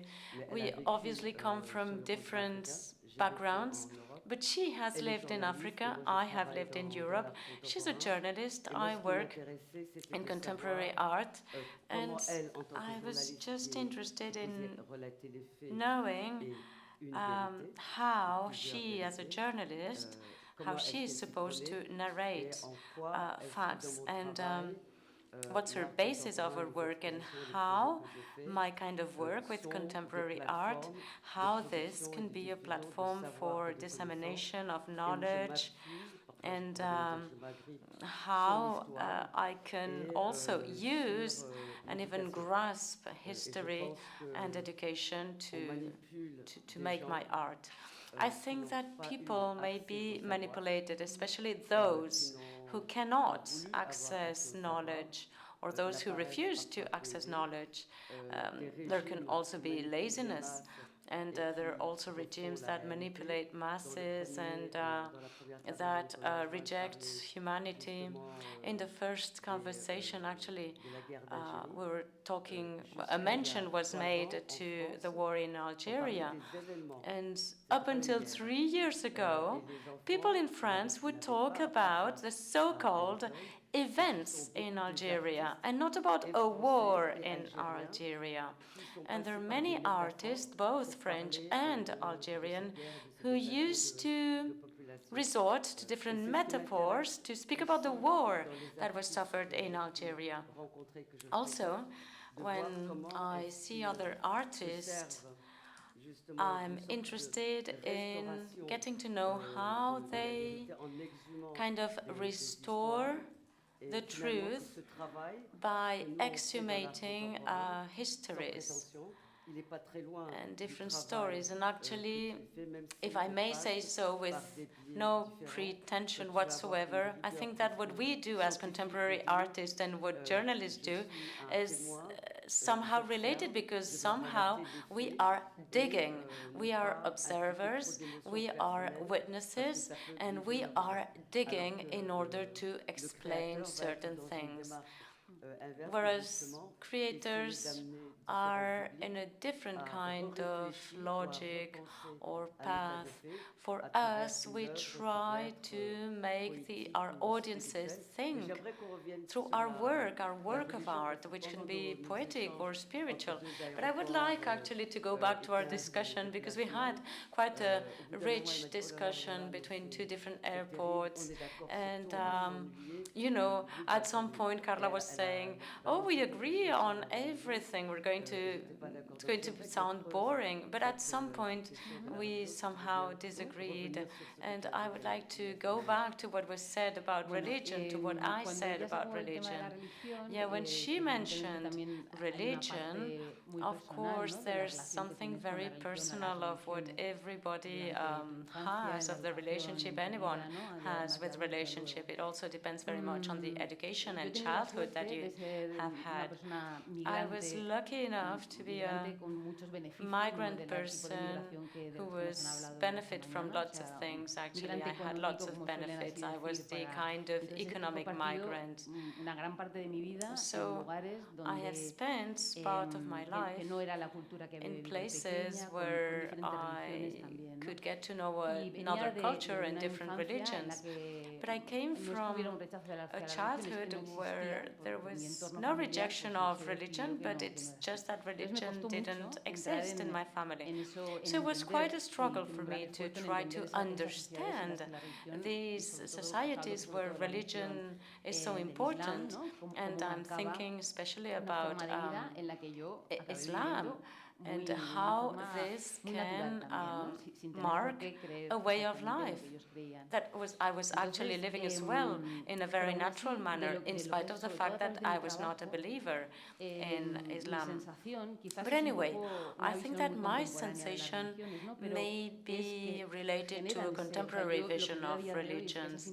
What I see today is that these interpretations of religion and how not so much the interpretation of the holy books of religion, but actually, well, the interpretation of religion as a concept, the use of religion, this is actually what really generates tension, according to me. This is actually what generates the confrontation that we're living today. It's difficult for me. I'm looking at you, I'm listening to the translation, but yes, I can sense that you have a contemporary experience of religion, and this means that other people who are also contemporary people would have an archaic vision of religion. No, not especially. It's like, you know, for me, words do have a lot of importance. I understand Spanish a little bit, but not enough to speak. Now I'm going to speak as a Senegalese person. Maybe this is a Eurocentric vision of religion. That's because, well, what I sense is that religion is used in certain parts of the world to justify crime. And it's used as a way of killing any disagreements or any disagreeing voice. I come from a territory where we were never angry towards religion, and we do have different religions. So the idea of the single thinking, which has a contemporary vision of religion, you know, we are all contemporary to our times. So my question is, you're talking about a contemporary vision of religion, but maybe you're confusing it with the Western vision of religion. Well, I don't think I agree. That's not the way I see it, but I'm going to explain why. When I'm talking about a contemporary vision of religion, it's not how it is perceived in a territory or another. I'm just talking about what I see and the perception that there is in the current world.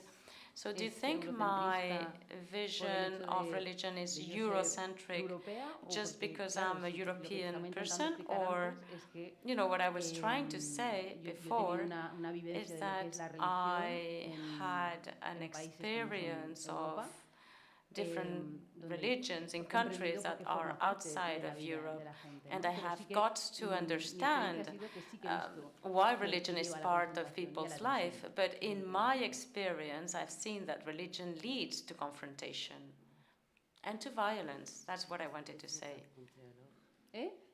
So what about what, you know, you're saying that religion leads to confrontation. Well, maybe we can confront, you and I. And you were saying that, yes, it has created wars. In the past, it has. I hope that it will not be the case anymore in the future. But, yeah, you were saying it leads to confrontation. As a journalist who needs to narrate facts, and as a journalist who's a professional who tries to seek truth, how do you do not to get trapped? Well, that's exactly what I try to do. I try to stick to facts, I try to narrate facts, and if there's a series of extremism in a kind of society, in a kind of place, well, I try to talk about it. And religion is sometimes used for that purpose. And this is what I want to let people know. Of course, if you want to interfere, if anybody wants to participate, please feel free. Yes, of course, this is just open. This is just a casual conversation. But actually, very often, you know, words can hurt, and words do have a very important weight. And sometimes we've seen different writings or texts or journalists being vehicles to generate lies. So how do you handle this? You know, in your profession, knowing that certain people do that, certain people are tipping from a point to or from a side to another. Well, I think that this is very much related to everybody's ethics. I mean, the way you can exercise your profession and is actually your way of life. I think it's all very much related, but I think it's also a very particular exercise and personal exercise, and of course it depends on the profession as well. I've seen situations and cases where certain media would invite to this confrontation. You know, in Spain, for example, the analysis that is drawn from all issues regarding migration makes you realize that certain media do encourage the fear of the other. And yes, this is something that was mentioned before.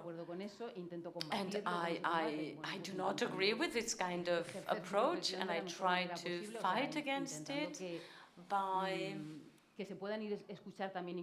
trying to listen to all the voices and try to understand why certain radical voices are gaining space. And for me, it's very difficult, and I think that Camus used to talk about this. It's very difficult to remain objective. It's very difficult not to let yourself get involved in certain things. But I think that journalism has to keep a certain distance, even though sometimes it is not possible.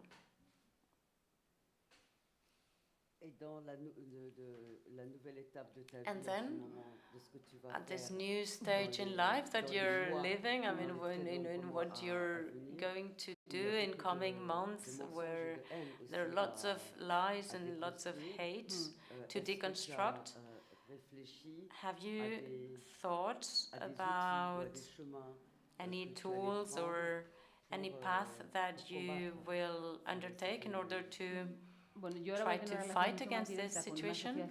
Well, now I'm going to have a much more direct relationship with the civil society of Iraq and Syria, where the situation is so complicated.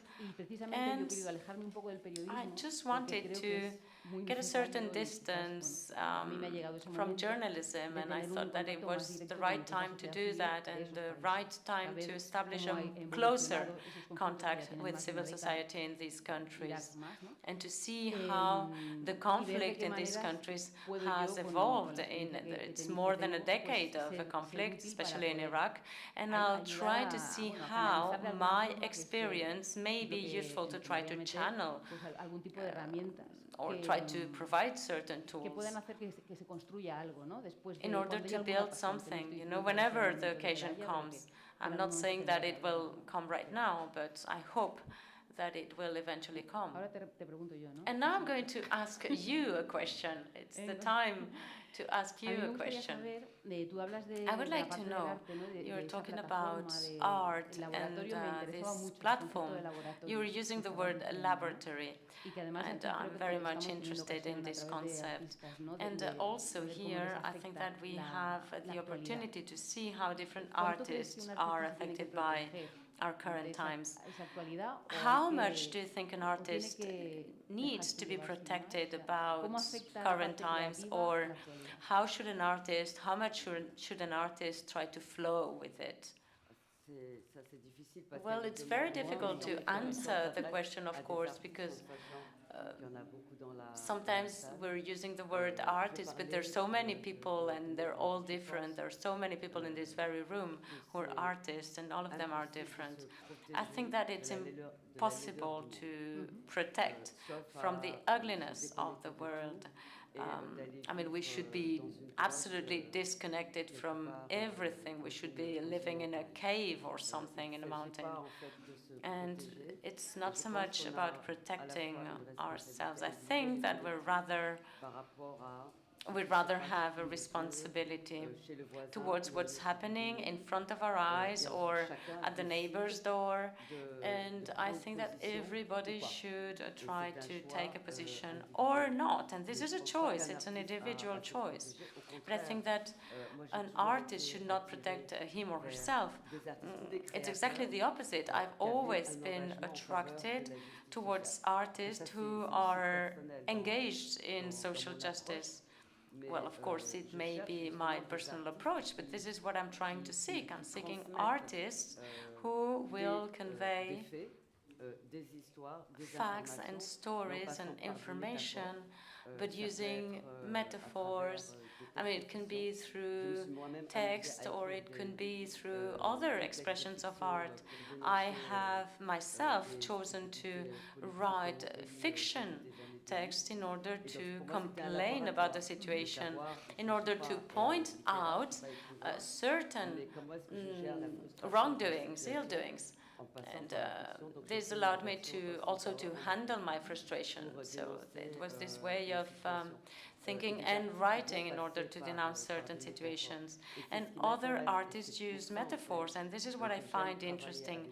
And that's why I like working with artists, because I think that we can somehow alert and give a warning to our contemporary societies by using our way of art, by using poetry, by using text and fiction, but also bearing in mind that, you know, when you leave the show or you finish a book or you end the exhibition, it's the moment to start questioning about what you've seen, and it's the moment where you need to wonder about society. But this is what committed artists can do. And right now, with the situation that you're experiencing in Senegal, are artists trying to take a different path, or are they succeeding to express what is happening in society? Are they giving an alternative vision to the vision that's given by the media? Well, it may be quite paradoxical, but if I take a visual artist in Senegal, it's not visual artists who were, through their artistic production, it's not them who were complaining or demonstrating against a certain situation. I think that is going to take time to them. Actually, the ones that were there at the front line in order to defend democracy were rather singers. It's also it's this form of slang and the words and music and rap that are very good formats to do so. And in the last 3 years, we've seen an increase of violence, actually. And, you know, the fact that you post in Facebook, for example, let's talk about the president who left prison, who was released from prison 10 days before the election. He was arrested because he posted in his Facebook page justice parody, and actually he was arrested for that reason, and under the charge of terrorism, just because he was using the word justice parody regarding a sentence, judiciary sentence. So lots of artists left the country and they were exiled and they were political refugees in Mali. So this shows actually that the situation is such, and actually, you know, in the past, Mali and Senegal, we were part of the same empire, and right now we are somehow transcending these artificial borders between Mali and Senegal. But we're starting to understand that well, a life can be in danger because the use of a word and the post in Facebook, and also, well, young people, you know, they're in Senegal.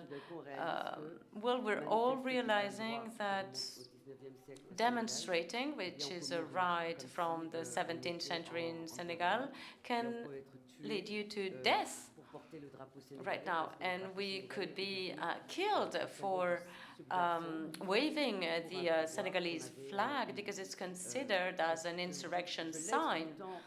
Okay, well, I'm going to leave some time to all the contemporary artists in the audience. And I'm going to leave some time because I would like to get to know about their feedback and their point of view. And you know, there are some Vietnamese artists with whom I worked in the past, and they are quite ready to produce works of art which are related to a situation which is far away from them. But I think that certain contemporary artists need some kind, a certain kick in order to move. Or maybe they need to hear other people, witnesses, for instance, the speakers from the first panel who told us that they had undergone hell and a nightmare for some months. All right, now and coming back to the topic of hate, I would like to know your opinion about this anti-French reaction that has been witnessed in certain countries in the Sahel. We've seen some coups, and we've seen that this has been used in Niger or Mali or Burkina, or even in Chad as well. And it's this kind of anti-French movement. I don't know if you consider that there's a real hate then. I don't think that there is hate. I think that it's rather that we've had our share, we've had enough. There's this poem in 1961 about the war in Algeria, and the poem is called The Pledge, and it's a pledge about the atrocities, and they're talking about the atrocities of houses burned with napalm in different towns, and about the outrage produced by the rape of his sister and the crying of the mother and the atrocities of the war in Algeria. And he says that there is no hate towards the French people. And this is one of the most powerful poems that I got to learn in school. I was very young at that time, but just to go back to that issue of hate, I think it's not so much hate. I think what we have is the feeling that we've had our share, we have had enough. So we need opportunities. And actually, from the side of France, there's this feeling of dropping and abandoning. Why don't you love me anymore? It's just, you remember the night of the 9/11? I remember some American people saying, why so much violence? What did we do to them? Well, this puts a smile in my face. And actually, they were really wondering why. You know, these American people were really wondering why. And actually, it's the same for French people. They kind of say, I don't understand where the problem is. What did we do to you? And the president of the French Republic used to say in a French magazine, he said he referred to the president of the Republic, and he said, between Africa and I would like this to be a love story. And of course, how do you expect the community to react? In Algeria, these headlines led to lots of turmoil and a wave of violence. So I think that there's this kind of point of misunderstanding that creates a rupture. And actually what made me think a lot is that I was in Madagascar 2 or 3 weeks ago, so really far away at the end of the south of Africa. And I was there in the street and I saw a graffiti saying, French go back or go home, French go home. And I couldn't find anybody able to tell me where that graffiti was coming from, or if this was a shared opinion. And everybody said, no, we don't know. So I don't know what the extent of this idea is. So it's also some kind of, it's just as if African people were only able to show their emotions. So it seems that it's all about trying to be loved and not trying to be hated. And I think that things are much more complex than this. But anyway, I think that it's all the result of a relationship of centuries between these two continents. But anyway, how to deconstruct and how to get out of denial, because I think that there's a lot of denial from one side, and from the other side there's this situation of having had our share, and this leads to rejection, and this is also instrumentalized by other people with other purposes. So what would be a love story between two can be something else. But today we were talking this morning about topics like dignity or respect. I don't know.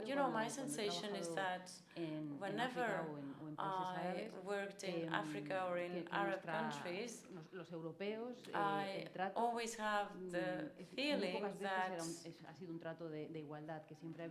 there's never this equal treatment. There's always this kind of pretension that dominates these relationships. Of course, I do not want to generalize here, and every country is unique, but I've always felt that this kind of confrontation was rather provoked by us, by the Western side, I mean. All right, so again, let me go back to the importance of education. Because of course, if you're growing up in a context of colonial propaganda, you can justify very easily the exploitation of a territory by other people. And this feeds this memory and this feeling of pretension, and is conveyed even unconsciously. And there's also civilization and enlightenment and education and hospitals, of course, and the same goes, let's take, for example, syphilis. They gave it to us and then they left. And for us in Senegal, we start by learning about the history of Senegal, the history of Western Africa, history of Africa, and then the history of the world, finally. And when I was studying in France in the 80s, I could see that my contemporary fellows in the School of Architecture had no knowledge whatsoever of what was going on outside Western Europe. And this was quite terrifying to me. And this is, well, before the very existence of the internet. And I thought, well, how is this possible? What did you learn at school? I mean, you do not know about the world. However, you have the feeling that you have conquered the world. But you've conquered something and you don't understand a single thing about the world. And it was impossible to have any kind of conversation because the degree of knowledge we had was not the same. So for certain people to realize that it was the African woman who had more knowledge than themselves was, well, this was a little bit surprising. And so this is what leads me to the importance of education. And again, young French generations, they do not know about the war in Algeria. And people do not know. I started a project in France, and I mobilized 350 schools, and I developed a training plan so that teachers could be trained to teach about the history of Africa. Because I thought, what do French people learn about the history of Africa so that people have such displaced behaviors? So I thought that it would be an idea to try to teach people about African things, and actually, if you tell them about African literature, then the only thing they know is about the African soldiers. And you know, if I send this idea to my fellow African people, they're going to be so angry. We cannot talk about African people under those terms. So that's why I initiated this project, a training project, trying to teach teachers about the African history. And I was told this will not be interesting. And in spite of this, we got 600 voluntary people. And after the first training, people were enthusiastic to get to know more, and they're just asking for more training. So this shows how there's a lack of a mismatch between the governors and well, those who rule a country and the people of a country. Sometimes we do not want to understand the society because we are ignorant, and this is what's going on in certain places. And again, if we want to reduce hate, I think that it all depends on education and also art through contemporary artists. Bearing in mind that contemporary artists, of course, they base their work very often on different, diverse things and events in life. You know, when we work amongst artists, we create different pedagogical tools for our different audiences. But I think it all comes back to education. And I think that any project is a kind of lab to test new things. And maybe something that will work in Dakar will not work somewhere else. However, we need to keep trying. And if we stop discussing, if we stop talking to each other, then we're screwed, sorry to say. And actually, I think that there are societies where we're trying to make children believe in certain things, and which are not true. And sometimes, yes, we grab religion as an excuse. Thank you.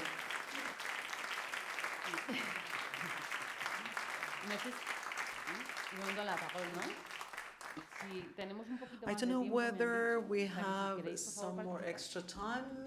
Right, feel free to go ahead. You can participate.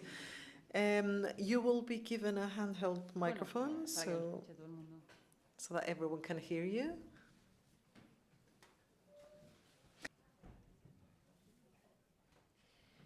Hola. Hi, I will be pessimistic. We've talked about dignity and other values, but I've never heard the word ethics. Nobody has mentioned ethics. And in social networks, ethics doesn't exist. And if it doesn't appear online, there's no ethics. And without ethics, there's no limit to hate and lie.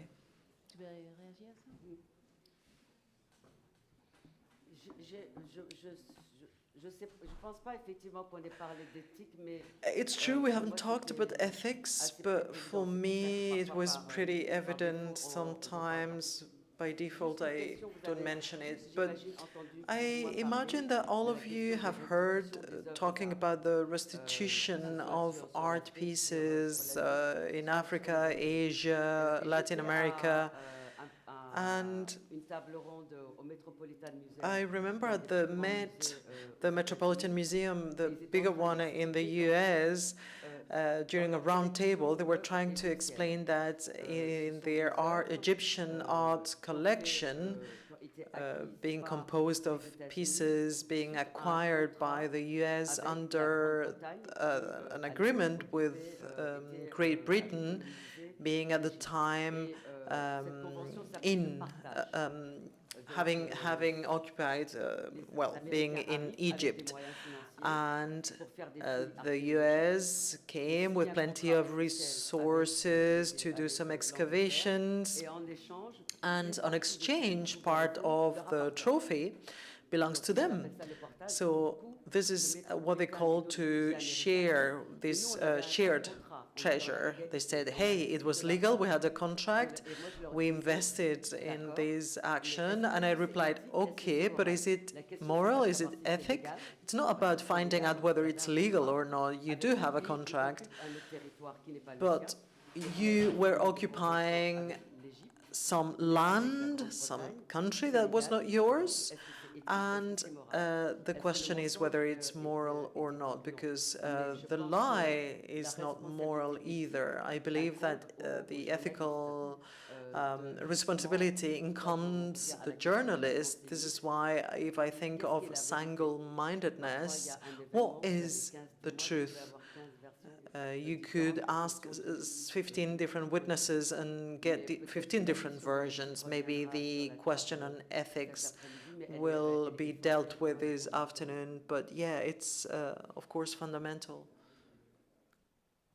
Sí, muchas gracias. Thank you very much.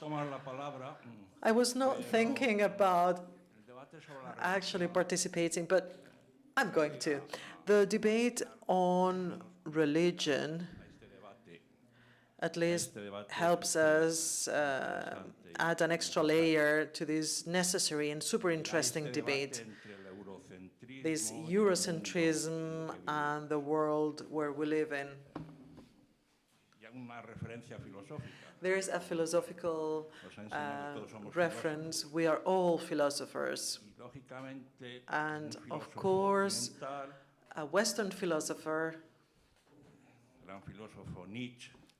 Nietzsche, for example, in a very crystal clear way said, God is dead, 100 years ago. And Westerners, we arrived, and we are convinced, most of us at least, that there is only one civilization that has advanced, that is modern, and of course that we possess the single truth. And when a Western philosopher says that God is dead, we put religion, the ethic feeling, and we're not talking about religion, it's rather spirituality as an enemy. And then we take actions, good-willed, like Carla, who's lived in Africa, in this Muslim world, where you have been welcome, where you've seen that religion did not was not an issue or was not causing collision between different communities, but the conclusion is that religions do lead towards conflict and tensions, and that's not true. What causes confrontation and using religion as a mean or as a weapon are some politicians, some people dominating, or politicians using religion to justify the way they apply or exert power, but not religions themselves.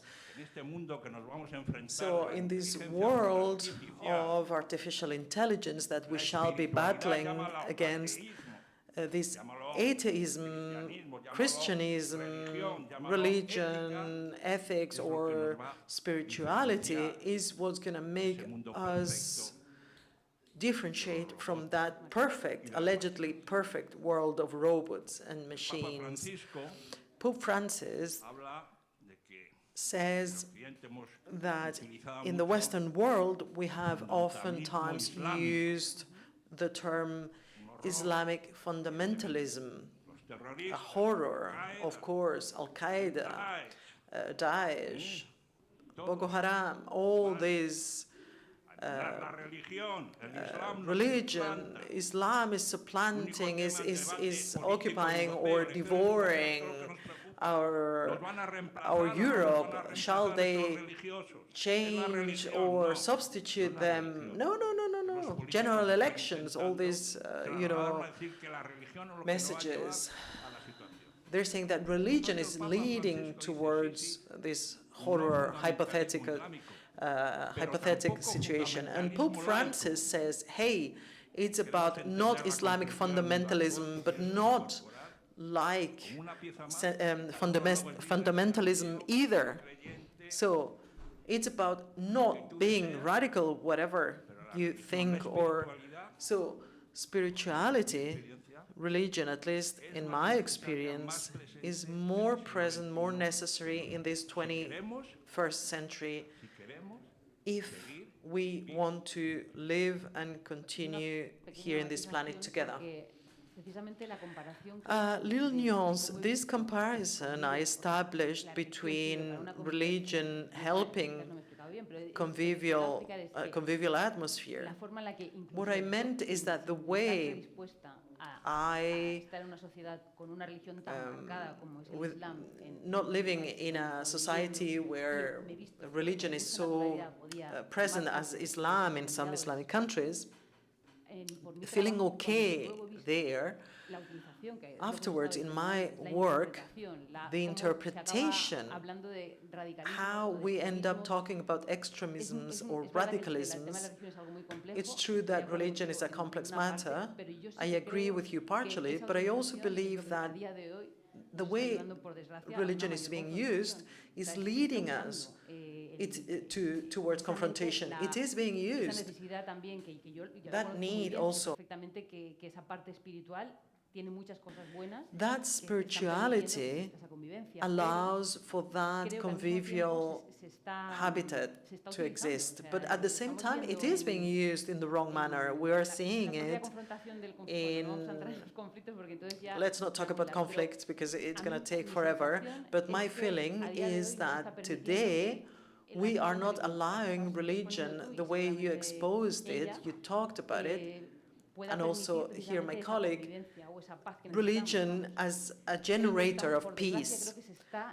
Unfortunately, it is leading us more towards confrontation, probably, as Val said, due to the fact that maybe we don't fully understand how those societies fully live their religious lives. Is there anyone?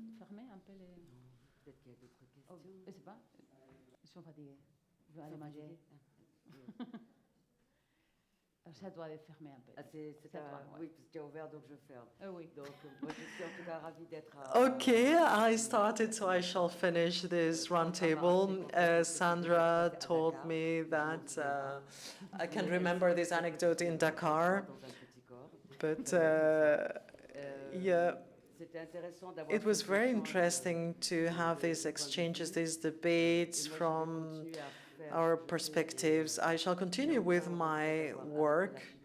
I don't regret having stopped being an architect. I fully thank every single artist here, be an architect, a movie director, poet, writer, to help me rethink the world where I live and how I could put in place some tools or projects so that their voice can be heard, to be able to be an amplifier of their messages, of the silent messages. This is our task.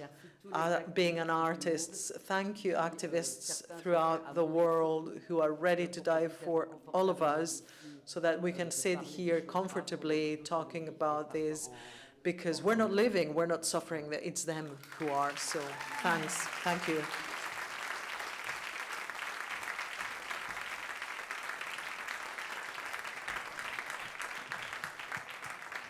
Merci, merci à toutes les deux. Thank you, the two of you, du besoin de la parole, of this idea of the need of the word, the need of dialogue, the need of exchange. And we stay with this idea, with the need of dialogue. Let's resume the session this afternoon at 4:30 with a new dialogue with Silvia and Monica Allende. And we shall close with Achille Membe and Anne Fruto. See you at 4:30.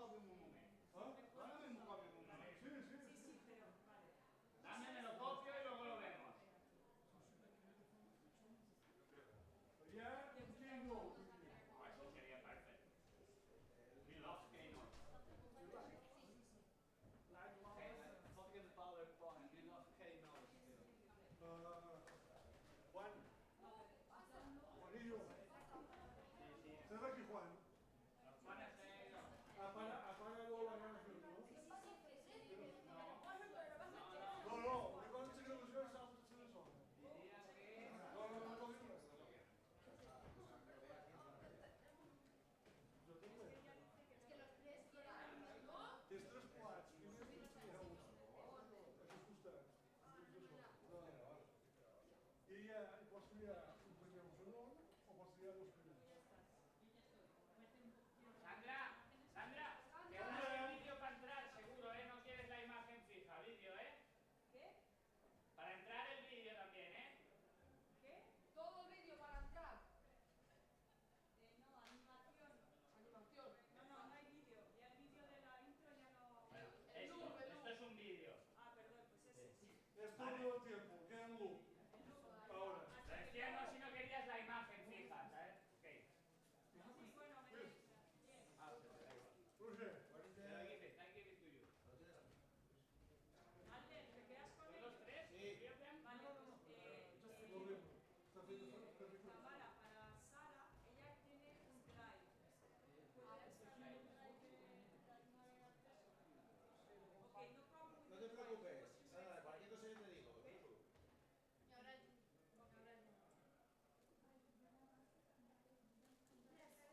Están funcionando toda la mañana todos los idiomas.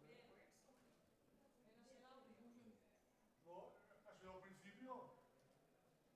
¿Qué hemos probado? Menos el audio. Cago en la puta. ¿Qué? ¿El Alfredo? ¿El Alfredo? Sí. ¿Eh? El Alfredo, ¿eh? Tu t'ha avançat. Tu t'ha avançat molt.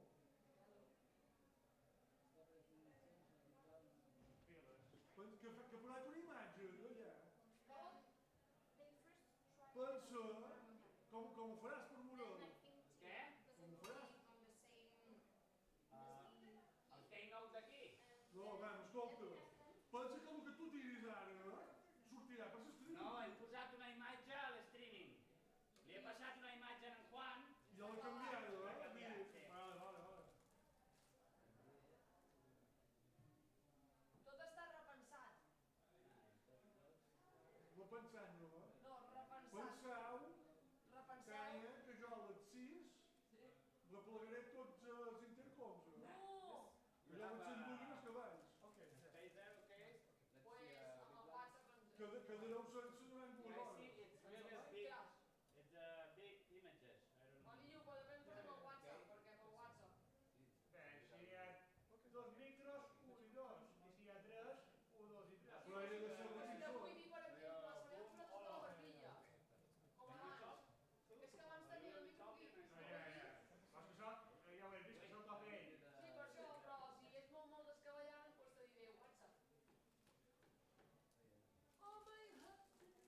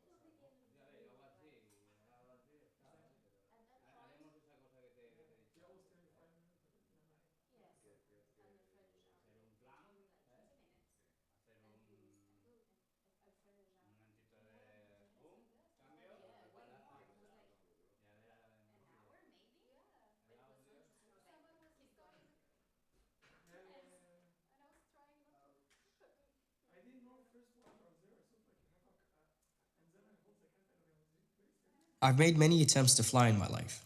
For, I've made many. For me, nationality.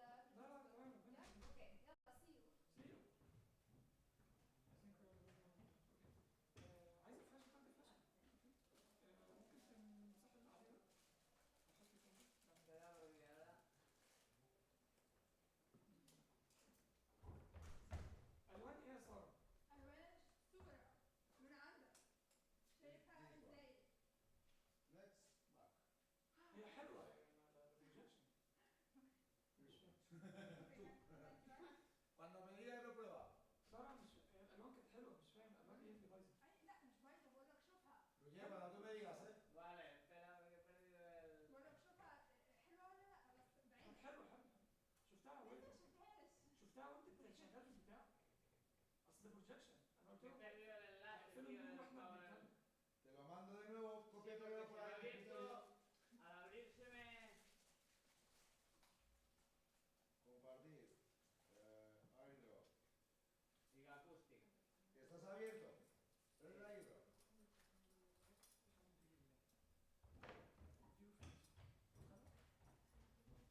Es una mierda esta internet. Veo el de Albert, pero no el de Acoustic. A ver, acércate un poco más. Ahí lo tienes. Va. Vale.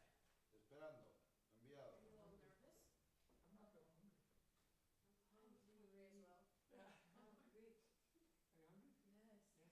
I am the only one nervous here.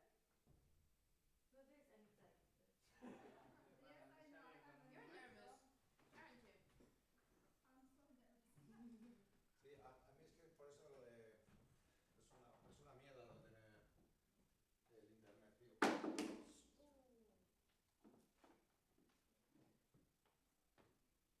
A ver, vuelven a mandar, que me copiaré yo el link y así cada vez que si pasa esto...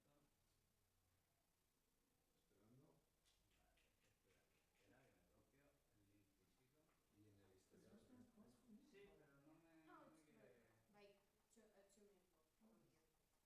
Like 2 minutes ago. Tamara? Yes. Can I print a paper? One paper. On paper. Yes, There is of a course. printer here? Is there what, sir? Printer. Yes, upstairs. Perfect. But then you can just send it to me, and I'll just see with Carlos, who has the keys, and I'll just print your files if you want to. And yes. Thank you. Oh, it's okay.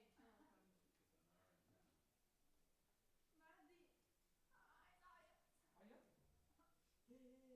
جنب الحيطة أغمض النايم فيها. ده حقيقي اخبط المايك في الحيطة فوق You will be fine. I'm sure of it. My father always told me that when you're nervous, it means that you're prepared. So, I think that you're much than prepared. If I cry, people will laugh at me. No, they won't. أيوة I know. It's Iskandarani. أيوة أنا هضحك الصراحة يعني مهدي. لا بجد هضحك تعرفه هنا. فاكرة تامر حسني في الفيلم مش بتاع بلدي ما تفهميش لا لا خالص فاكرة تامر حسني في فيلم البدلة لما راح لها المسرح وقعد يضحك هضحك بصوت عالي يعني بصي توترهاش اسمع خلاص. عارف انا هعمل ايه ساعتها؟ بعد البرزنتيشن هقتلك بجد. ما تقدريش ده انا رانجل ده في الصوت هناك الصدفة. اديها له اوريله ممكن نعمل لها كوبي ونروح بقى نتبادل ان هي اوريدي نقلت فيها فيلم اوريله بس ممكن ياخدها كوبي There's one more presentation I want to do. كوبي It's photo only. You have pen or...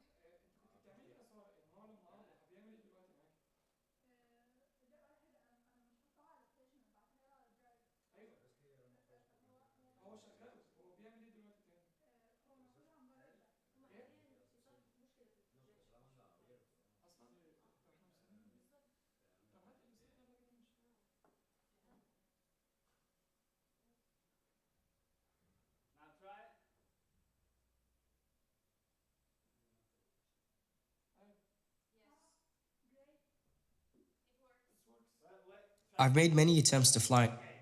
For me, nationality is like a kite.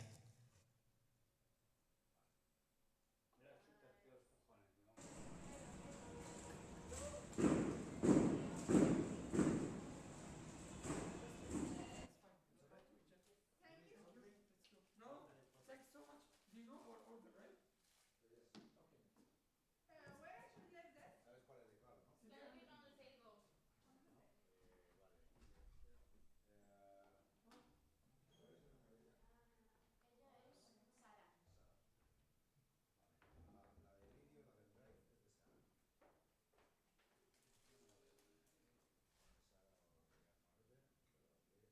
El drive es Sara, ¿no? Te esperamos abajo. Sí, bueno, ir tirando. Ah, vale, vale. Sara, ¿no? Vale. Sara es el drive.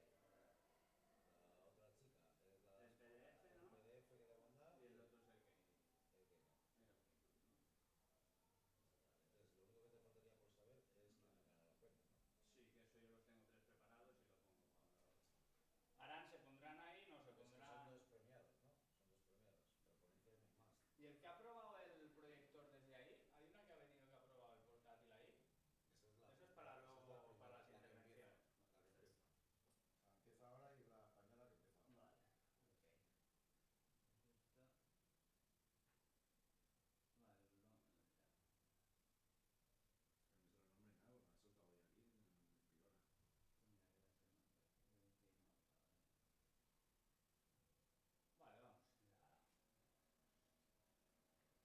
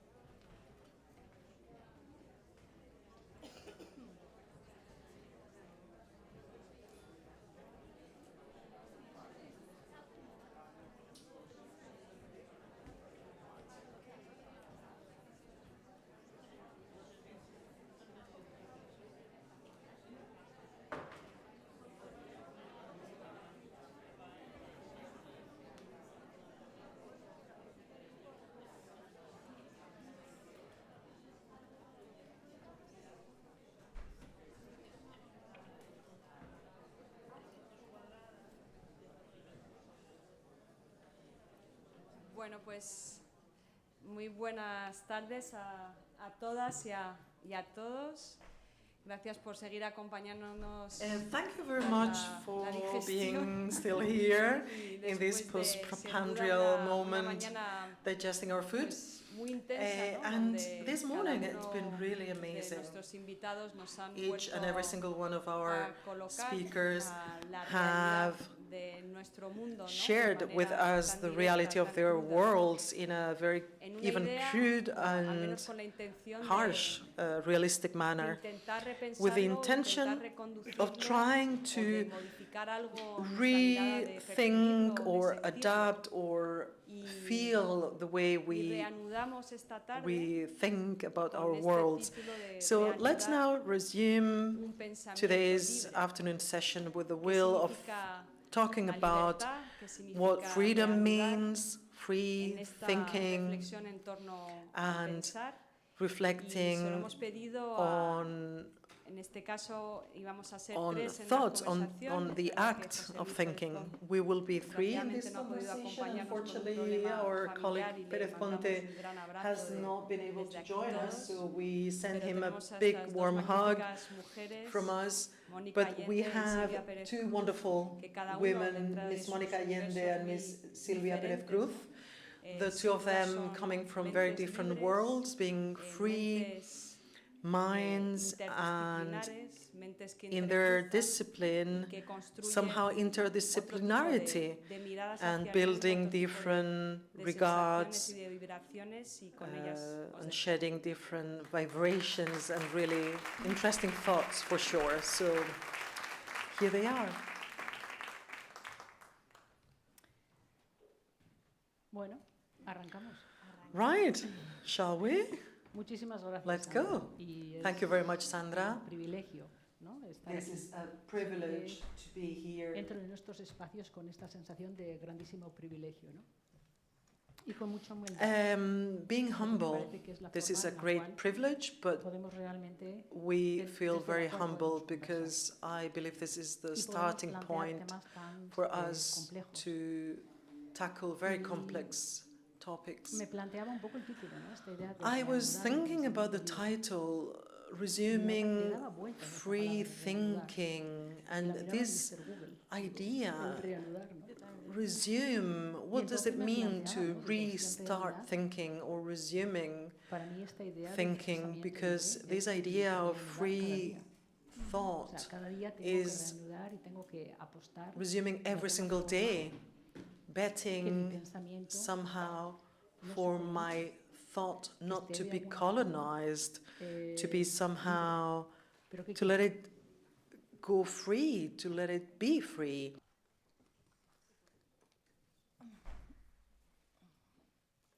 Aquí está bien. ¿Sigue? Así. Can you hear me? Okay, thank you. So I was thinking about it round, on and on, and if you allow me, I will begin with this form of living, this way of life, way of working, which is intertwined. And I believe this morning, as Javier Gomez said, this idea of the different languages, when he was talking about language from the experience. And I always believe that my way of understanding life departs from experience, and he's also framed it this way. So I have a very quick presentation, a draft almost, so that I will not get lost, and I'll keep my mind following the main idea. I wouldn't like you to pay attention to the words themselves, rather the constellation of my mind, my brain, because they are stars, ideas, concepts that are always changing and creating a network of ramifications being interwoven. So I depart from a very pragmatic departure point. This is the raw material, this is where we start, and somehow I won't be following a linear trajectory, because somehow this is how my brain works. So this constellation changes, it evolves, it keeps changing regarding the current situation, the idea I have. I'm thinking about that. I don't have hierarchies. This constellation is self-fed, let's say. And this allows me to jump to this story, the way we understand who I am, how this idea of these experience methods. For me, inside this methodology, this way of being, this way of living, I need to use movement. I am in constant movement, and somehow I solve any situations with my feet, just because I walk. Like Flaneur said, I'm searching for an objective, whether I need to go and walk to buy a book, maybe I need to climb up a mountain, maybe I need to keep walking. Of course, it could be Amazon bringing it to, but no, I want to climb mountains, walk down and visit you. So for me,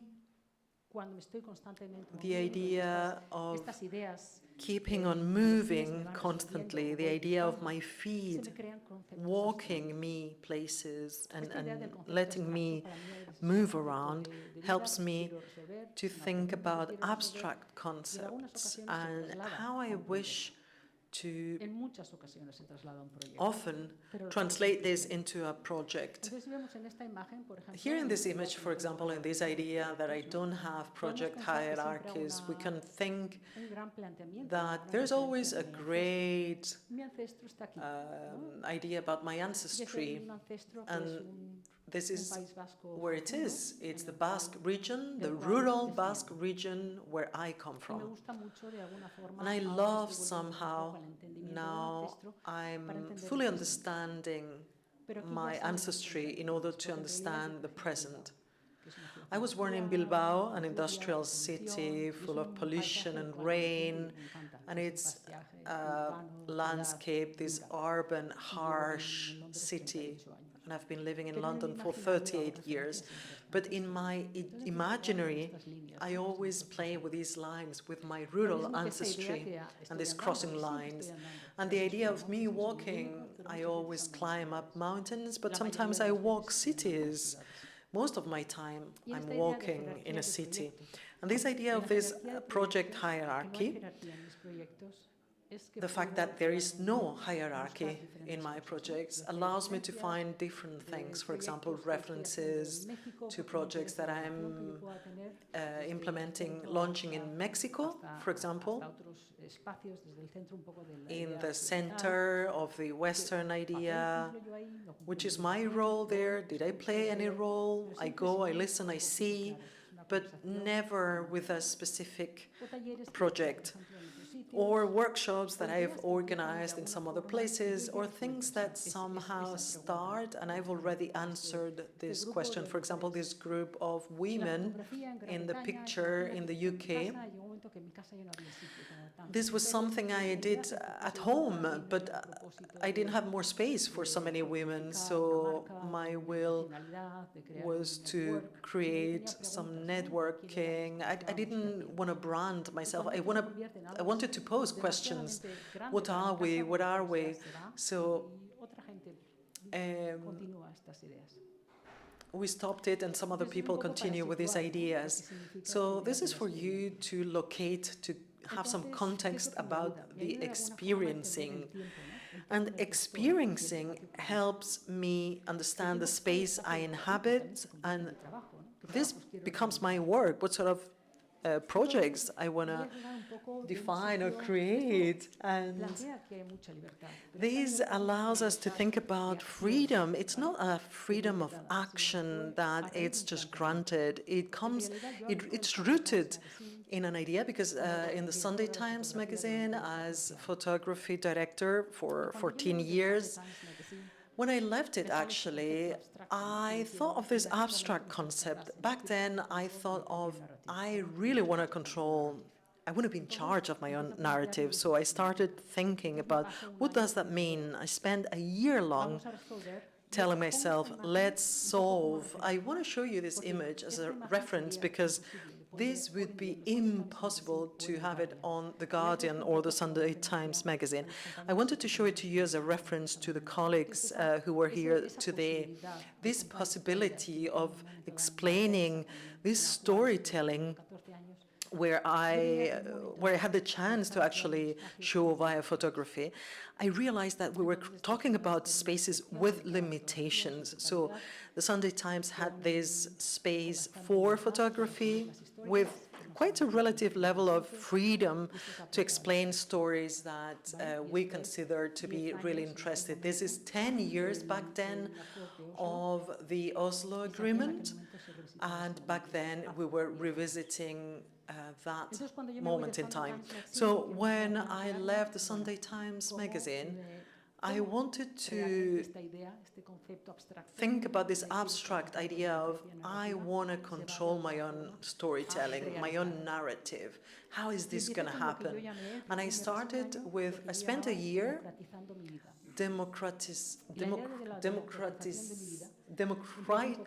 making my life democratic, democratizing my life. So I was traveling with the Sunday Times magazine stick on me, so how people receive you in different parts of the world. I traveled to festivals in Bamako, Benin, China every year, Latin America. And then for a year I decided not to travel, and I wanted to go to the exhibitions where I had the VIP pass as a Sunday Times. I use always public transport, never taxis.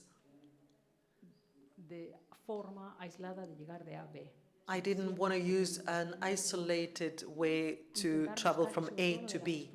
The exhibitions, I remember I was in the Tate Gallery watching an exhibition on conflict.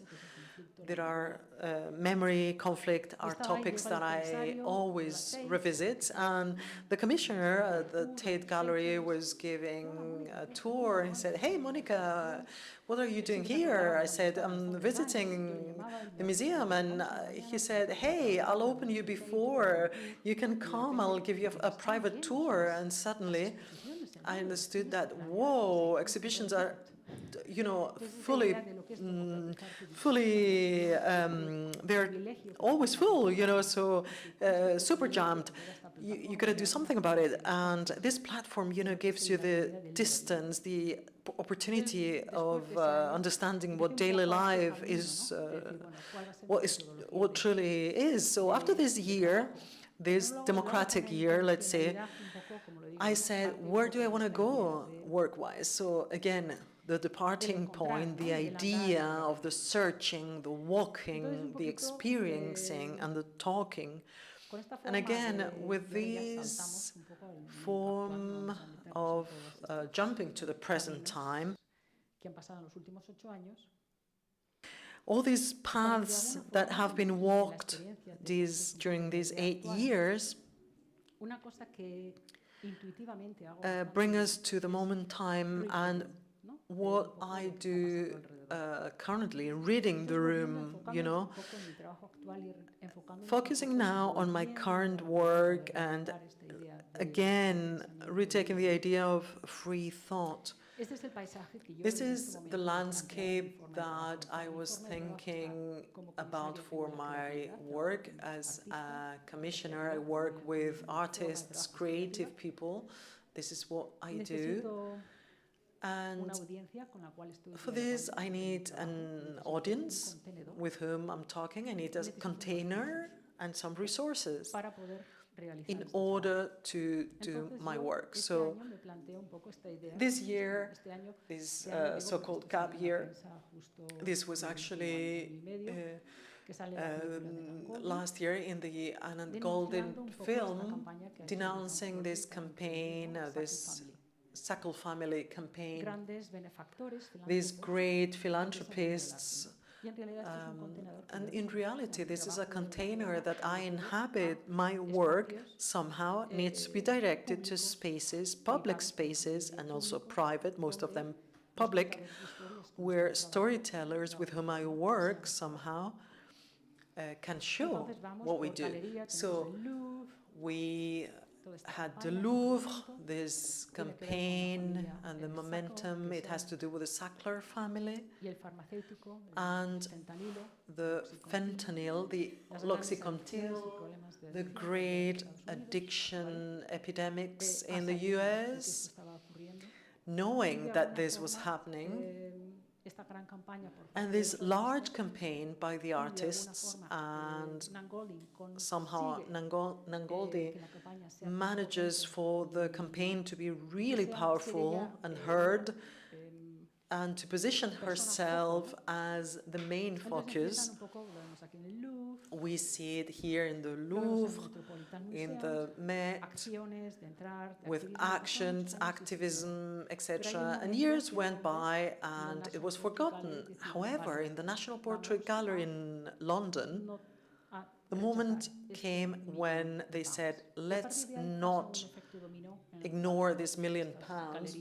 And this domino effect happening, and all these galleries setting free. The BNA had a few million donated, and then we said, no, we don't want your money. We want to do things differently. So resources, so that you can tell stories, top quality, good, long storytelling. Right now I'm working, and we have been 12 years working on it. We need resources. So if somehow resources in the public sector depends on fundraising and donations that could cause trouble, if we are searching for capital, depending on, I'm not being too critical, but it depends on what your ethical position is. I'm not saying that everyone thinks the same, our ethical values are the same, that we are all the same, that we're all going to change the world. This is not my perspective. I always believe that we are all individuals, and I've always been interested by the practicality or pragmatically, like Rousseau, of the social contract. This is, I'm going to be part of it, but I work within this habitat as an individual. So again, the Sackler family and this political crisis, I believe 40% of this of the Tate has been closed. Also in the BP. So again, the container for all these resources is pretty fragile. Another story that worries me as storytellers, here, if we look at the date, 2022, the Windworth Gallery director, depending on the University of Manchester, is being forced to renounce. He was dismissed. He wasn't dismissed, he renounced. Again, being forced to do so by the Board of Trustees from the university, because forensic architecture organized an exhibition. This director, pro-Palestine, even though he's Jew, denounced something that was happening there, and UK Lawyers for Israel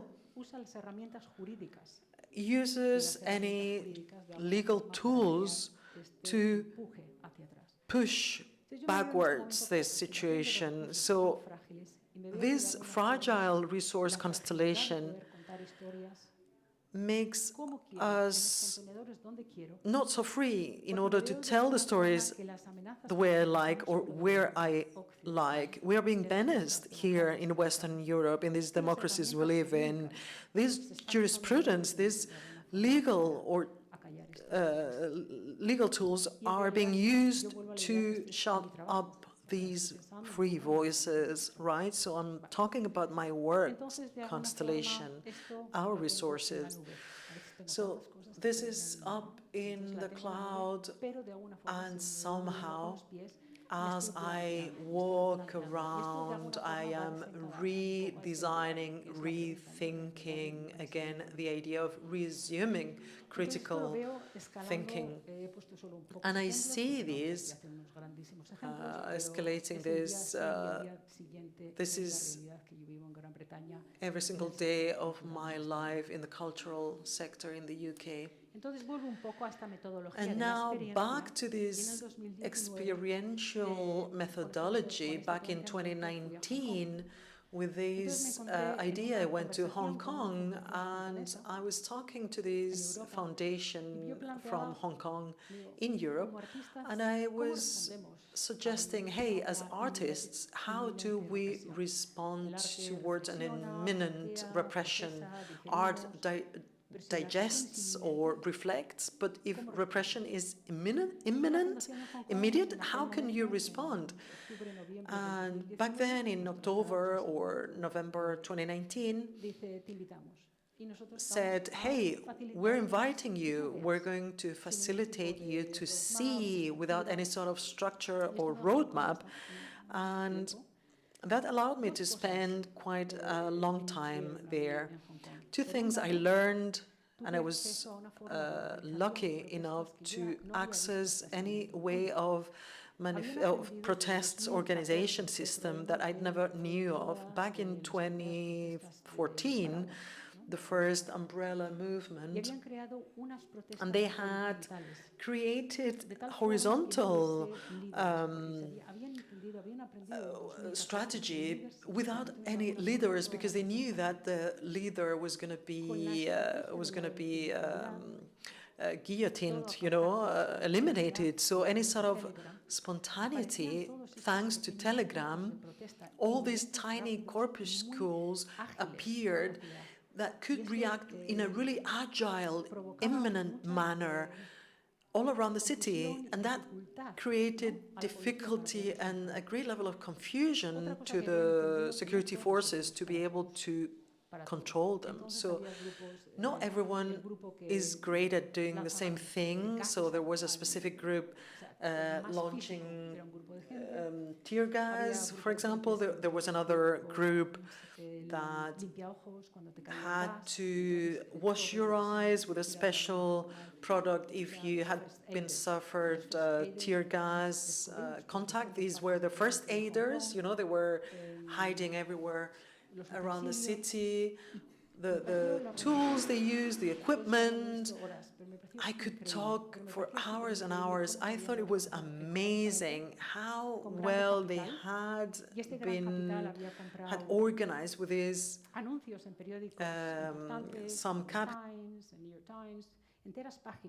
they had actually purchased spaces in Western media about what was happening to spread their message on this imminent danger of oppression. And this came from older generations. It was not the youngster in the streets.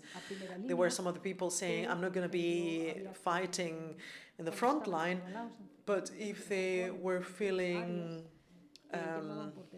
suffering in a specific area or neighborhood, they would call other people, thinking that it was Uber. They would go pick them up so that they could be removed from that area. You know, the way, in an amazing strategic manner, how well they could organize themselves in order to survive in these their own identity of the Hong Kong people, denied before by the Brits and now the Chinese government. So in such manifestation contexts, in such protests, there's a myriad of pieces, and we all need to understand which is your role. Are you a fast runner? Are you the person who will be able to drive the car and save someone? Do you have some financial resources to fund this movement? I thought that was fascinating.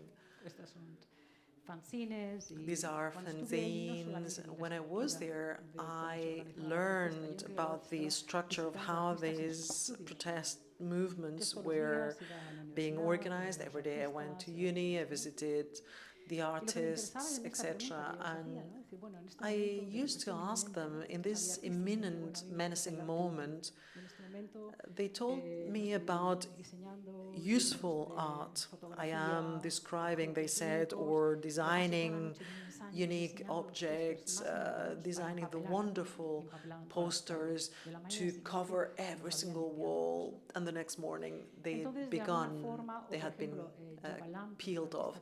Javalam, for example, always uses the workshop as a work methodology, and she said, how can I use? So I'm going to organize workshops so that a younger generation who is suffering maybe more suffering or anger, whatever, we shall print about human rights in the old Chinese characters, and we shall print, so that every single one of us can help with his or her means. So, on the one hand, this is what nourishes me, and now I'll be telling you about Adam Brumberg and Marian. We organized a small collective of 3 commissioners, and we suggested this proposal, and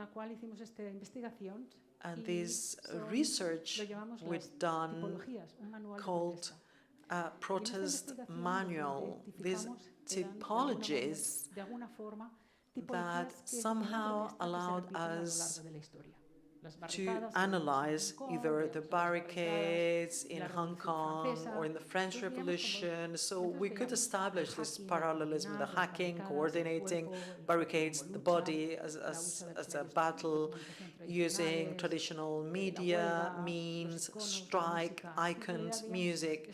So we saw these typologies, and we established some parallelisms since Hong Kong, throughout history, how these, the sit-in, bet-in,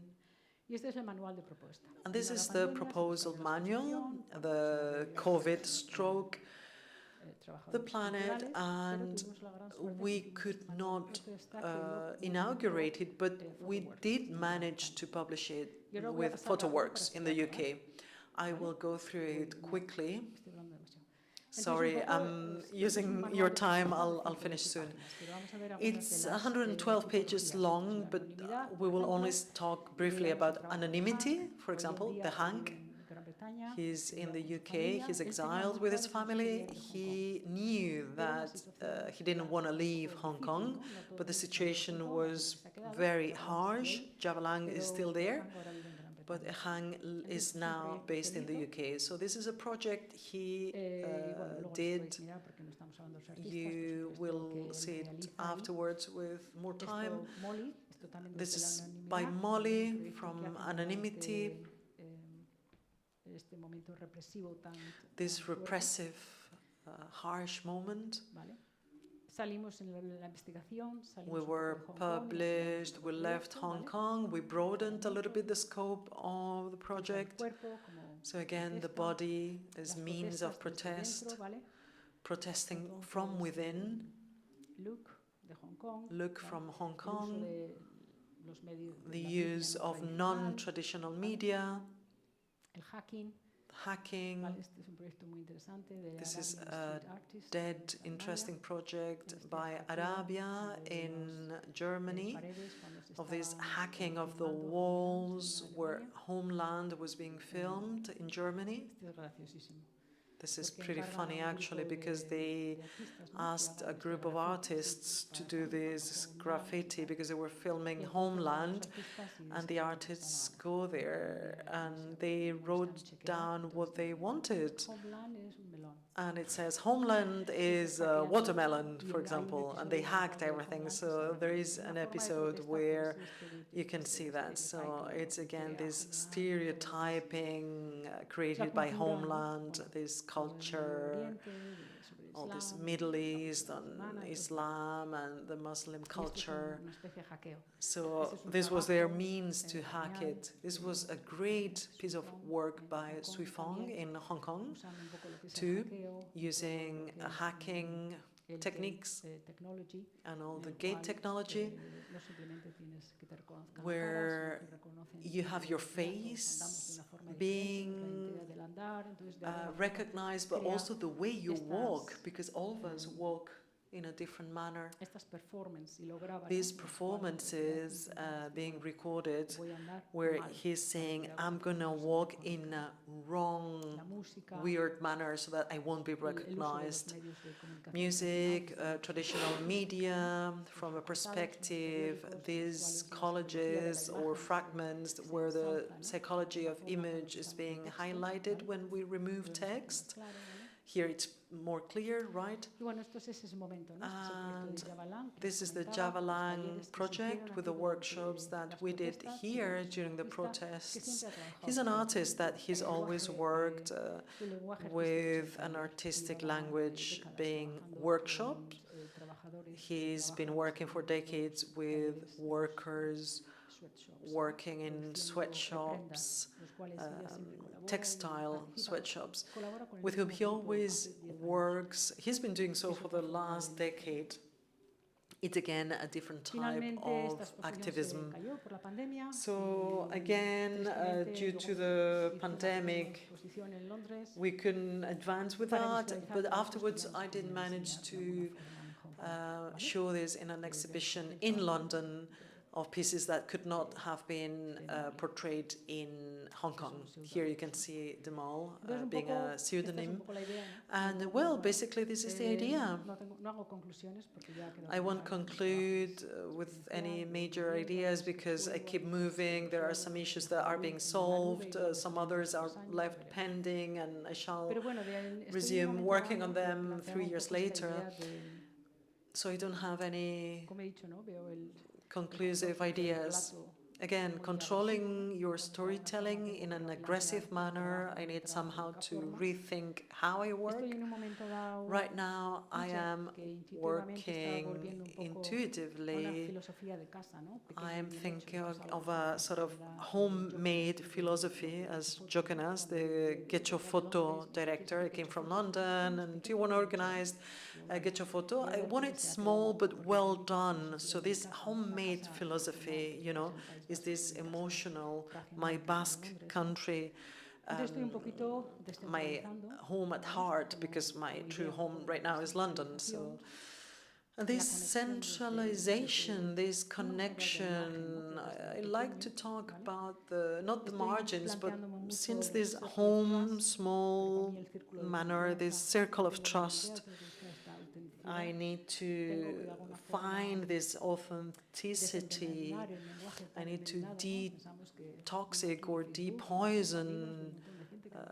You know, Facebook arrived and you became friends with hundreds of people you didn't even know. You know, my friends are sacred and they are very few. So again, investment, but investment in human capital. With whom, how, why?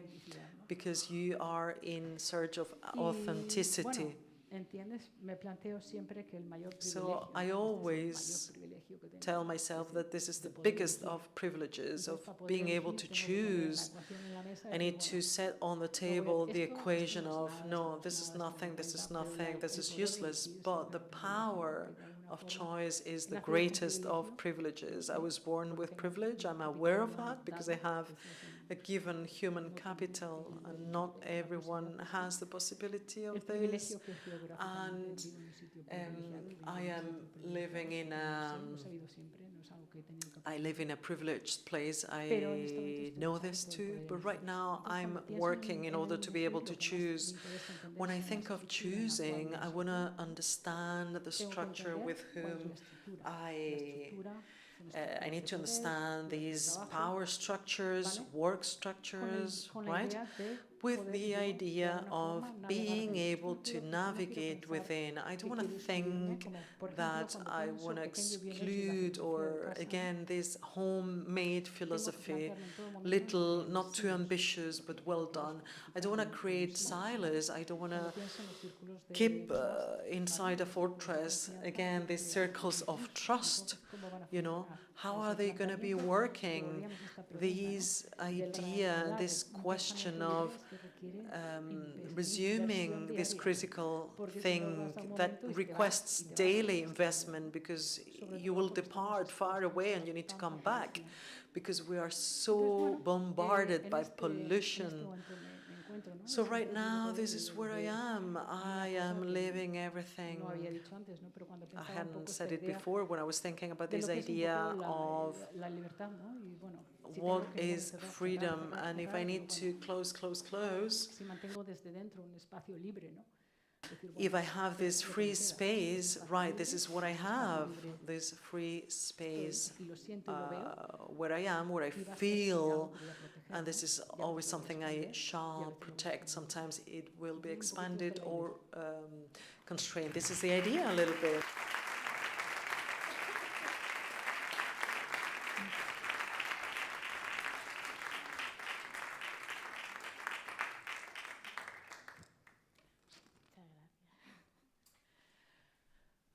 Toca a mí, ¿no?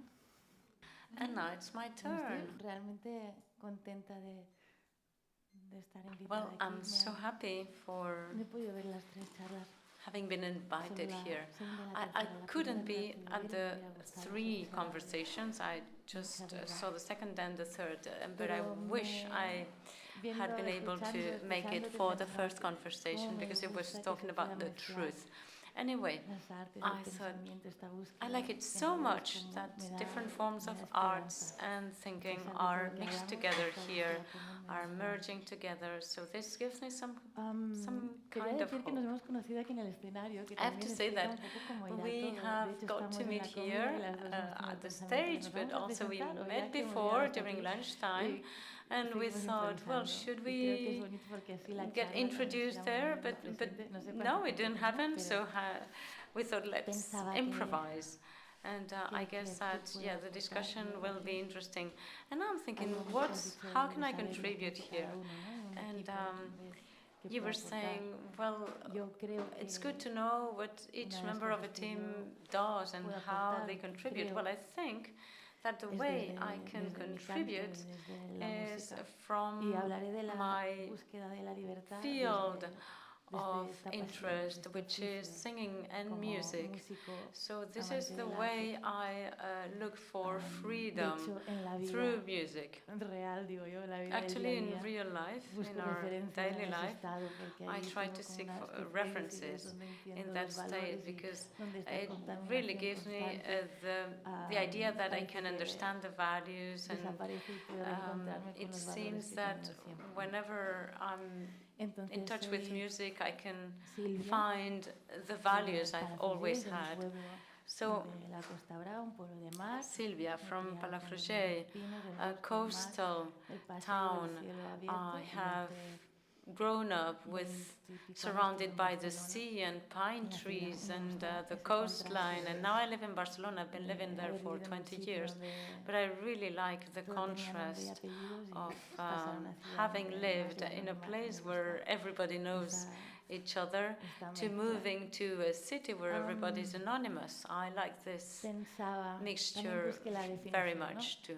And I also looked for the definition, resuming free thoughts. And I was looking for the definition and resuming. Resuming is like renovating or continuing. So I like this very much because I want to know when I'm brave enough to be able to change. So this courage gives me, or this bravery gives me the possibility to change and to choose. And actually, choosing, elegir in Spanish is related to elegancia, elegance. So, and I have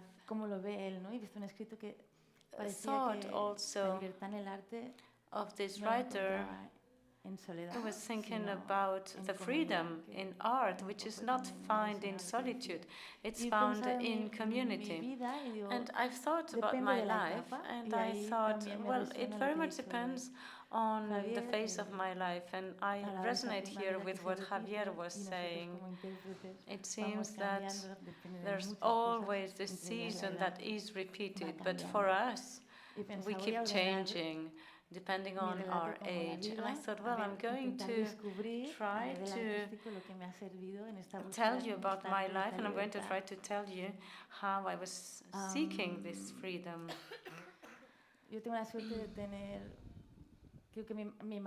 I'm lucky because, well, I think my mother's guilty of that. She's guilty of the way I understand the world and the beauty and horror. My mother was an art historian, and she was a professor. And well, she used to teach young people, young 18-year-old people.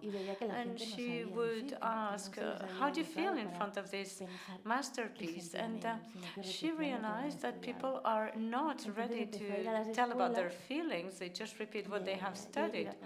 So she would go to different schools, 3 to 5-year-old students, and she would teach them how to paint, but also how to play an instrument like guitar. So she would mix music and painting, so music and art, and she kind of created a sort of poetic revolution. She created a school for 2-year-olds till 99-year-olds. So she created this art space, this kind of school in our town. And this was a space where resources were given, and space was given, trust was given, freedom was given.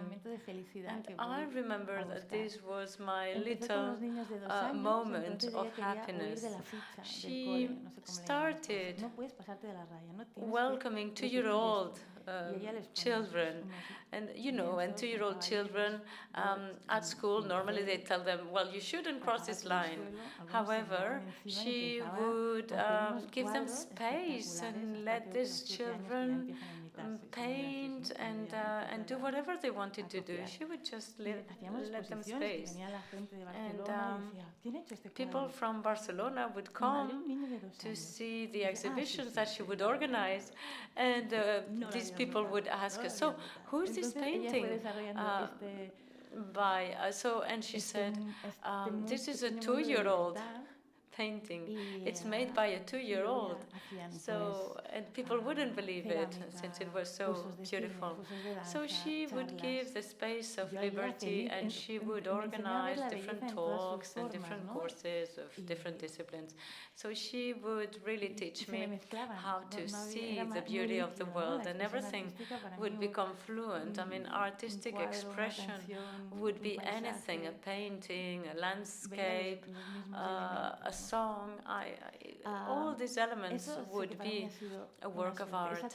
So to me, well, I feel privileged because I've been given this trust and all these resources, this space.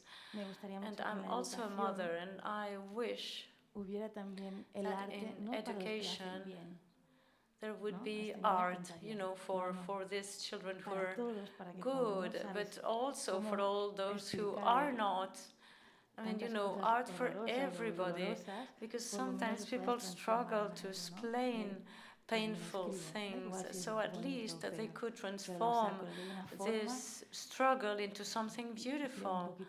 I mean, so it would allow people to create some kind of space. To me, music, well, there are 3 moments. One of them is communication. In my family, the best way to communicate would be through music. And then there are studies, because from the age of 3, I was lucky enough to enjoy lots of artistic inputs, and I would attend all my mother's workshops. And there's also this moment, vocation, and this starts when I'm 12. My father used to work in a factory, so he would also, in his free time, he would look for songs, and he would do his own mixing with other friends, and they would go to the bar and sing and laugh. And I would sing as well with my father. It would be like my only way to communicate with him, because there was no strong relationship. But I remember that when I was 12, I used to sing, and this would put me in another kind of state. And I would think there, wow, something's happening with me. And also my relationship to other people. Because I also thought about studying something social like philosophy or anthropology. I love studying human beings. But I saw that when singing, lots of things were happening, lots of things were moving. So I keep seeking this kind of intimacy of these taverns, crowded with people with their sparkly eyes because they've had a little bit too much to drink. This is a way to put it. And but also there was my will. And my will is that in this ritual of the concert, I want people to feel alive in their very depth, because sometimes everything seems to be against them, and I just want to reactivate their blood. And well, knowing that people have different ideologies, they vote different things, they come from different places, but seeing then that I am able to touch them and to create some emotion in them, some common emotion, well, it makes me feel that something's happening, even though it may be small. But it's said that music is a universal language. I'm not so sure, because maybe, you know, you're with Korean people and you don't understand a single bit, so you say it cannot be a universal language. However, you can be, you know, in front of a Japanese audience, and even though they don't know what you're saying, they are touched and they are moved. And maybe the volumes are different, but the curve is the same. And this is what I find interesting, creating the bridges. Why do certain people say ole and others say yeah? This is the things that are interesting to me. And I remember this first stage before moving to Barcelona. Up until age 18, I felt very free.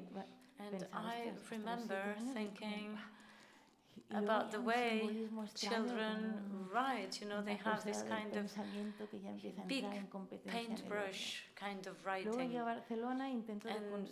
And then I got to Barcelona, and I tried to refine the way I sing, and sing in more grave tones, and try to reconstruct the way I sing. But I was still living the present moment. However, I was so full of other things that my creative part was done in solitude. I think that the process of composition and creation is a process made in solitude. And then comes the time where you can share with other musicians and show them what you have composed, and try to move all the team and try to make or to give a meaning to it all. And this is actually what makes me happy. However, I thought that, you know, when I was composing, there was not this moment where social media is present everywhere, so I could feel very free. However, my freedom started changing when interpretation came up, because, you know, there's this idea of repetition, and you know how things may happen. And I remember when my voice was heard in the tavern, I can feel all of my voice, and my internal walls would be released. And at the beginning, you just feel it. You feel the way your voice is flowing out. And well, nowadays the voice has an open gate, so I felt that with interpretation I would reach more and more places. However, a certain moment came where I thought, wow, I have to stop now because I feel I'm going to burst. And then starts a moment with community, a moment of silence. And then I've also been very lucky here because I've had the freedom and the resources, and more people would trust me. So this gives you some kind of trust. So at some moment I stop a little bit, or let's say I slow down, and I'm trying to seek other spaces. And this, well, I hope it's not somebody falling. Es un robot. Or it's a robot, I don't know what the sound is.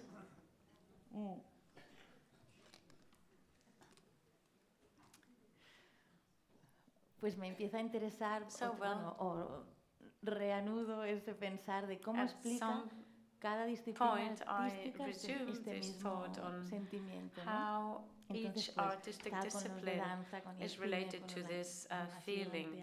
And I was I was in relationship with other disciplines, music, dance, theater, and I just wanted to know how all this is shared. You know, with a Japanese person, for example, certain things are shared even though you don't understand the language, so there must be another language made of pauses and silences and so on. And there was this space for me that gave me a lot of freedom. You know, when I was talking, when I was 12, and it seemed that when I used to sing back then, the time would stop and there would be no space, nobody, but it would be exactly the moment where I am present.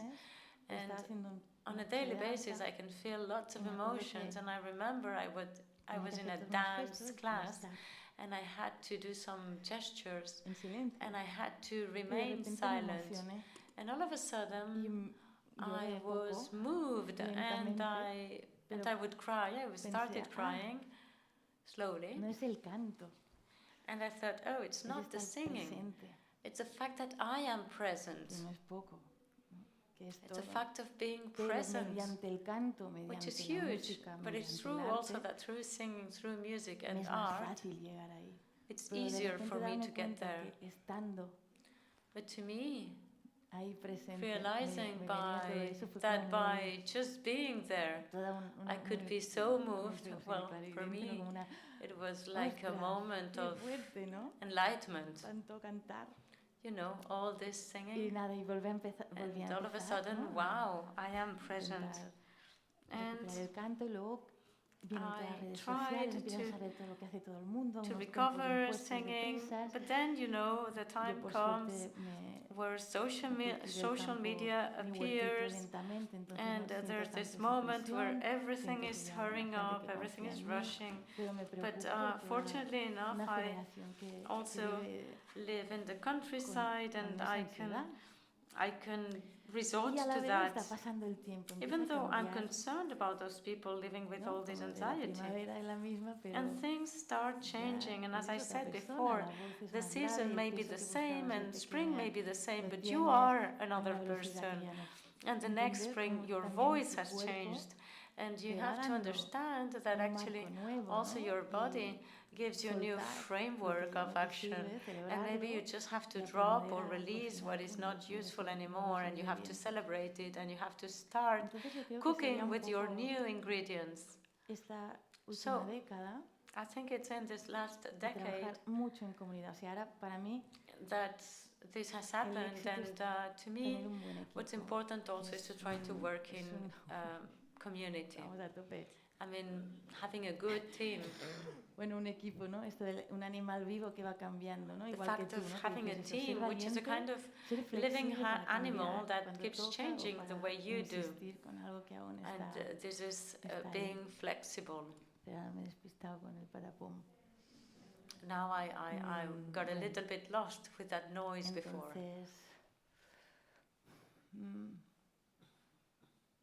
But well. Eso, sí. Que me da mucho gusto eso. Talking about community,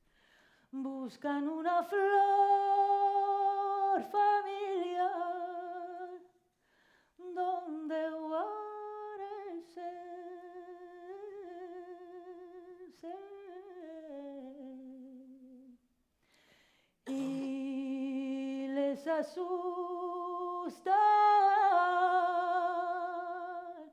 y les asusta la inmensidad del campo, del campo, del campo, del campo.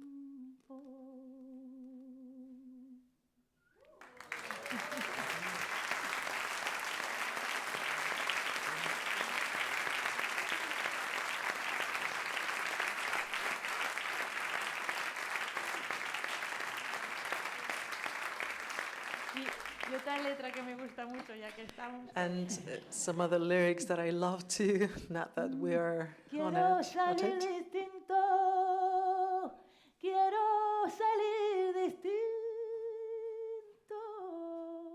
que yo prefiero el desastre y escucharte sin prejuicio, que yo prefiero el desastre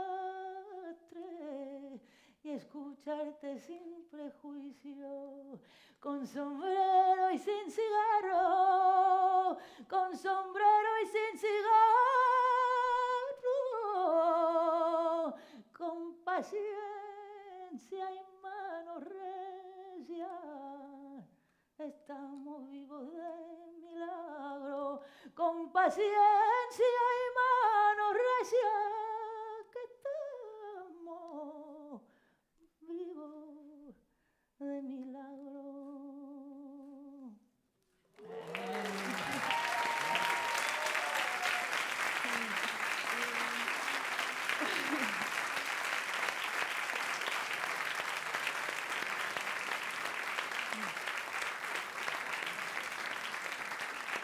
¡Qué lujo!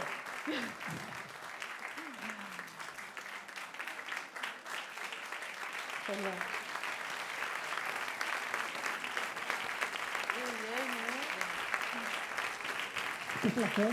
Igualmente. It's been great meeting you. The same.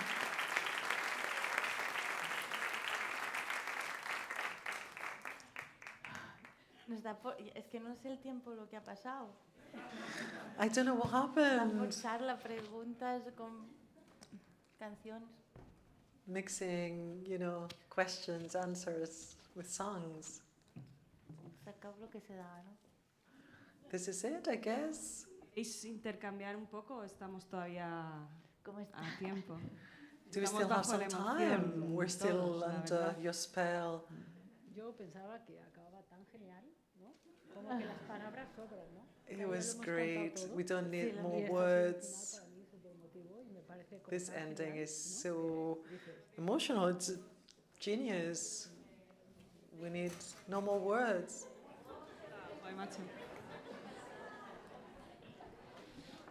Desde la experiencia y desde la emoción, ¿no? Since this emotional point, this position, how to move your pieces, your experiences, you've touched us, our minds, our bodies, we've shed tears.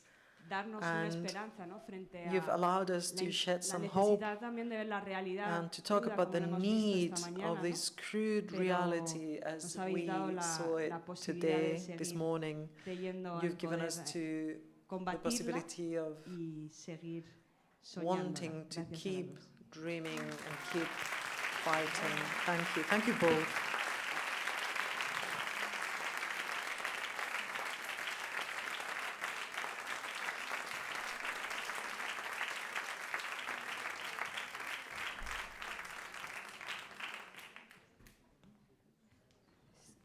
Si os parece, como Right, if you wish, as we're doing okay with time, with this emotion, why don't we con la take some última free mesa, ¿no? time off, de cierre. and we resume with our last round table at 1:45. What do you think?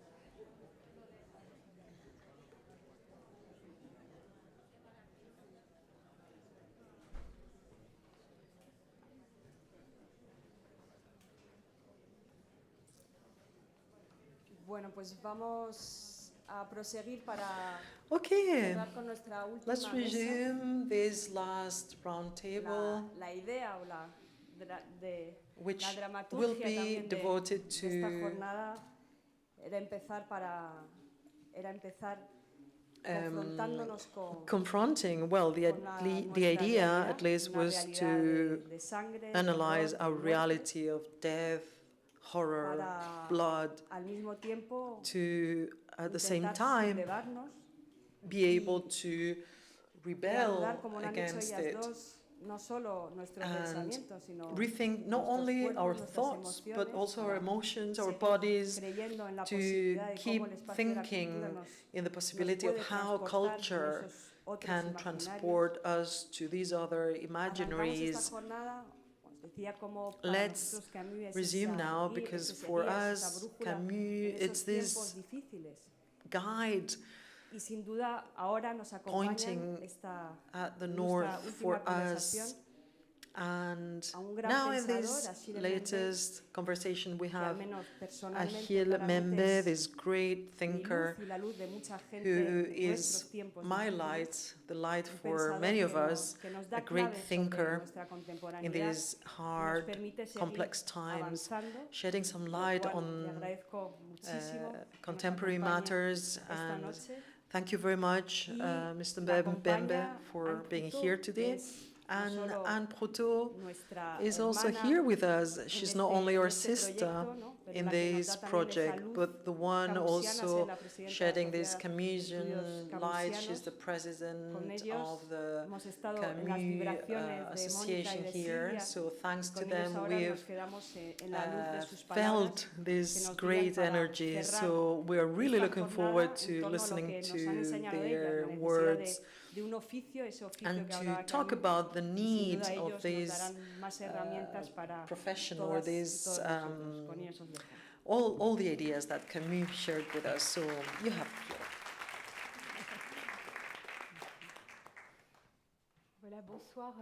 Vous m'entendez bien? Good evening. Can you hear me okay? Bonsoir à tous. Good evening, everyone. Good afternoon. I feel really happy. I feel vraiment, really every year I feel so grateful and happy to enjoy the richness of our exchanges. It's a great present to have Achille.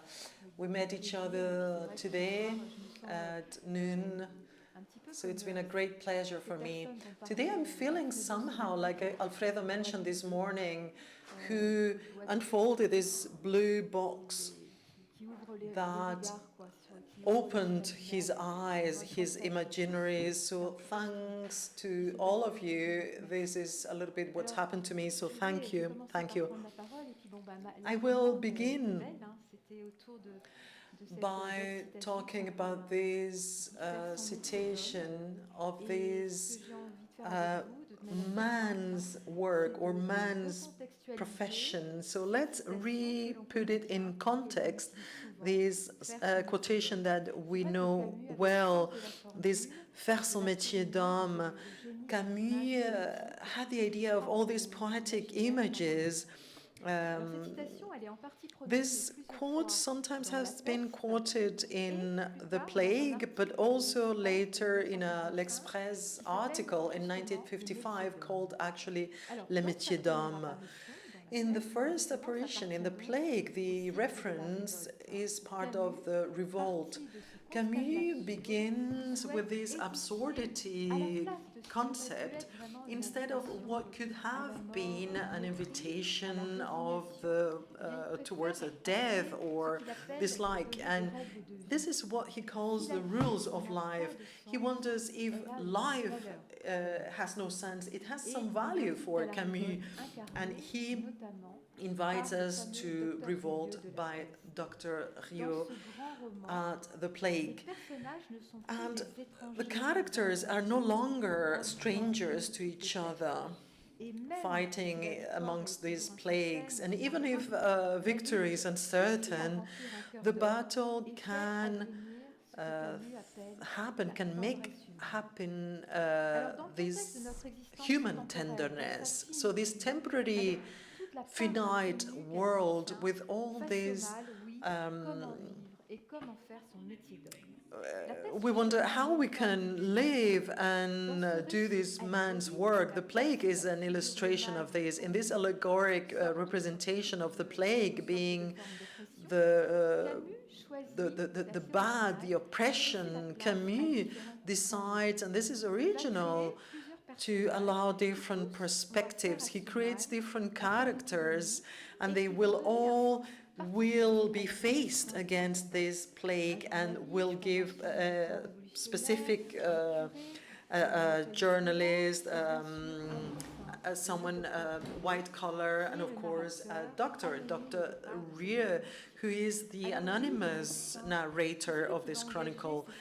The doctor will compromise his forces, and he says to use the right words, to call things by its names, and the plague, when it has been identified. And at the end of chapter 2, Doctor, he talks with Rambert, the journalist who was in Paris to find out about their living conditions. And Rambert actually, in this moment in the novel, considers the selfishness, and he wonders whether it's really worth sacrificing oneself towards an idea. And I cite the plague. He's actually right indeed, because what Rambert is going to do is to abandon this village abandoned by the plague, to join the woman he loves. But then afterwards, it's necessary for me to say that it's not about selfishness, it's about being honest. It could be something that makes you laugh, but the only way to fight, to battle the plague, is honesty. What is honesty, says Rambert? I don't know what it is, generally speaking, but in my case, I know that it consists in doing my work, my profession. So it's not about being happy, but to do your work, a man's work, which is whatever it is, whatever it takes. And it's difficult to define honesty, but we understand that it's being based on the fact that you do your work in a proper manner, whether you're a doctor to play your role. And for Rieu, it means to reduce arithmetically the pain in a rational manner, but it means that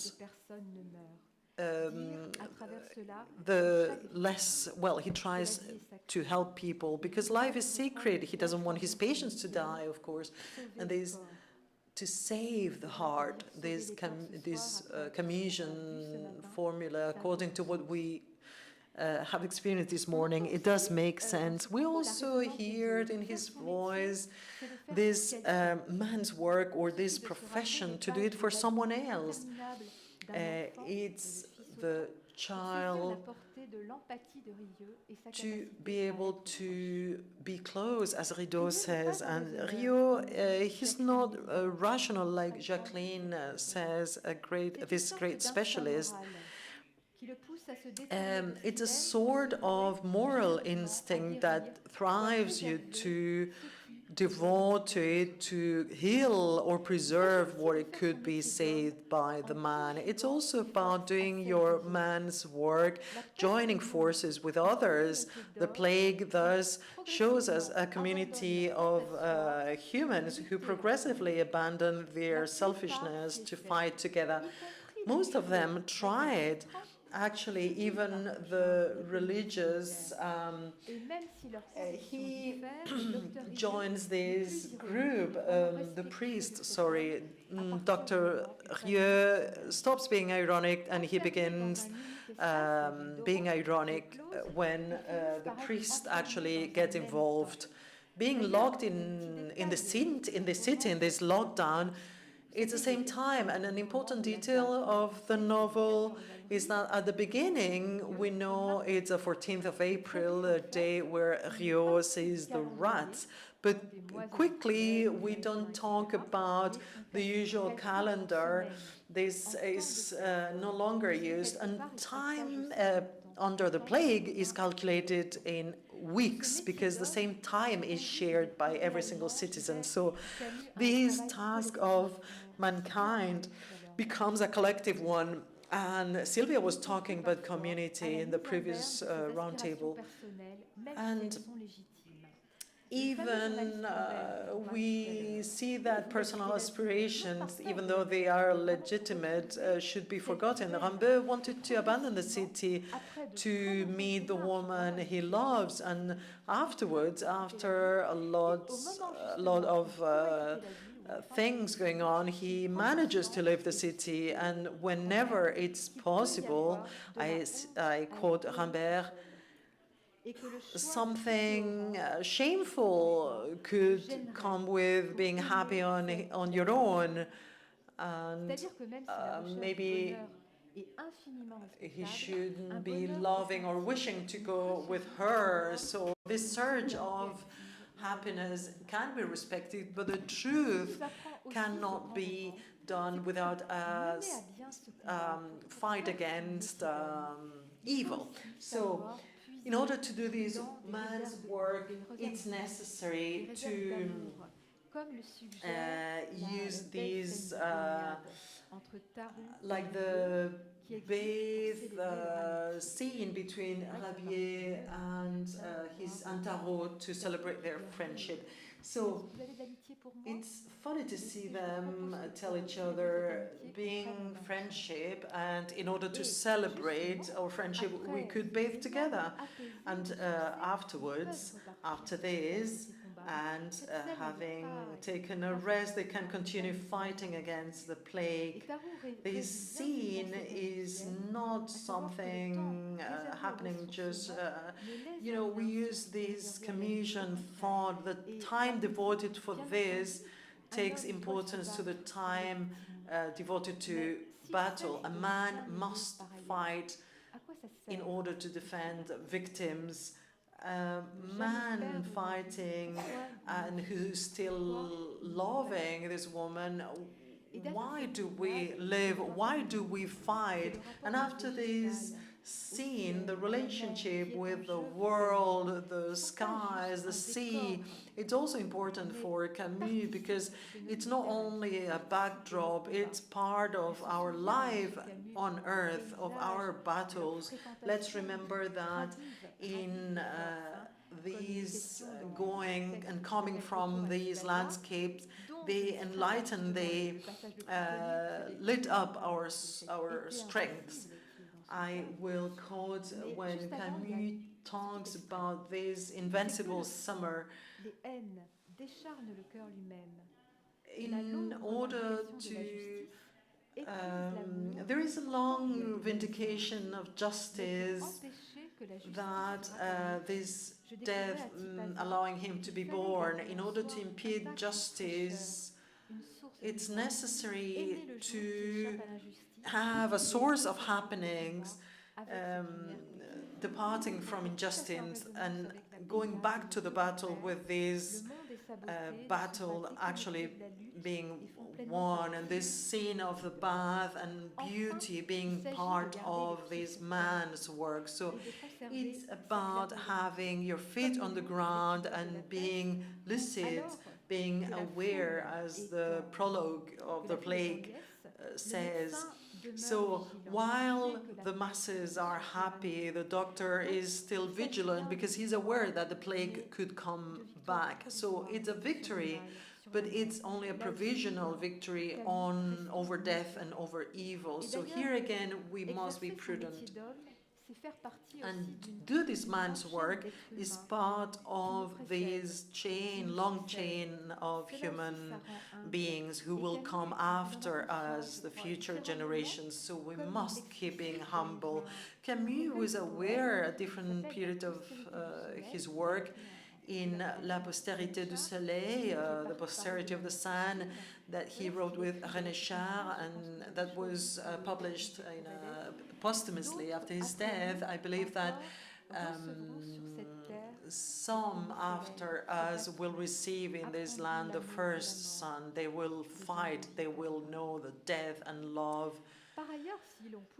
And this longing for life is adorable. If I could imagine that man's work was reserved for an elite, we could mention a fragment of the plague that extends this concept to everyone. Here you will see that manual work is put in value. I quote, "The doctor opened the window and the noise of the city came back. We could hear this noise from the city. It was the certainty of everyday's work task. The rest were non-important movement and sounds. The most important thing was to do his work properly."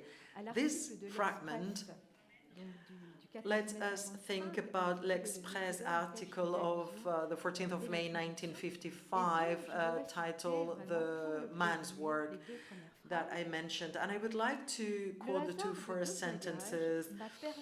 The coincidence of two trips allowed me to meet with a couple of weeks of difference, men who were happy with what they did. It was weird, but they were French.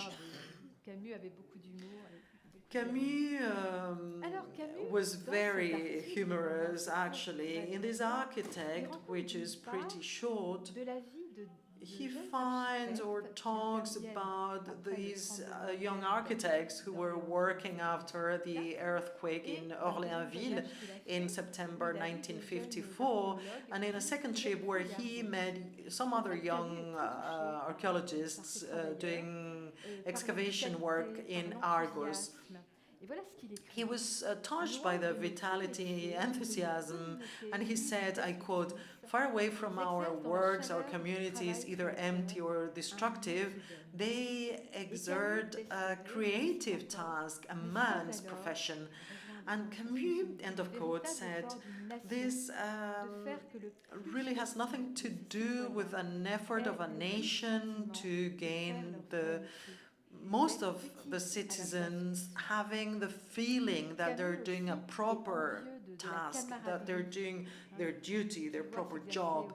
And Camus thought that this companionship amongst these workers has almost disappeared, because when we talk about companionship amongst colleagues, works, sheds light on the idea of happiness, you know.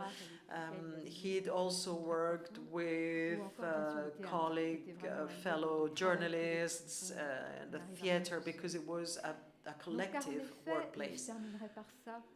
And let's finish. For Camus, this man's work, his own, was confused with these big language building activity, as he liked to say. So building this language of becoming an artist. This is the denomination that Camus preferred, being an artist.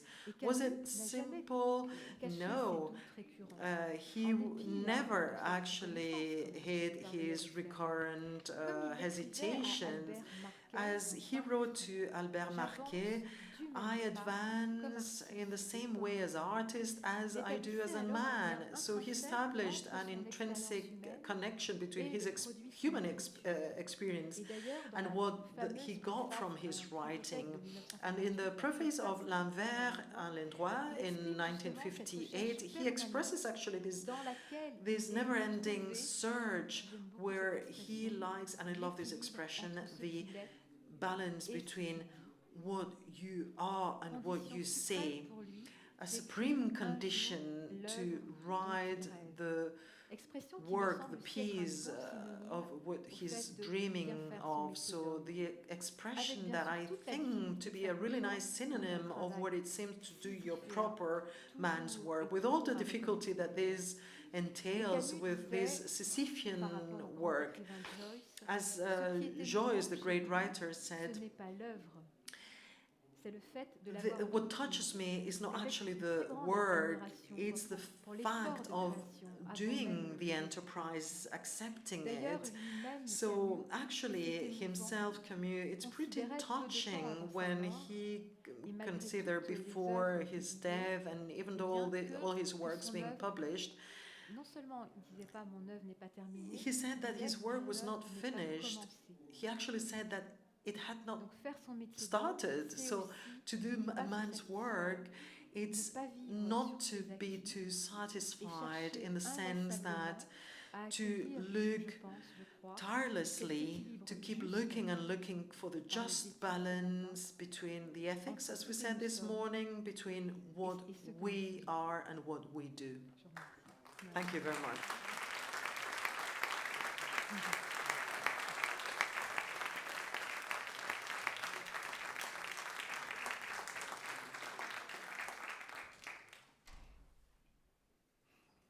Alors, je voudrais vraiment dire merci à tout le monde, would like to thank everybody, à ceux et celles qui nous ont rassemblés ici. all those who are responsible for us being Ce here. matin, je vis un grand moment Since de this respiration. morning, I'm living a very important moment. It seems that we're taking some respite. And I have the impression, maybe not that I'm born again, but Être porté par I quelque have the chose qui me impression that dépasse. something is Et, carrying me. I'm being et carried toutes by les something that interventions de is ce matin, toutes les greater formes than me. d'intelligence And all the interventions qui ont été this convoquées morning, pour all these partager forms avec of nous, intelligence that have en gathered termes de here to réflexion, share faites reflections, depuis que l'on est là, all the reflections that have been tout cela shared est since the beginning, all of this une immense célébration, pas seulement de is an l'esprit, immense celebration, une not manifestation de only ce to que the Camus soul, but appelait also justement the manifestation of faire son what métier, Camus would call je dirais, d'humain. make your job, make your Et work je suis as a human, très content I would aussi say. de rencontrer Anne. And J'ai l'impression I'm very happy qu'on to se connaît meet depuis très Anne. longtemps. I have the Et c'est impression vrai que that j'ai we lu, have got to know each other for a quelques-uns de long vos time. travaux. Actually, Et I have hier dans la read nuit, some of Anne effectivement, je Proulx's relisais, works. cet And article paru dans l'Express, yesterday night, I was faire reading son this métier article d'homme. in the Express Je magazine, dirais faire son métier which d'humain, was entitled To Do parler a avec Man's Work, to l'esprit do de the ce temps. man's work as a human being. Et donc, je suis très content aussi que tu And I'm also very happy nous aies ramené au terme de that cette journée you have à Camus. brought Et à us son back texte, to the topic, to parole. Camus, and to his text and his words. Un certain nombre d'éléments que tu as mis en avant. There are certain things that L'invitation you à la have put révolte. forward. It's the invitation to Le revolt, refus de la résignation. but also the rejection of Le fait que resignation. la victoire, elle The était fact certaine. that victory was On ne peut pas certain. la garantir. Sorry, victory was uncertain Le and fait cannot aussi be que guaranteed. à travers ce labeur The interminable, fact also that through this relentless une work, certaine forme du cœur there's émerge, qu'il appelle un a cœur d'homme, form of the heart which emerges, qui est and it's caractérisé the heart par of a man. It's a man's heart, and par la it's tendresse, characterized by mais aussi par ten- l'amour du monde. by tenderness, Et and on peut also effectivement se the poser love cette question, for savoir men. qu'en est-il So aujourd'hui one can wonder, where are de we l'amour du in monde. all of this today? Après avoir Where écouté is ce que l'on a the écouté love of the au world courant de la journée. after having heard what we heard during the day? Je crois aussi très important ce que tu as souligné et qui a trait à I also l'effort de think création. what you underlined is Mais very aussi pour important nous autres regarding qui the efforts of venons de cette partie du creation. monde, You know, souvent for all those of us who come from condamnés this à la marge, side of the world who is doomed to live at the margin. You know, there's this notion of the reserve of life, a kind of a basin of life. All of this at a moment where there are great forces which are aligned in order to drain these forms of life, in order to exhaust these forms of life. So the thing is, how to handle all of this, how to cope with all of this, and how to make the right steps to reconstitute all of this. Trouver quelque part la force de recommencer. And to feel in a certain way that you are strong again to start things over. Because in certain countries where we live, nothing is taken for granted. Everything is just temporary, and you're always led to start again, over and over again. So where are you going to find these forms of life? How are you going to feed these forms of life? How are you going to put them at the service of a kind of vital chain where human beings are part of a very large community where there are ancestors, of course, but there are also those who are going to succeed us, as well as animals and plants and water and trees and so on and so forth.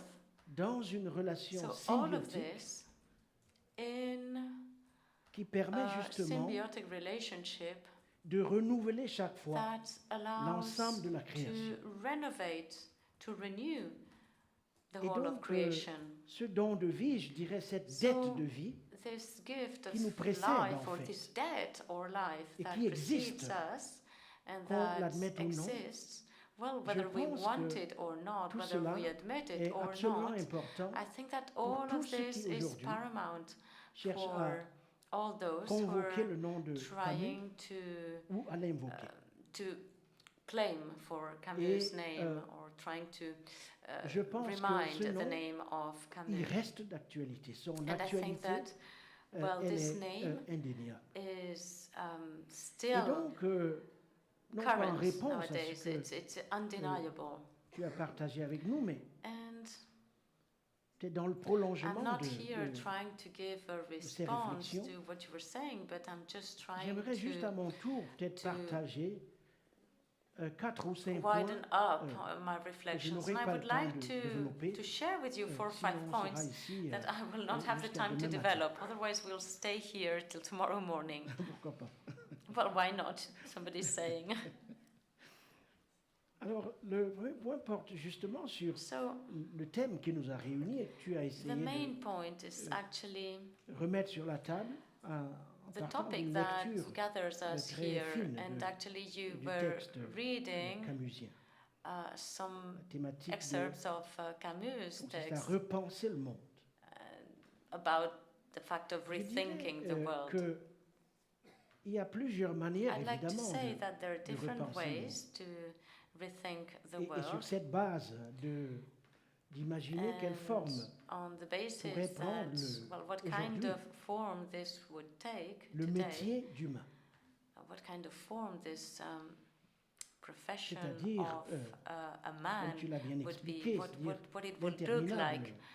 Because you said it very well. There is this relentless work of hominization in terms of, you know, our species with regards to other species.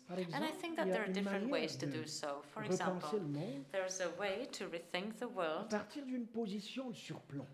from a position Alors la position de surplomb from a hanging position. And this hanging position, or this position where we would overlook, this means, or this takes for granted that the world belongs to us, that we are the owners of the world, if we are taking this position of overlooking. And then it means that the world and its wealth and its resources is there at our service, and that we can use all of that without limits. And then the price to pay to use that ad libitum would be paid by somebody else, but not by us. Je crois que cette manière de repenser le monde, I think that this way elle est of toujours avec nous. rethinking the world Elle a été avec nous et elle is aura au always fond with us. été la marque essentielle And this de notre modernité.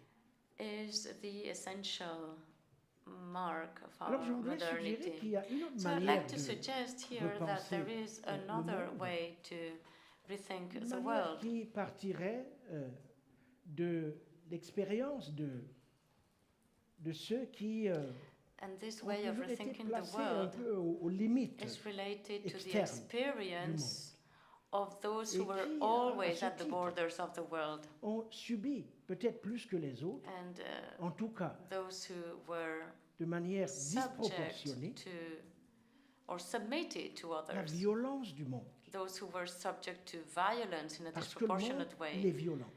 The violence of the world, because the world Il l'a is été, violent. il le reste. The world was violent and it remains violent. Et on peut dire ici sans exagération And we can que say here, without quel a été le cas exaggeration, pendant des siècles that this was the case de for l'Afrique. many centuries. It was the case for Africa for Et je centuries. pense que,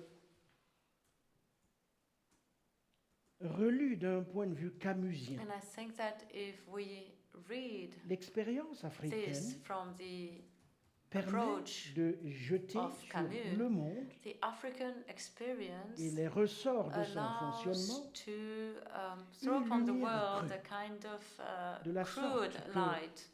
So l'expérience palestinienne, on en a parlé then ce it matin, means that the Palestinian de experience, la for même manière example, and justement we're talking about que this cette this morning, expérience le fait you know, en ce début de siècle. this would be the same experience as many other experiences Elle that we've permet had de at the end porter of sur le last monde century.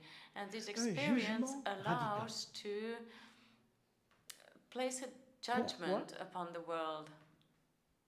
Parce que l'Afrique était un peu And why? la Well, pierre dont parle l'Évangile. just because Africa is the Celle-là qui stone fut from which rejetée the par les evangel bâtisseurs. stems. And it's Mais a kind of elle lake permet that aussi was built d'imaginer les by the contours builders, and we de ce que can pourrait être imagine une as well the politique de la contours résistance. of a kind Camus of parle de politics of resistance. Camus une talks politique de about la revolt, résilience, but I le fait would also like about a d'avoir policy appris of resilience. chaque fois I mean, the recommencer. fact of always Une politique aussi de l'espérance.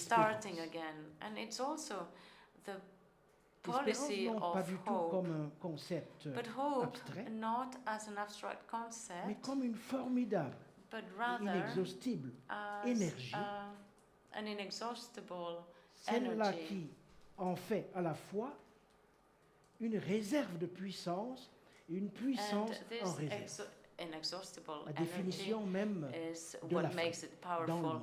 when we talk about Africa in the world.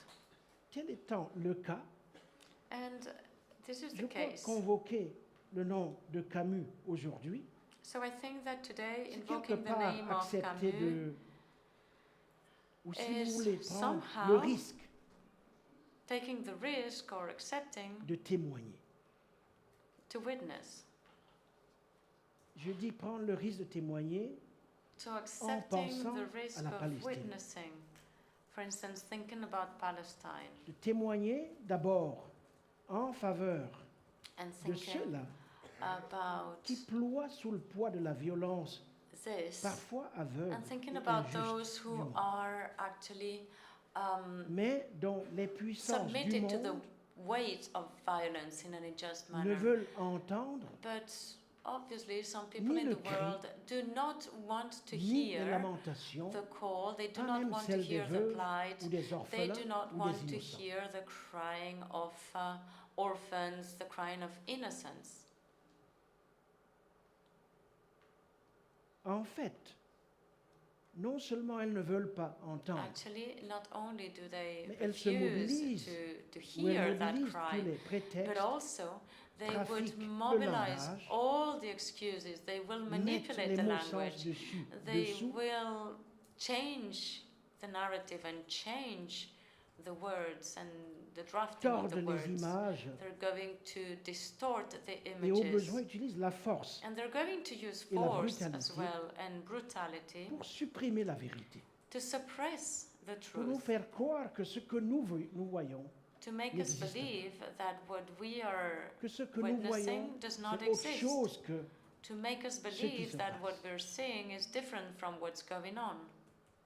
Et donc on parlait aujourd'hui de la Today, langue, des mots qui mentent, we're talking about tuent. the language and the words Qui tuent which évidemment lie des and corps, kill. mais qui tuent And aussi they kill effectivement la vérité. people, but they kill the truth as well. Et donc cette affaire de guerre contre la vérité, So in this je pense que affair of war against the truth, c'est une affaire dont se saisirait Camus I s'il think était that encore avec this nous. is something that Camus would like to fight Pourquoi if le he was still témoignage alive. est important? So why Parce is que it important to dans un witness? contexte où la raison instrumentale Because in a tend à context faire where de la instrumental raison reason substantive makes un seul substantive outil de reason destruction, a single tool for témoigner destruction, peut être well then considéré witnessing comme la forme would ultime be de the manifestation, ultimate fashion of sinon de la manifestation. vérité, du moins de son esprit. Well, to de l'esprit de manifest vérité. the truth, or at least the spirit of the Et je truth. pense que retrouver aujourd'hui So les chemins, les I think sentiers that en direction de finding cet esprit de vérité the path towards est une this idea of des truth, conditions absolument well, this is indispensables one of pour the main conditions l'habitabilité même de notre planète to et la live in the reproduction planet de la vie sur and le to long terme. reproduce life on the long term. Je voudrais maintenant terminer avec And I would like now to peut-être deux ou finish trois autres observations with maybe 2 or assez brèves. 3 very short reflections. Il m'a été donné la chance au cours des dernières années Now I had the chance de in previous être years impliqué dans des actions très concrètes to get en Afrique involved in many specific qui actions visent à in Africa relancer l'agenda that démocratique sur le aim continent. at relaunching the democratic agenda in the continent. L'agenda démocratique, c'est-à-dire The democratic agenda. la formulation d'un projet I'm referring here to the formulation of a project qui aille au-delà de la démocratie that électorale, goes beyond au-delà electoral democracy des procédures and that goes et beyond vers une procedures démocratie, je te disais and that substantive goes et tu me corrigeais towards dans a le dire, tu substantive disais democracy substantielle. and even substantial democracy, if I may say. Par quoi tu m'as demandé qu'est-ce que ça veut dire. And you were asking me how or through what? Et je te répondais en disant une And I was démocratie thinking, qui It's a democracy s'attaque consciemment, méthodiquement et délibérément that will attack à un ensemble methodically de and deliberately conditions matérielles sans lesquelles a la set vie of est material impossible. conditions without which life is not De l'eau possible. potable, For instance, drinking de la water nourriture, or food des vêtements, or éducation, clothing, education, un lopin de terre, some land, a piece une of parole land, libre des femmes, also the freedom cercles de of soins. speech for women, etc., etc. and other spaces for oneself and things like L'accès this, aux moyens or d'existence access to a means en considération du of fait que subsistence. le prix de la vie, And of il course, est le même the pour price tous. of life is the same for Et qu'une us. dette de vie And a nous debt lie of les life uns aux autres avant même relates que nous us naissions. all, even before we're born. Et j'ajoutais And I would like to une add démocratie qui that a s'attaque democracy à that la question du sens attacks the et des issue significations. of the sense and the Une meaning, démocratie a democracy qui réduit l'écart that will reduce aujourd'hui planétaire entre the planetary gap les activités de between production des outils production activities and et tools les activités de production and des production symboles. activities and Parce que symbols. la torsion Because de la langue, la destruction de la raison, Distortion of language and the qui destruction se manifeste of reason dans les atrocités that et is les crimes d'État manifested in dont atrocities certains and in été faits state ce matin. crimes, and some of Tout the cela, state crimes have been à sa denounced base this se morning. trouve justement Well, all of this cet éloignement, cet écart entre is la production des outils very much et la production des symboles. the manifestation of this gap between Et the enfin, production une of tools and the démocratie manifestation of symbols. S'attaque And à then la grande question there's this de ceci, democracy that c'est-à-dire tackles with the great issue of the century. l'épuisement de la terre avec T majuscule It's et sa combustion. the exhaustion of the earth and the combustion Tout of the cela earth. qui remet en question justement And all of this, les possibilités pour all of des this millions de is gens questioned, and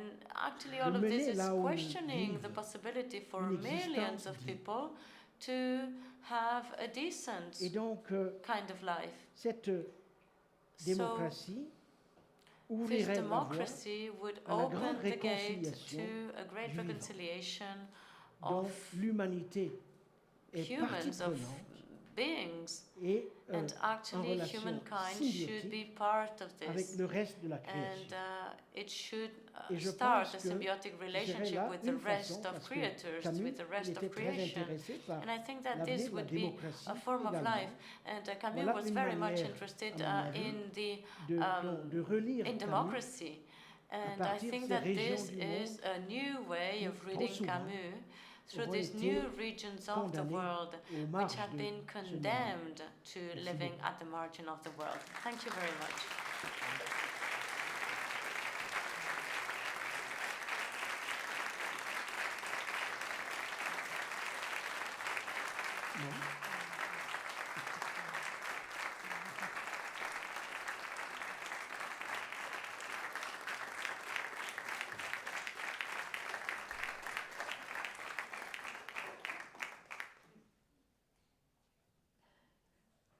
On a du temps encore. Moi, je voulais bien te poser, enfin, justement, te redonner. I would really like to give you the floor again because I find it amazing that you're here. You've spent a long period of and years of your life thinking, rethinking, writing, reflecting. You're also a professor at several universities. This that you are trying to say now, I guess the most important aspect for you as your human profession, your work, I wonder, could you let us know what you do?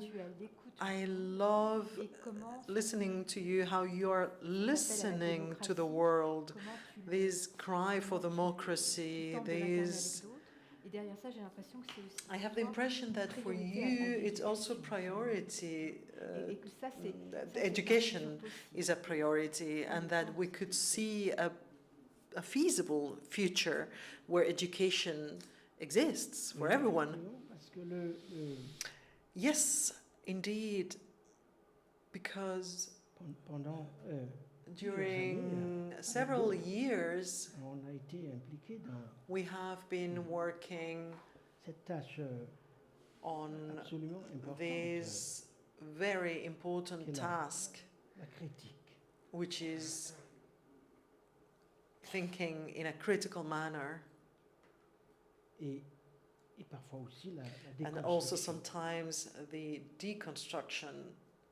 C'est une tâche absolument importante. It's a fundamental task because le moment que nous vivons, the moment we're living in, qui est caractérisé quelque part par which une is escalade somehow technologique sans characterized by an unprecedented digital vécu une telle période world. We have dans never, l'histoire as de l'humanité, mankind, lived avec la such a multiplication period des with the artefacts, mushrooming of artifacts, tentation de this temptation of répondre à answering la grande question de l'intelligence. to Qu'est-ce que the great l'intelligence? question of what is intelligence, Et les effets de mutation anthropologique qui ont and découlent, these parce que anthropological mutations that entail, that this à quoi nous entails. sommes en train d'assister, c'est à l'apparition We are witnessing forme the appearance of a new form Ce of n'est pas l'humain du humans. 18e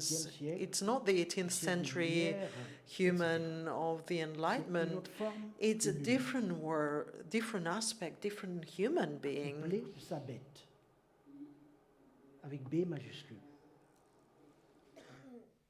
Et donc, une partie de Coupled with its caractère beast, pervers de ce processus, with this perverse décérébrer nature of this process, beaucoup de gens. removing the brain Et donc, to millions la or tâche hundreds de of people. So réarmement de la pensée, this et surtout de la pensée rearmament critique, of the critical thinking par le recours à toutes les by formes de l'intelligence, using any means pas and seulement any l'intelligence element of dite intelligence, rationnelle ou scientifique. not only the scientific Tout ce que l'on a rational vu intelligence, but tout à all l'heure we've est là. seen Il y a eu ce chant right qui now. soudain There's est monté this, de cette estrade. En Afrique, on aurait commencé par we ça. have done, On aurait commencé par le chant. Mais voilà, on l'a eu vers la fin. we have Toutes seen ces it with formes this singing, d'intelligence, all these forms of intelligence. leur mobilisation. Cet effort il est And absolument capital. This effort to mobilize all these forms of intelligence is crucial.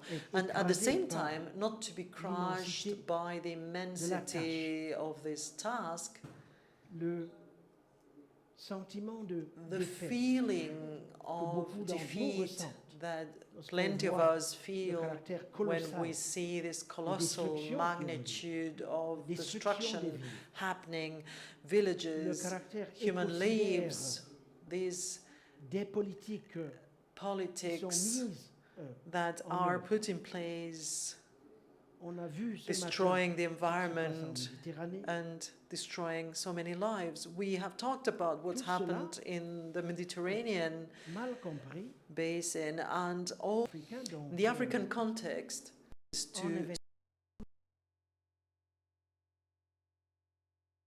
looking les gens se mettent advancing debout in this sur leur path propre genre. where people Ce qui se stand up traduit évidemment on their par own de la feet. recherche, mais de la So recherche ouverte, research, open qui se traduit research, par la which mise en also place de translates communautés into apprenantes, là où having autrefois, learning il y en communities. avait un qui savait et qui enseignait, Before it instruisait was the teacher par teaching également the pupils, but now l'utilisation, it's to la learn mobilisation with peut using certain beaucoup peuvent technologies, effectivement servir because plenty of them could be useful à la libération. to Donc free voilà le petit people. tournant So this is the turning que point, personnellement, dans lequel and I personnellement, et personally, avec beaucoup d'autres très with engagés, many of others, I feel committed to.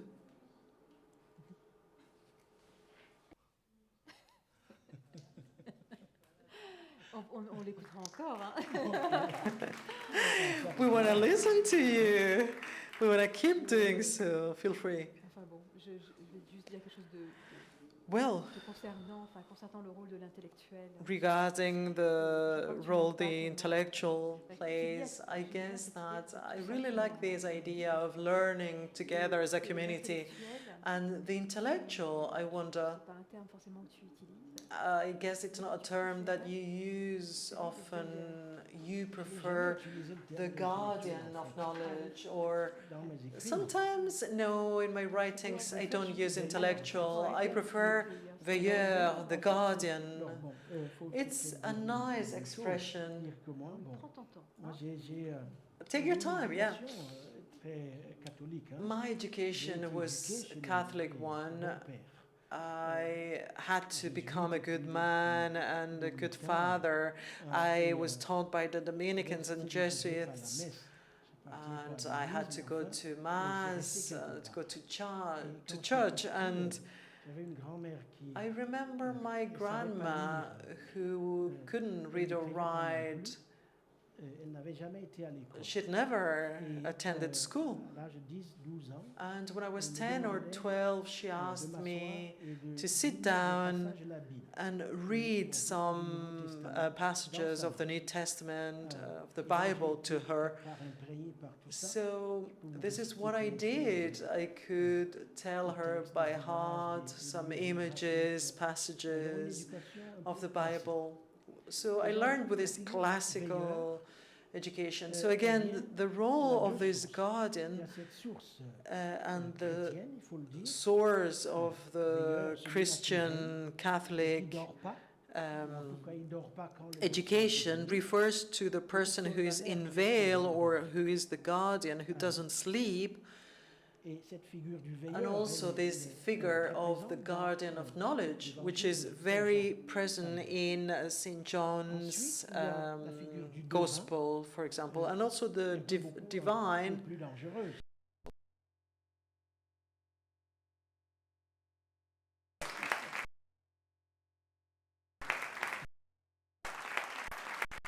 To comment or ask something.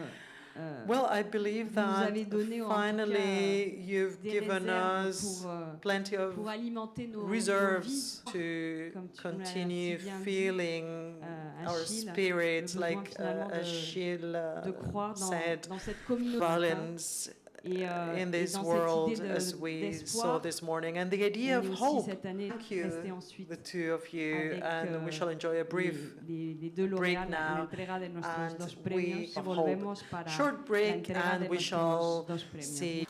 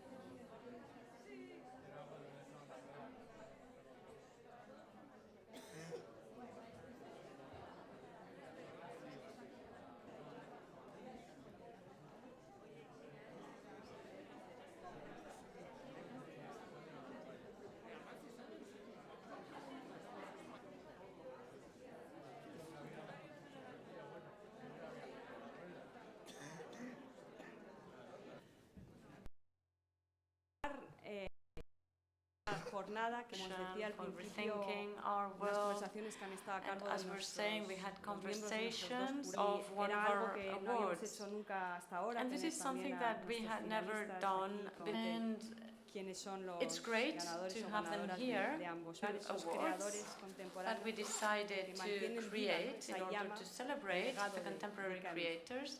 Hoy entregamos Who, this cada fourth personalidad cultural award, que sigue con la Mediterranean estela Award, del Albert compromiso Camus, social camusiano, to a y también figure the first time the en Camusian 2020, por values tanto, of justice and se liberty. impulsó la creación de un Camus Prize or se award trata de un to premio journalism cuando el periodismo from no a está Camus al approach or servicio point of view. de quien hace la historia, sino When those who otras suffer historias que no the story. reciben el foco So que we're se all merecen, aware of all the porque stories. Well, empezar un this proyecto award is y luz precisely sobre to this una kind realidad of works. mejor These works desconocida. before Nuestros are for satélites journalists del who have been Mediterráneo, appointed, nominated expertos y conocedores as del periodismo satellites de of the investigación, Mediterranean. They're y dos ex-candidate projects. We have periodistas 22 incipientes, journalists, todas incipients, ellas and a quienes voices se han ocultado which de los are mapas y que shedding alumbran. light on Este justice premio for lo the victims coordina of María their estos work meses. during these months.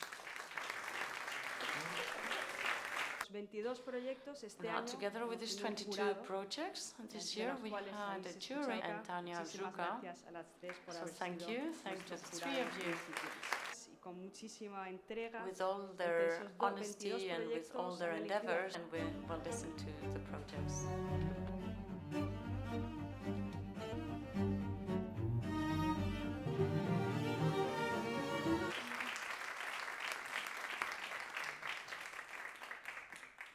Les hemos pedido que presenten So we ask brevemente them.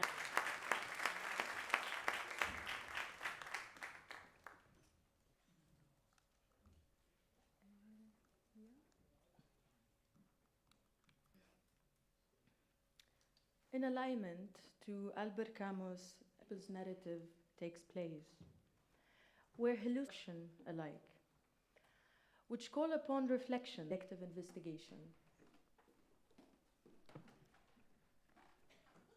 Written to not remain is a temporary evidence or a story, an event, social commentary, or of society's tongues and collective memory. Statements speak straightforward.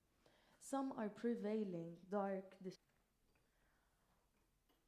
I find those acts of initiation that we will continue writing and engraving the evidence of this era across the Great Sahara, because one media is never enough, 19 onwards. Materials for digital image manipulation engage in the work as an immersive visual projection or exhibition. Moving from the project to a small totalitarian troubles, Tripolitanian treasure, only the fool forgets the falls. Blonde men in tears, frost, and mass mistake on the difference between isolation and preservation. For our mass to civil wars, that was their proxy wars. Africa's duty-free, the graveyard of the Mediterranean, when the songs were stripped of their rhythms and our on the margins, we produced the truth that the armies of friends and mercenaries, friends and comrades, were our hands on ink on wall, we ourselves disappear from. In sequences of reduced political horror, movement is our act of resistance to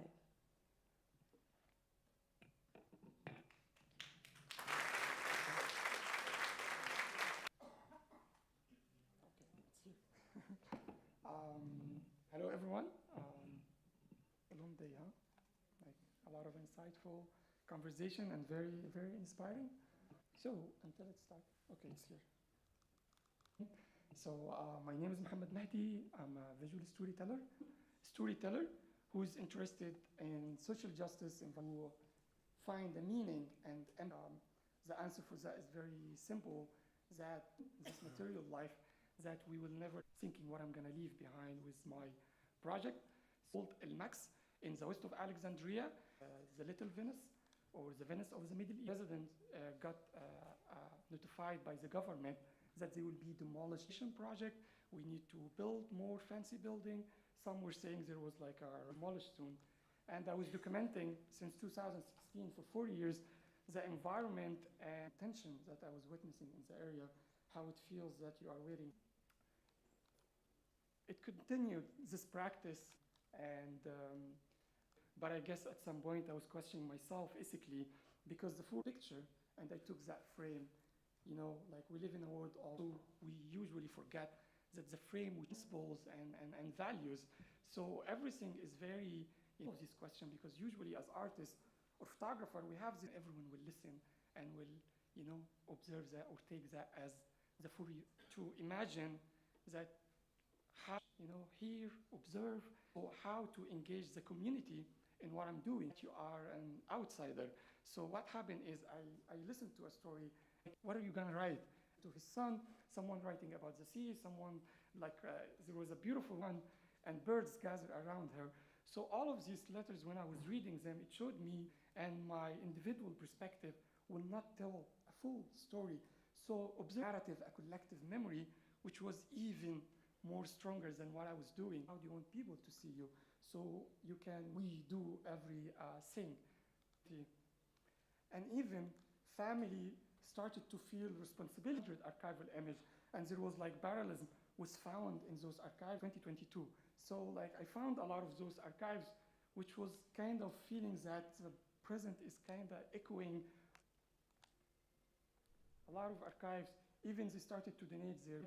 And also what was emotional and in the project that one of the fisher men, he made me, and you feel like when you immerse yourself in a project, you never expect, you know, which was magnificent to see.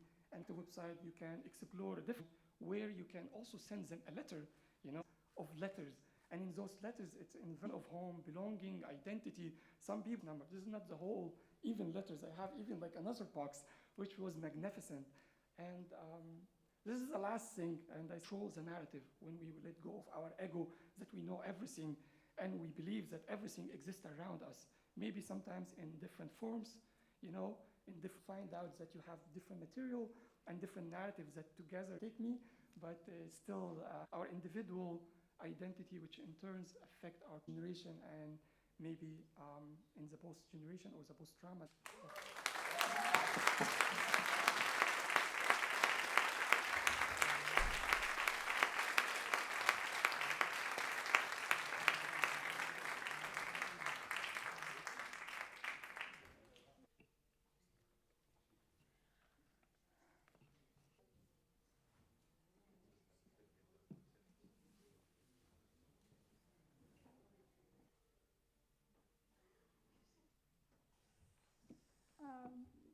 Hello everyone, my name is Tabitha Van Moment.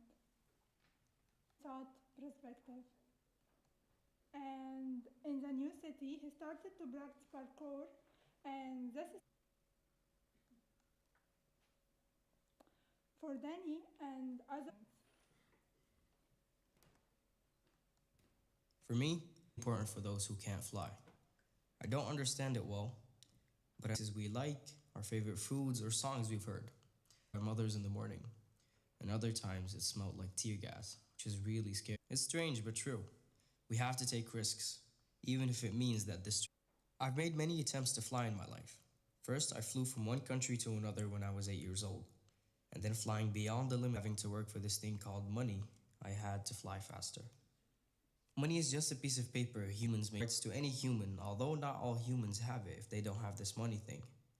That's why I had to. With their bodies, they broke the rules of arms. So I'm mixing photography, hand drawings, coloring, collages.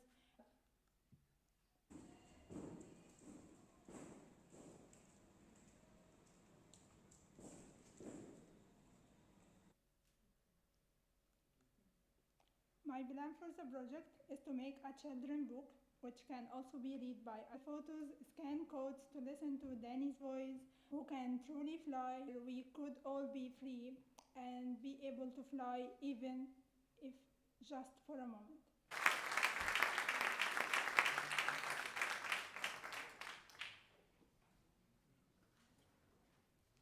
A Carla y a Tania, por favor.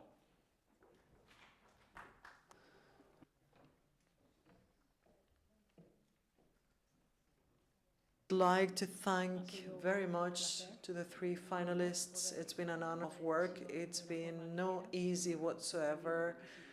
We've fully understood the third award, finding a platform of diffusion of incipient of the jury, made of Carla, Tanya, and I gathered here, Mohammed Mahdi.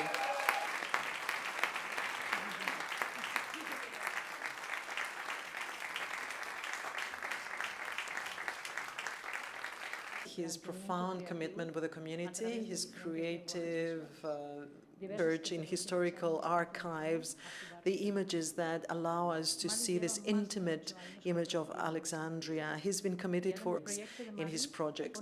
Mahdi's project shows the erosion of little communities, gentrification on cultural identity, migration, etc. He's a storyteller that our conversations in distance were passionate and shall be happening here.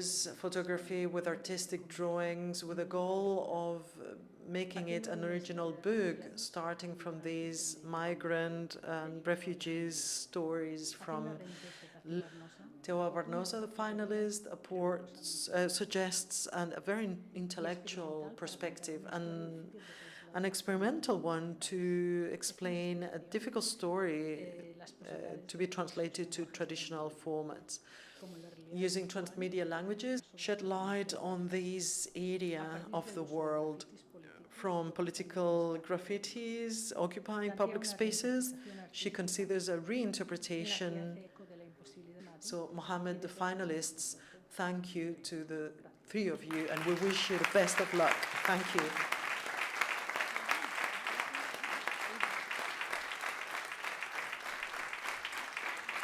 I would like to just add a couple of words. We agonized over this choice, but it was three taking it. This is an ethnography we need, and I know you will do it. Sarah, our souls need your work. Please, magic, continue. And Mahdi, you always have been a star, and I love you. Congratulations.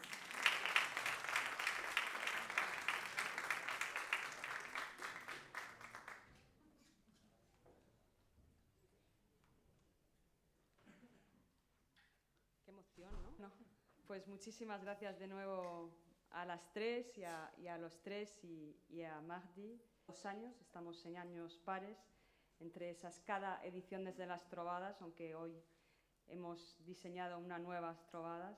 La vida y la obra de un creador o creadora, de un pensador o pensadora contemporáneo, testigo y actor, cualquiera que sea sus ámbitos de reflexión o de creación artística, por el conjunto de su trayectoria. En 2018, el primer Premis Mediterranis Albert Camus, y en 2022 al escritor Mathias Senard. Este premio es un premio único que se entrega a una sola persona cuya obra puede haberse desarrollado, pensamiento o periodismo. Este año nuestro jurado por José Luis Pérez Pont y por Anne Proutot. A ellos 5, un aplauso. Han tenido que elegir a un ganador o una ganadora que ahora nos revelarán entre los siguientes finalistas que ahora vemos en el vídeo y luego seguimos.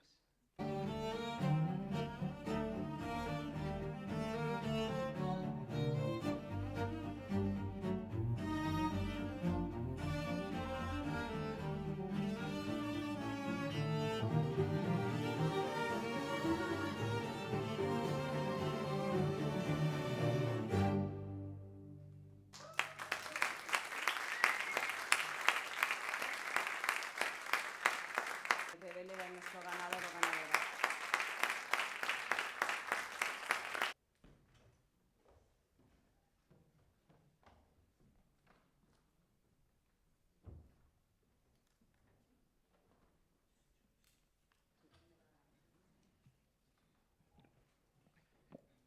La introducción de Sandra y el vídeo ha sido Sandra's introduction and the video of the fourth Albert Camus Mediterranean Javier Gomá, the president, Ms.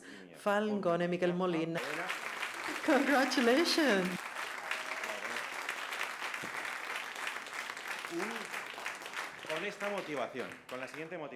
With the following will, Universal's world, opening doors to feasible futures, always respecting the other in a commitment of service to the social justice. As Camus, Alfredo Jar, does not conceive art as, and I quote, solitary pleasure, thousands of people. He also wishes to be loyal as an artist, as his work as a human being.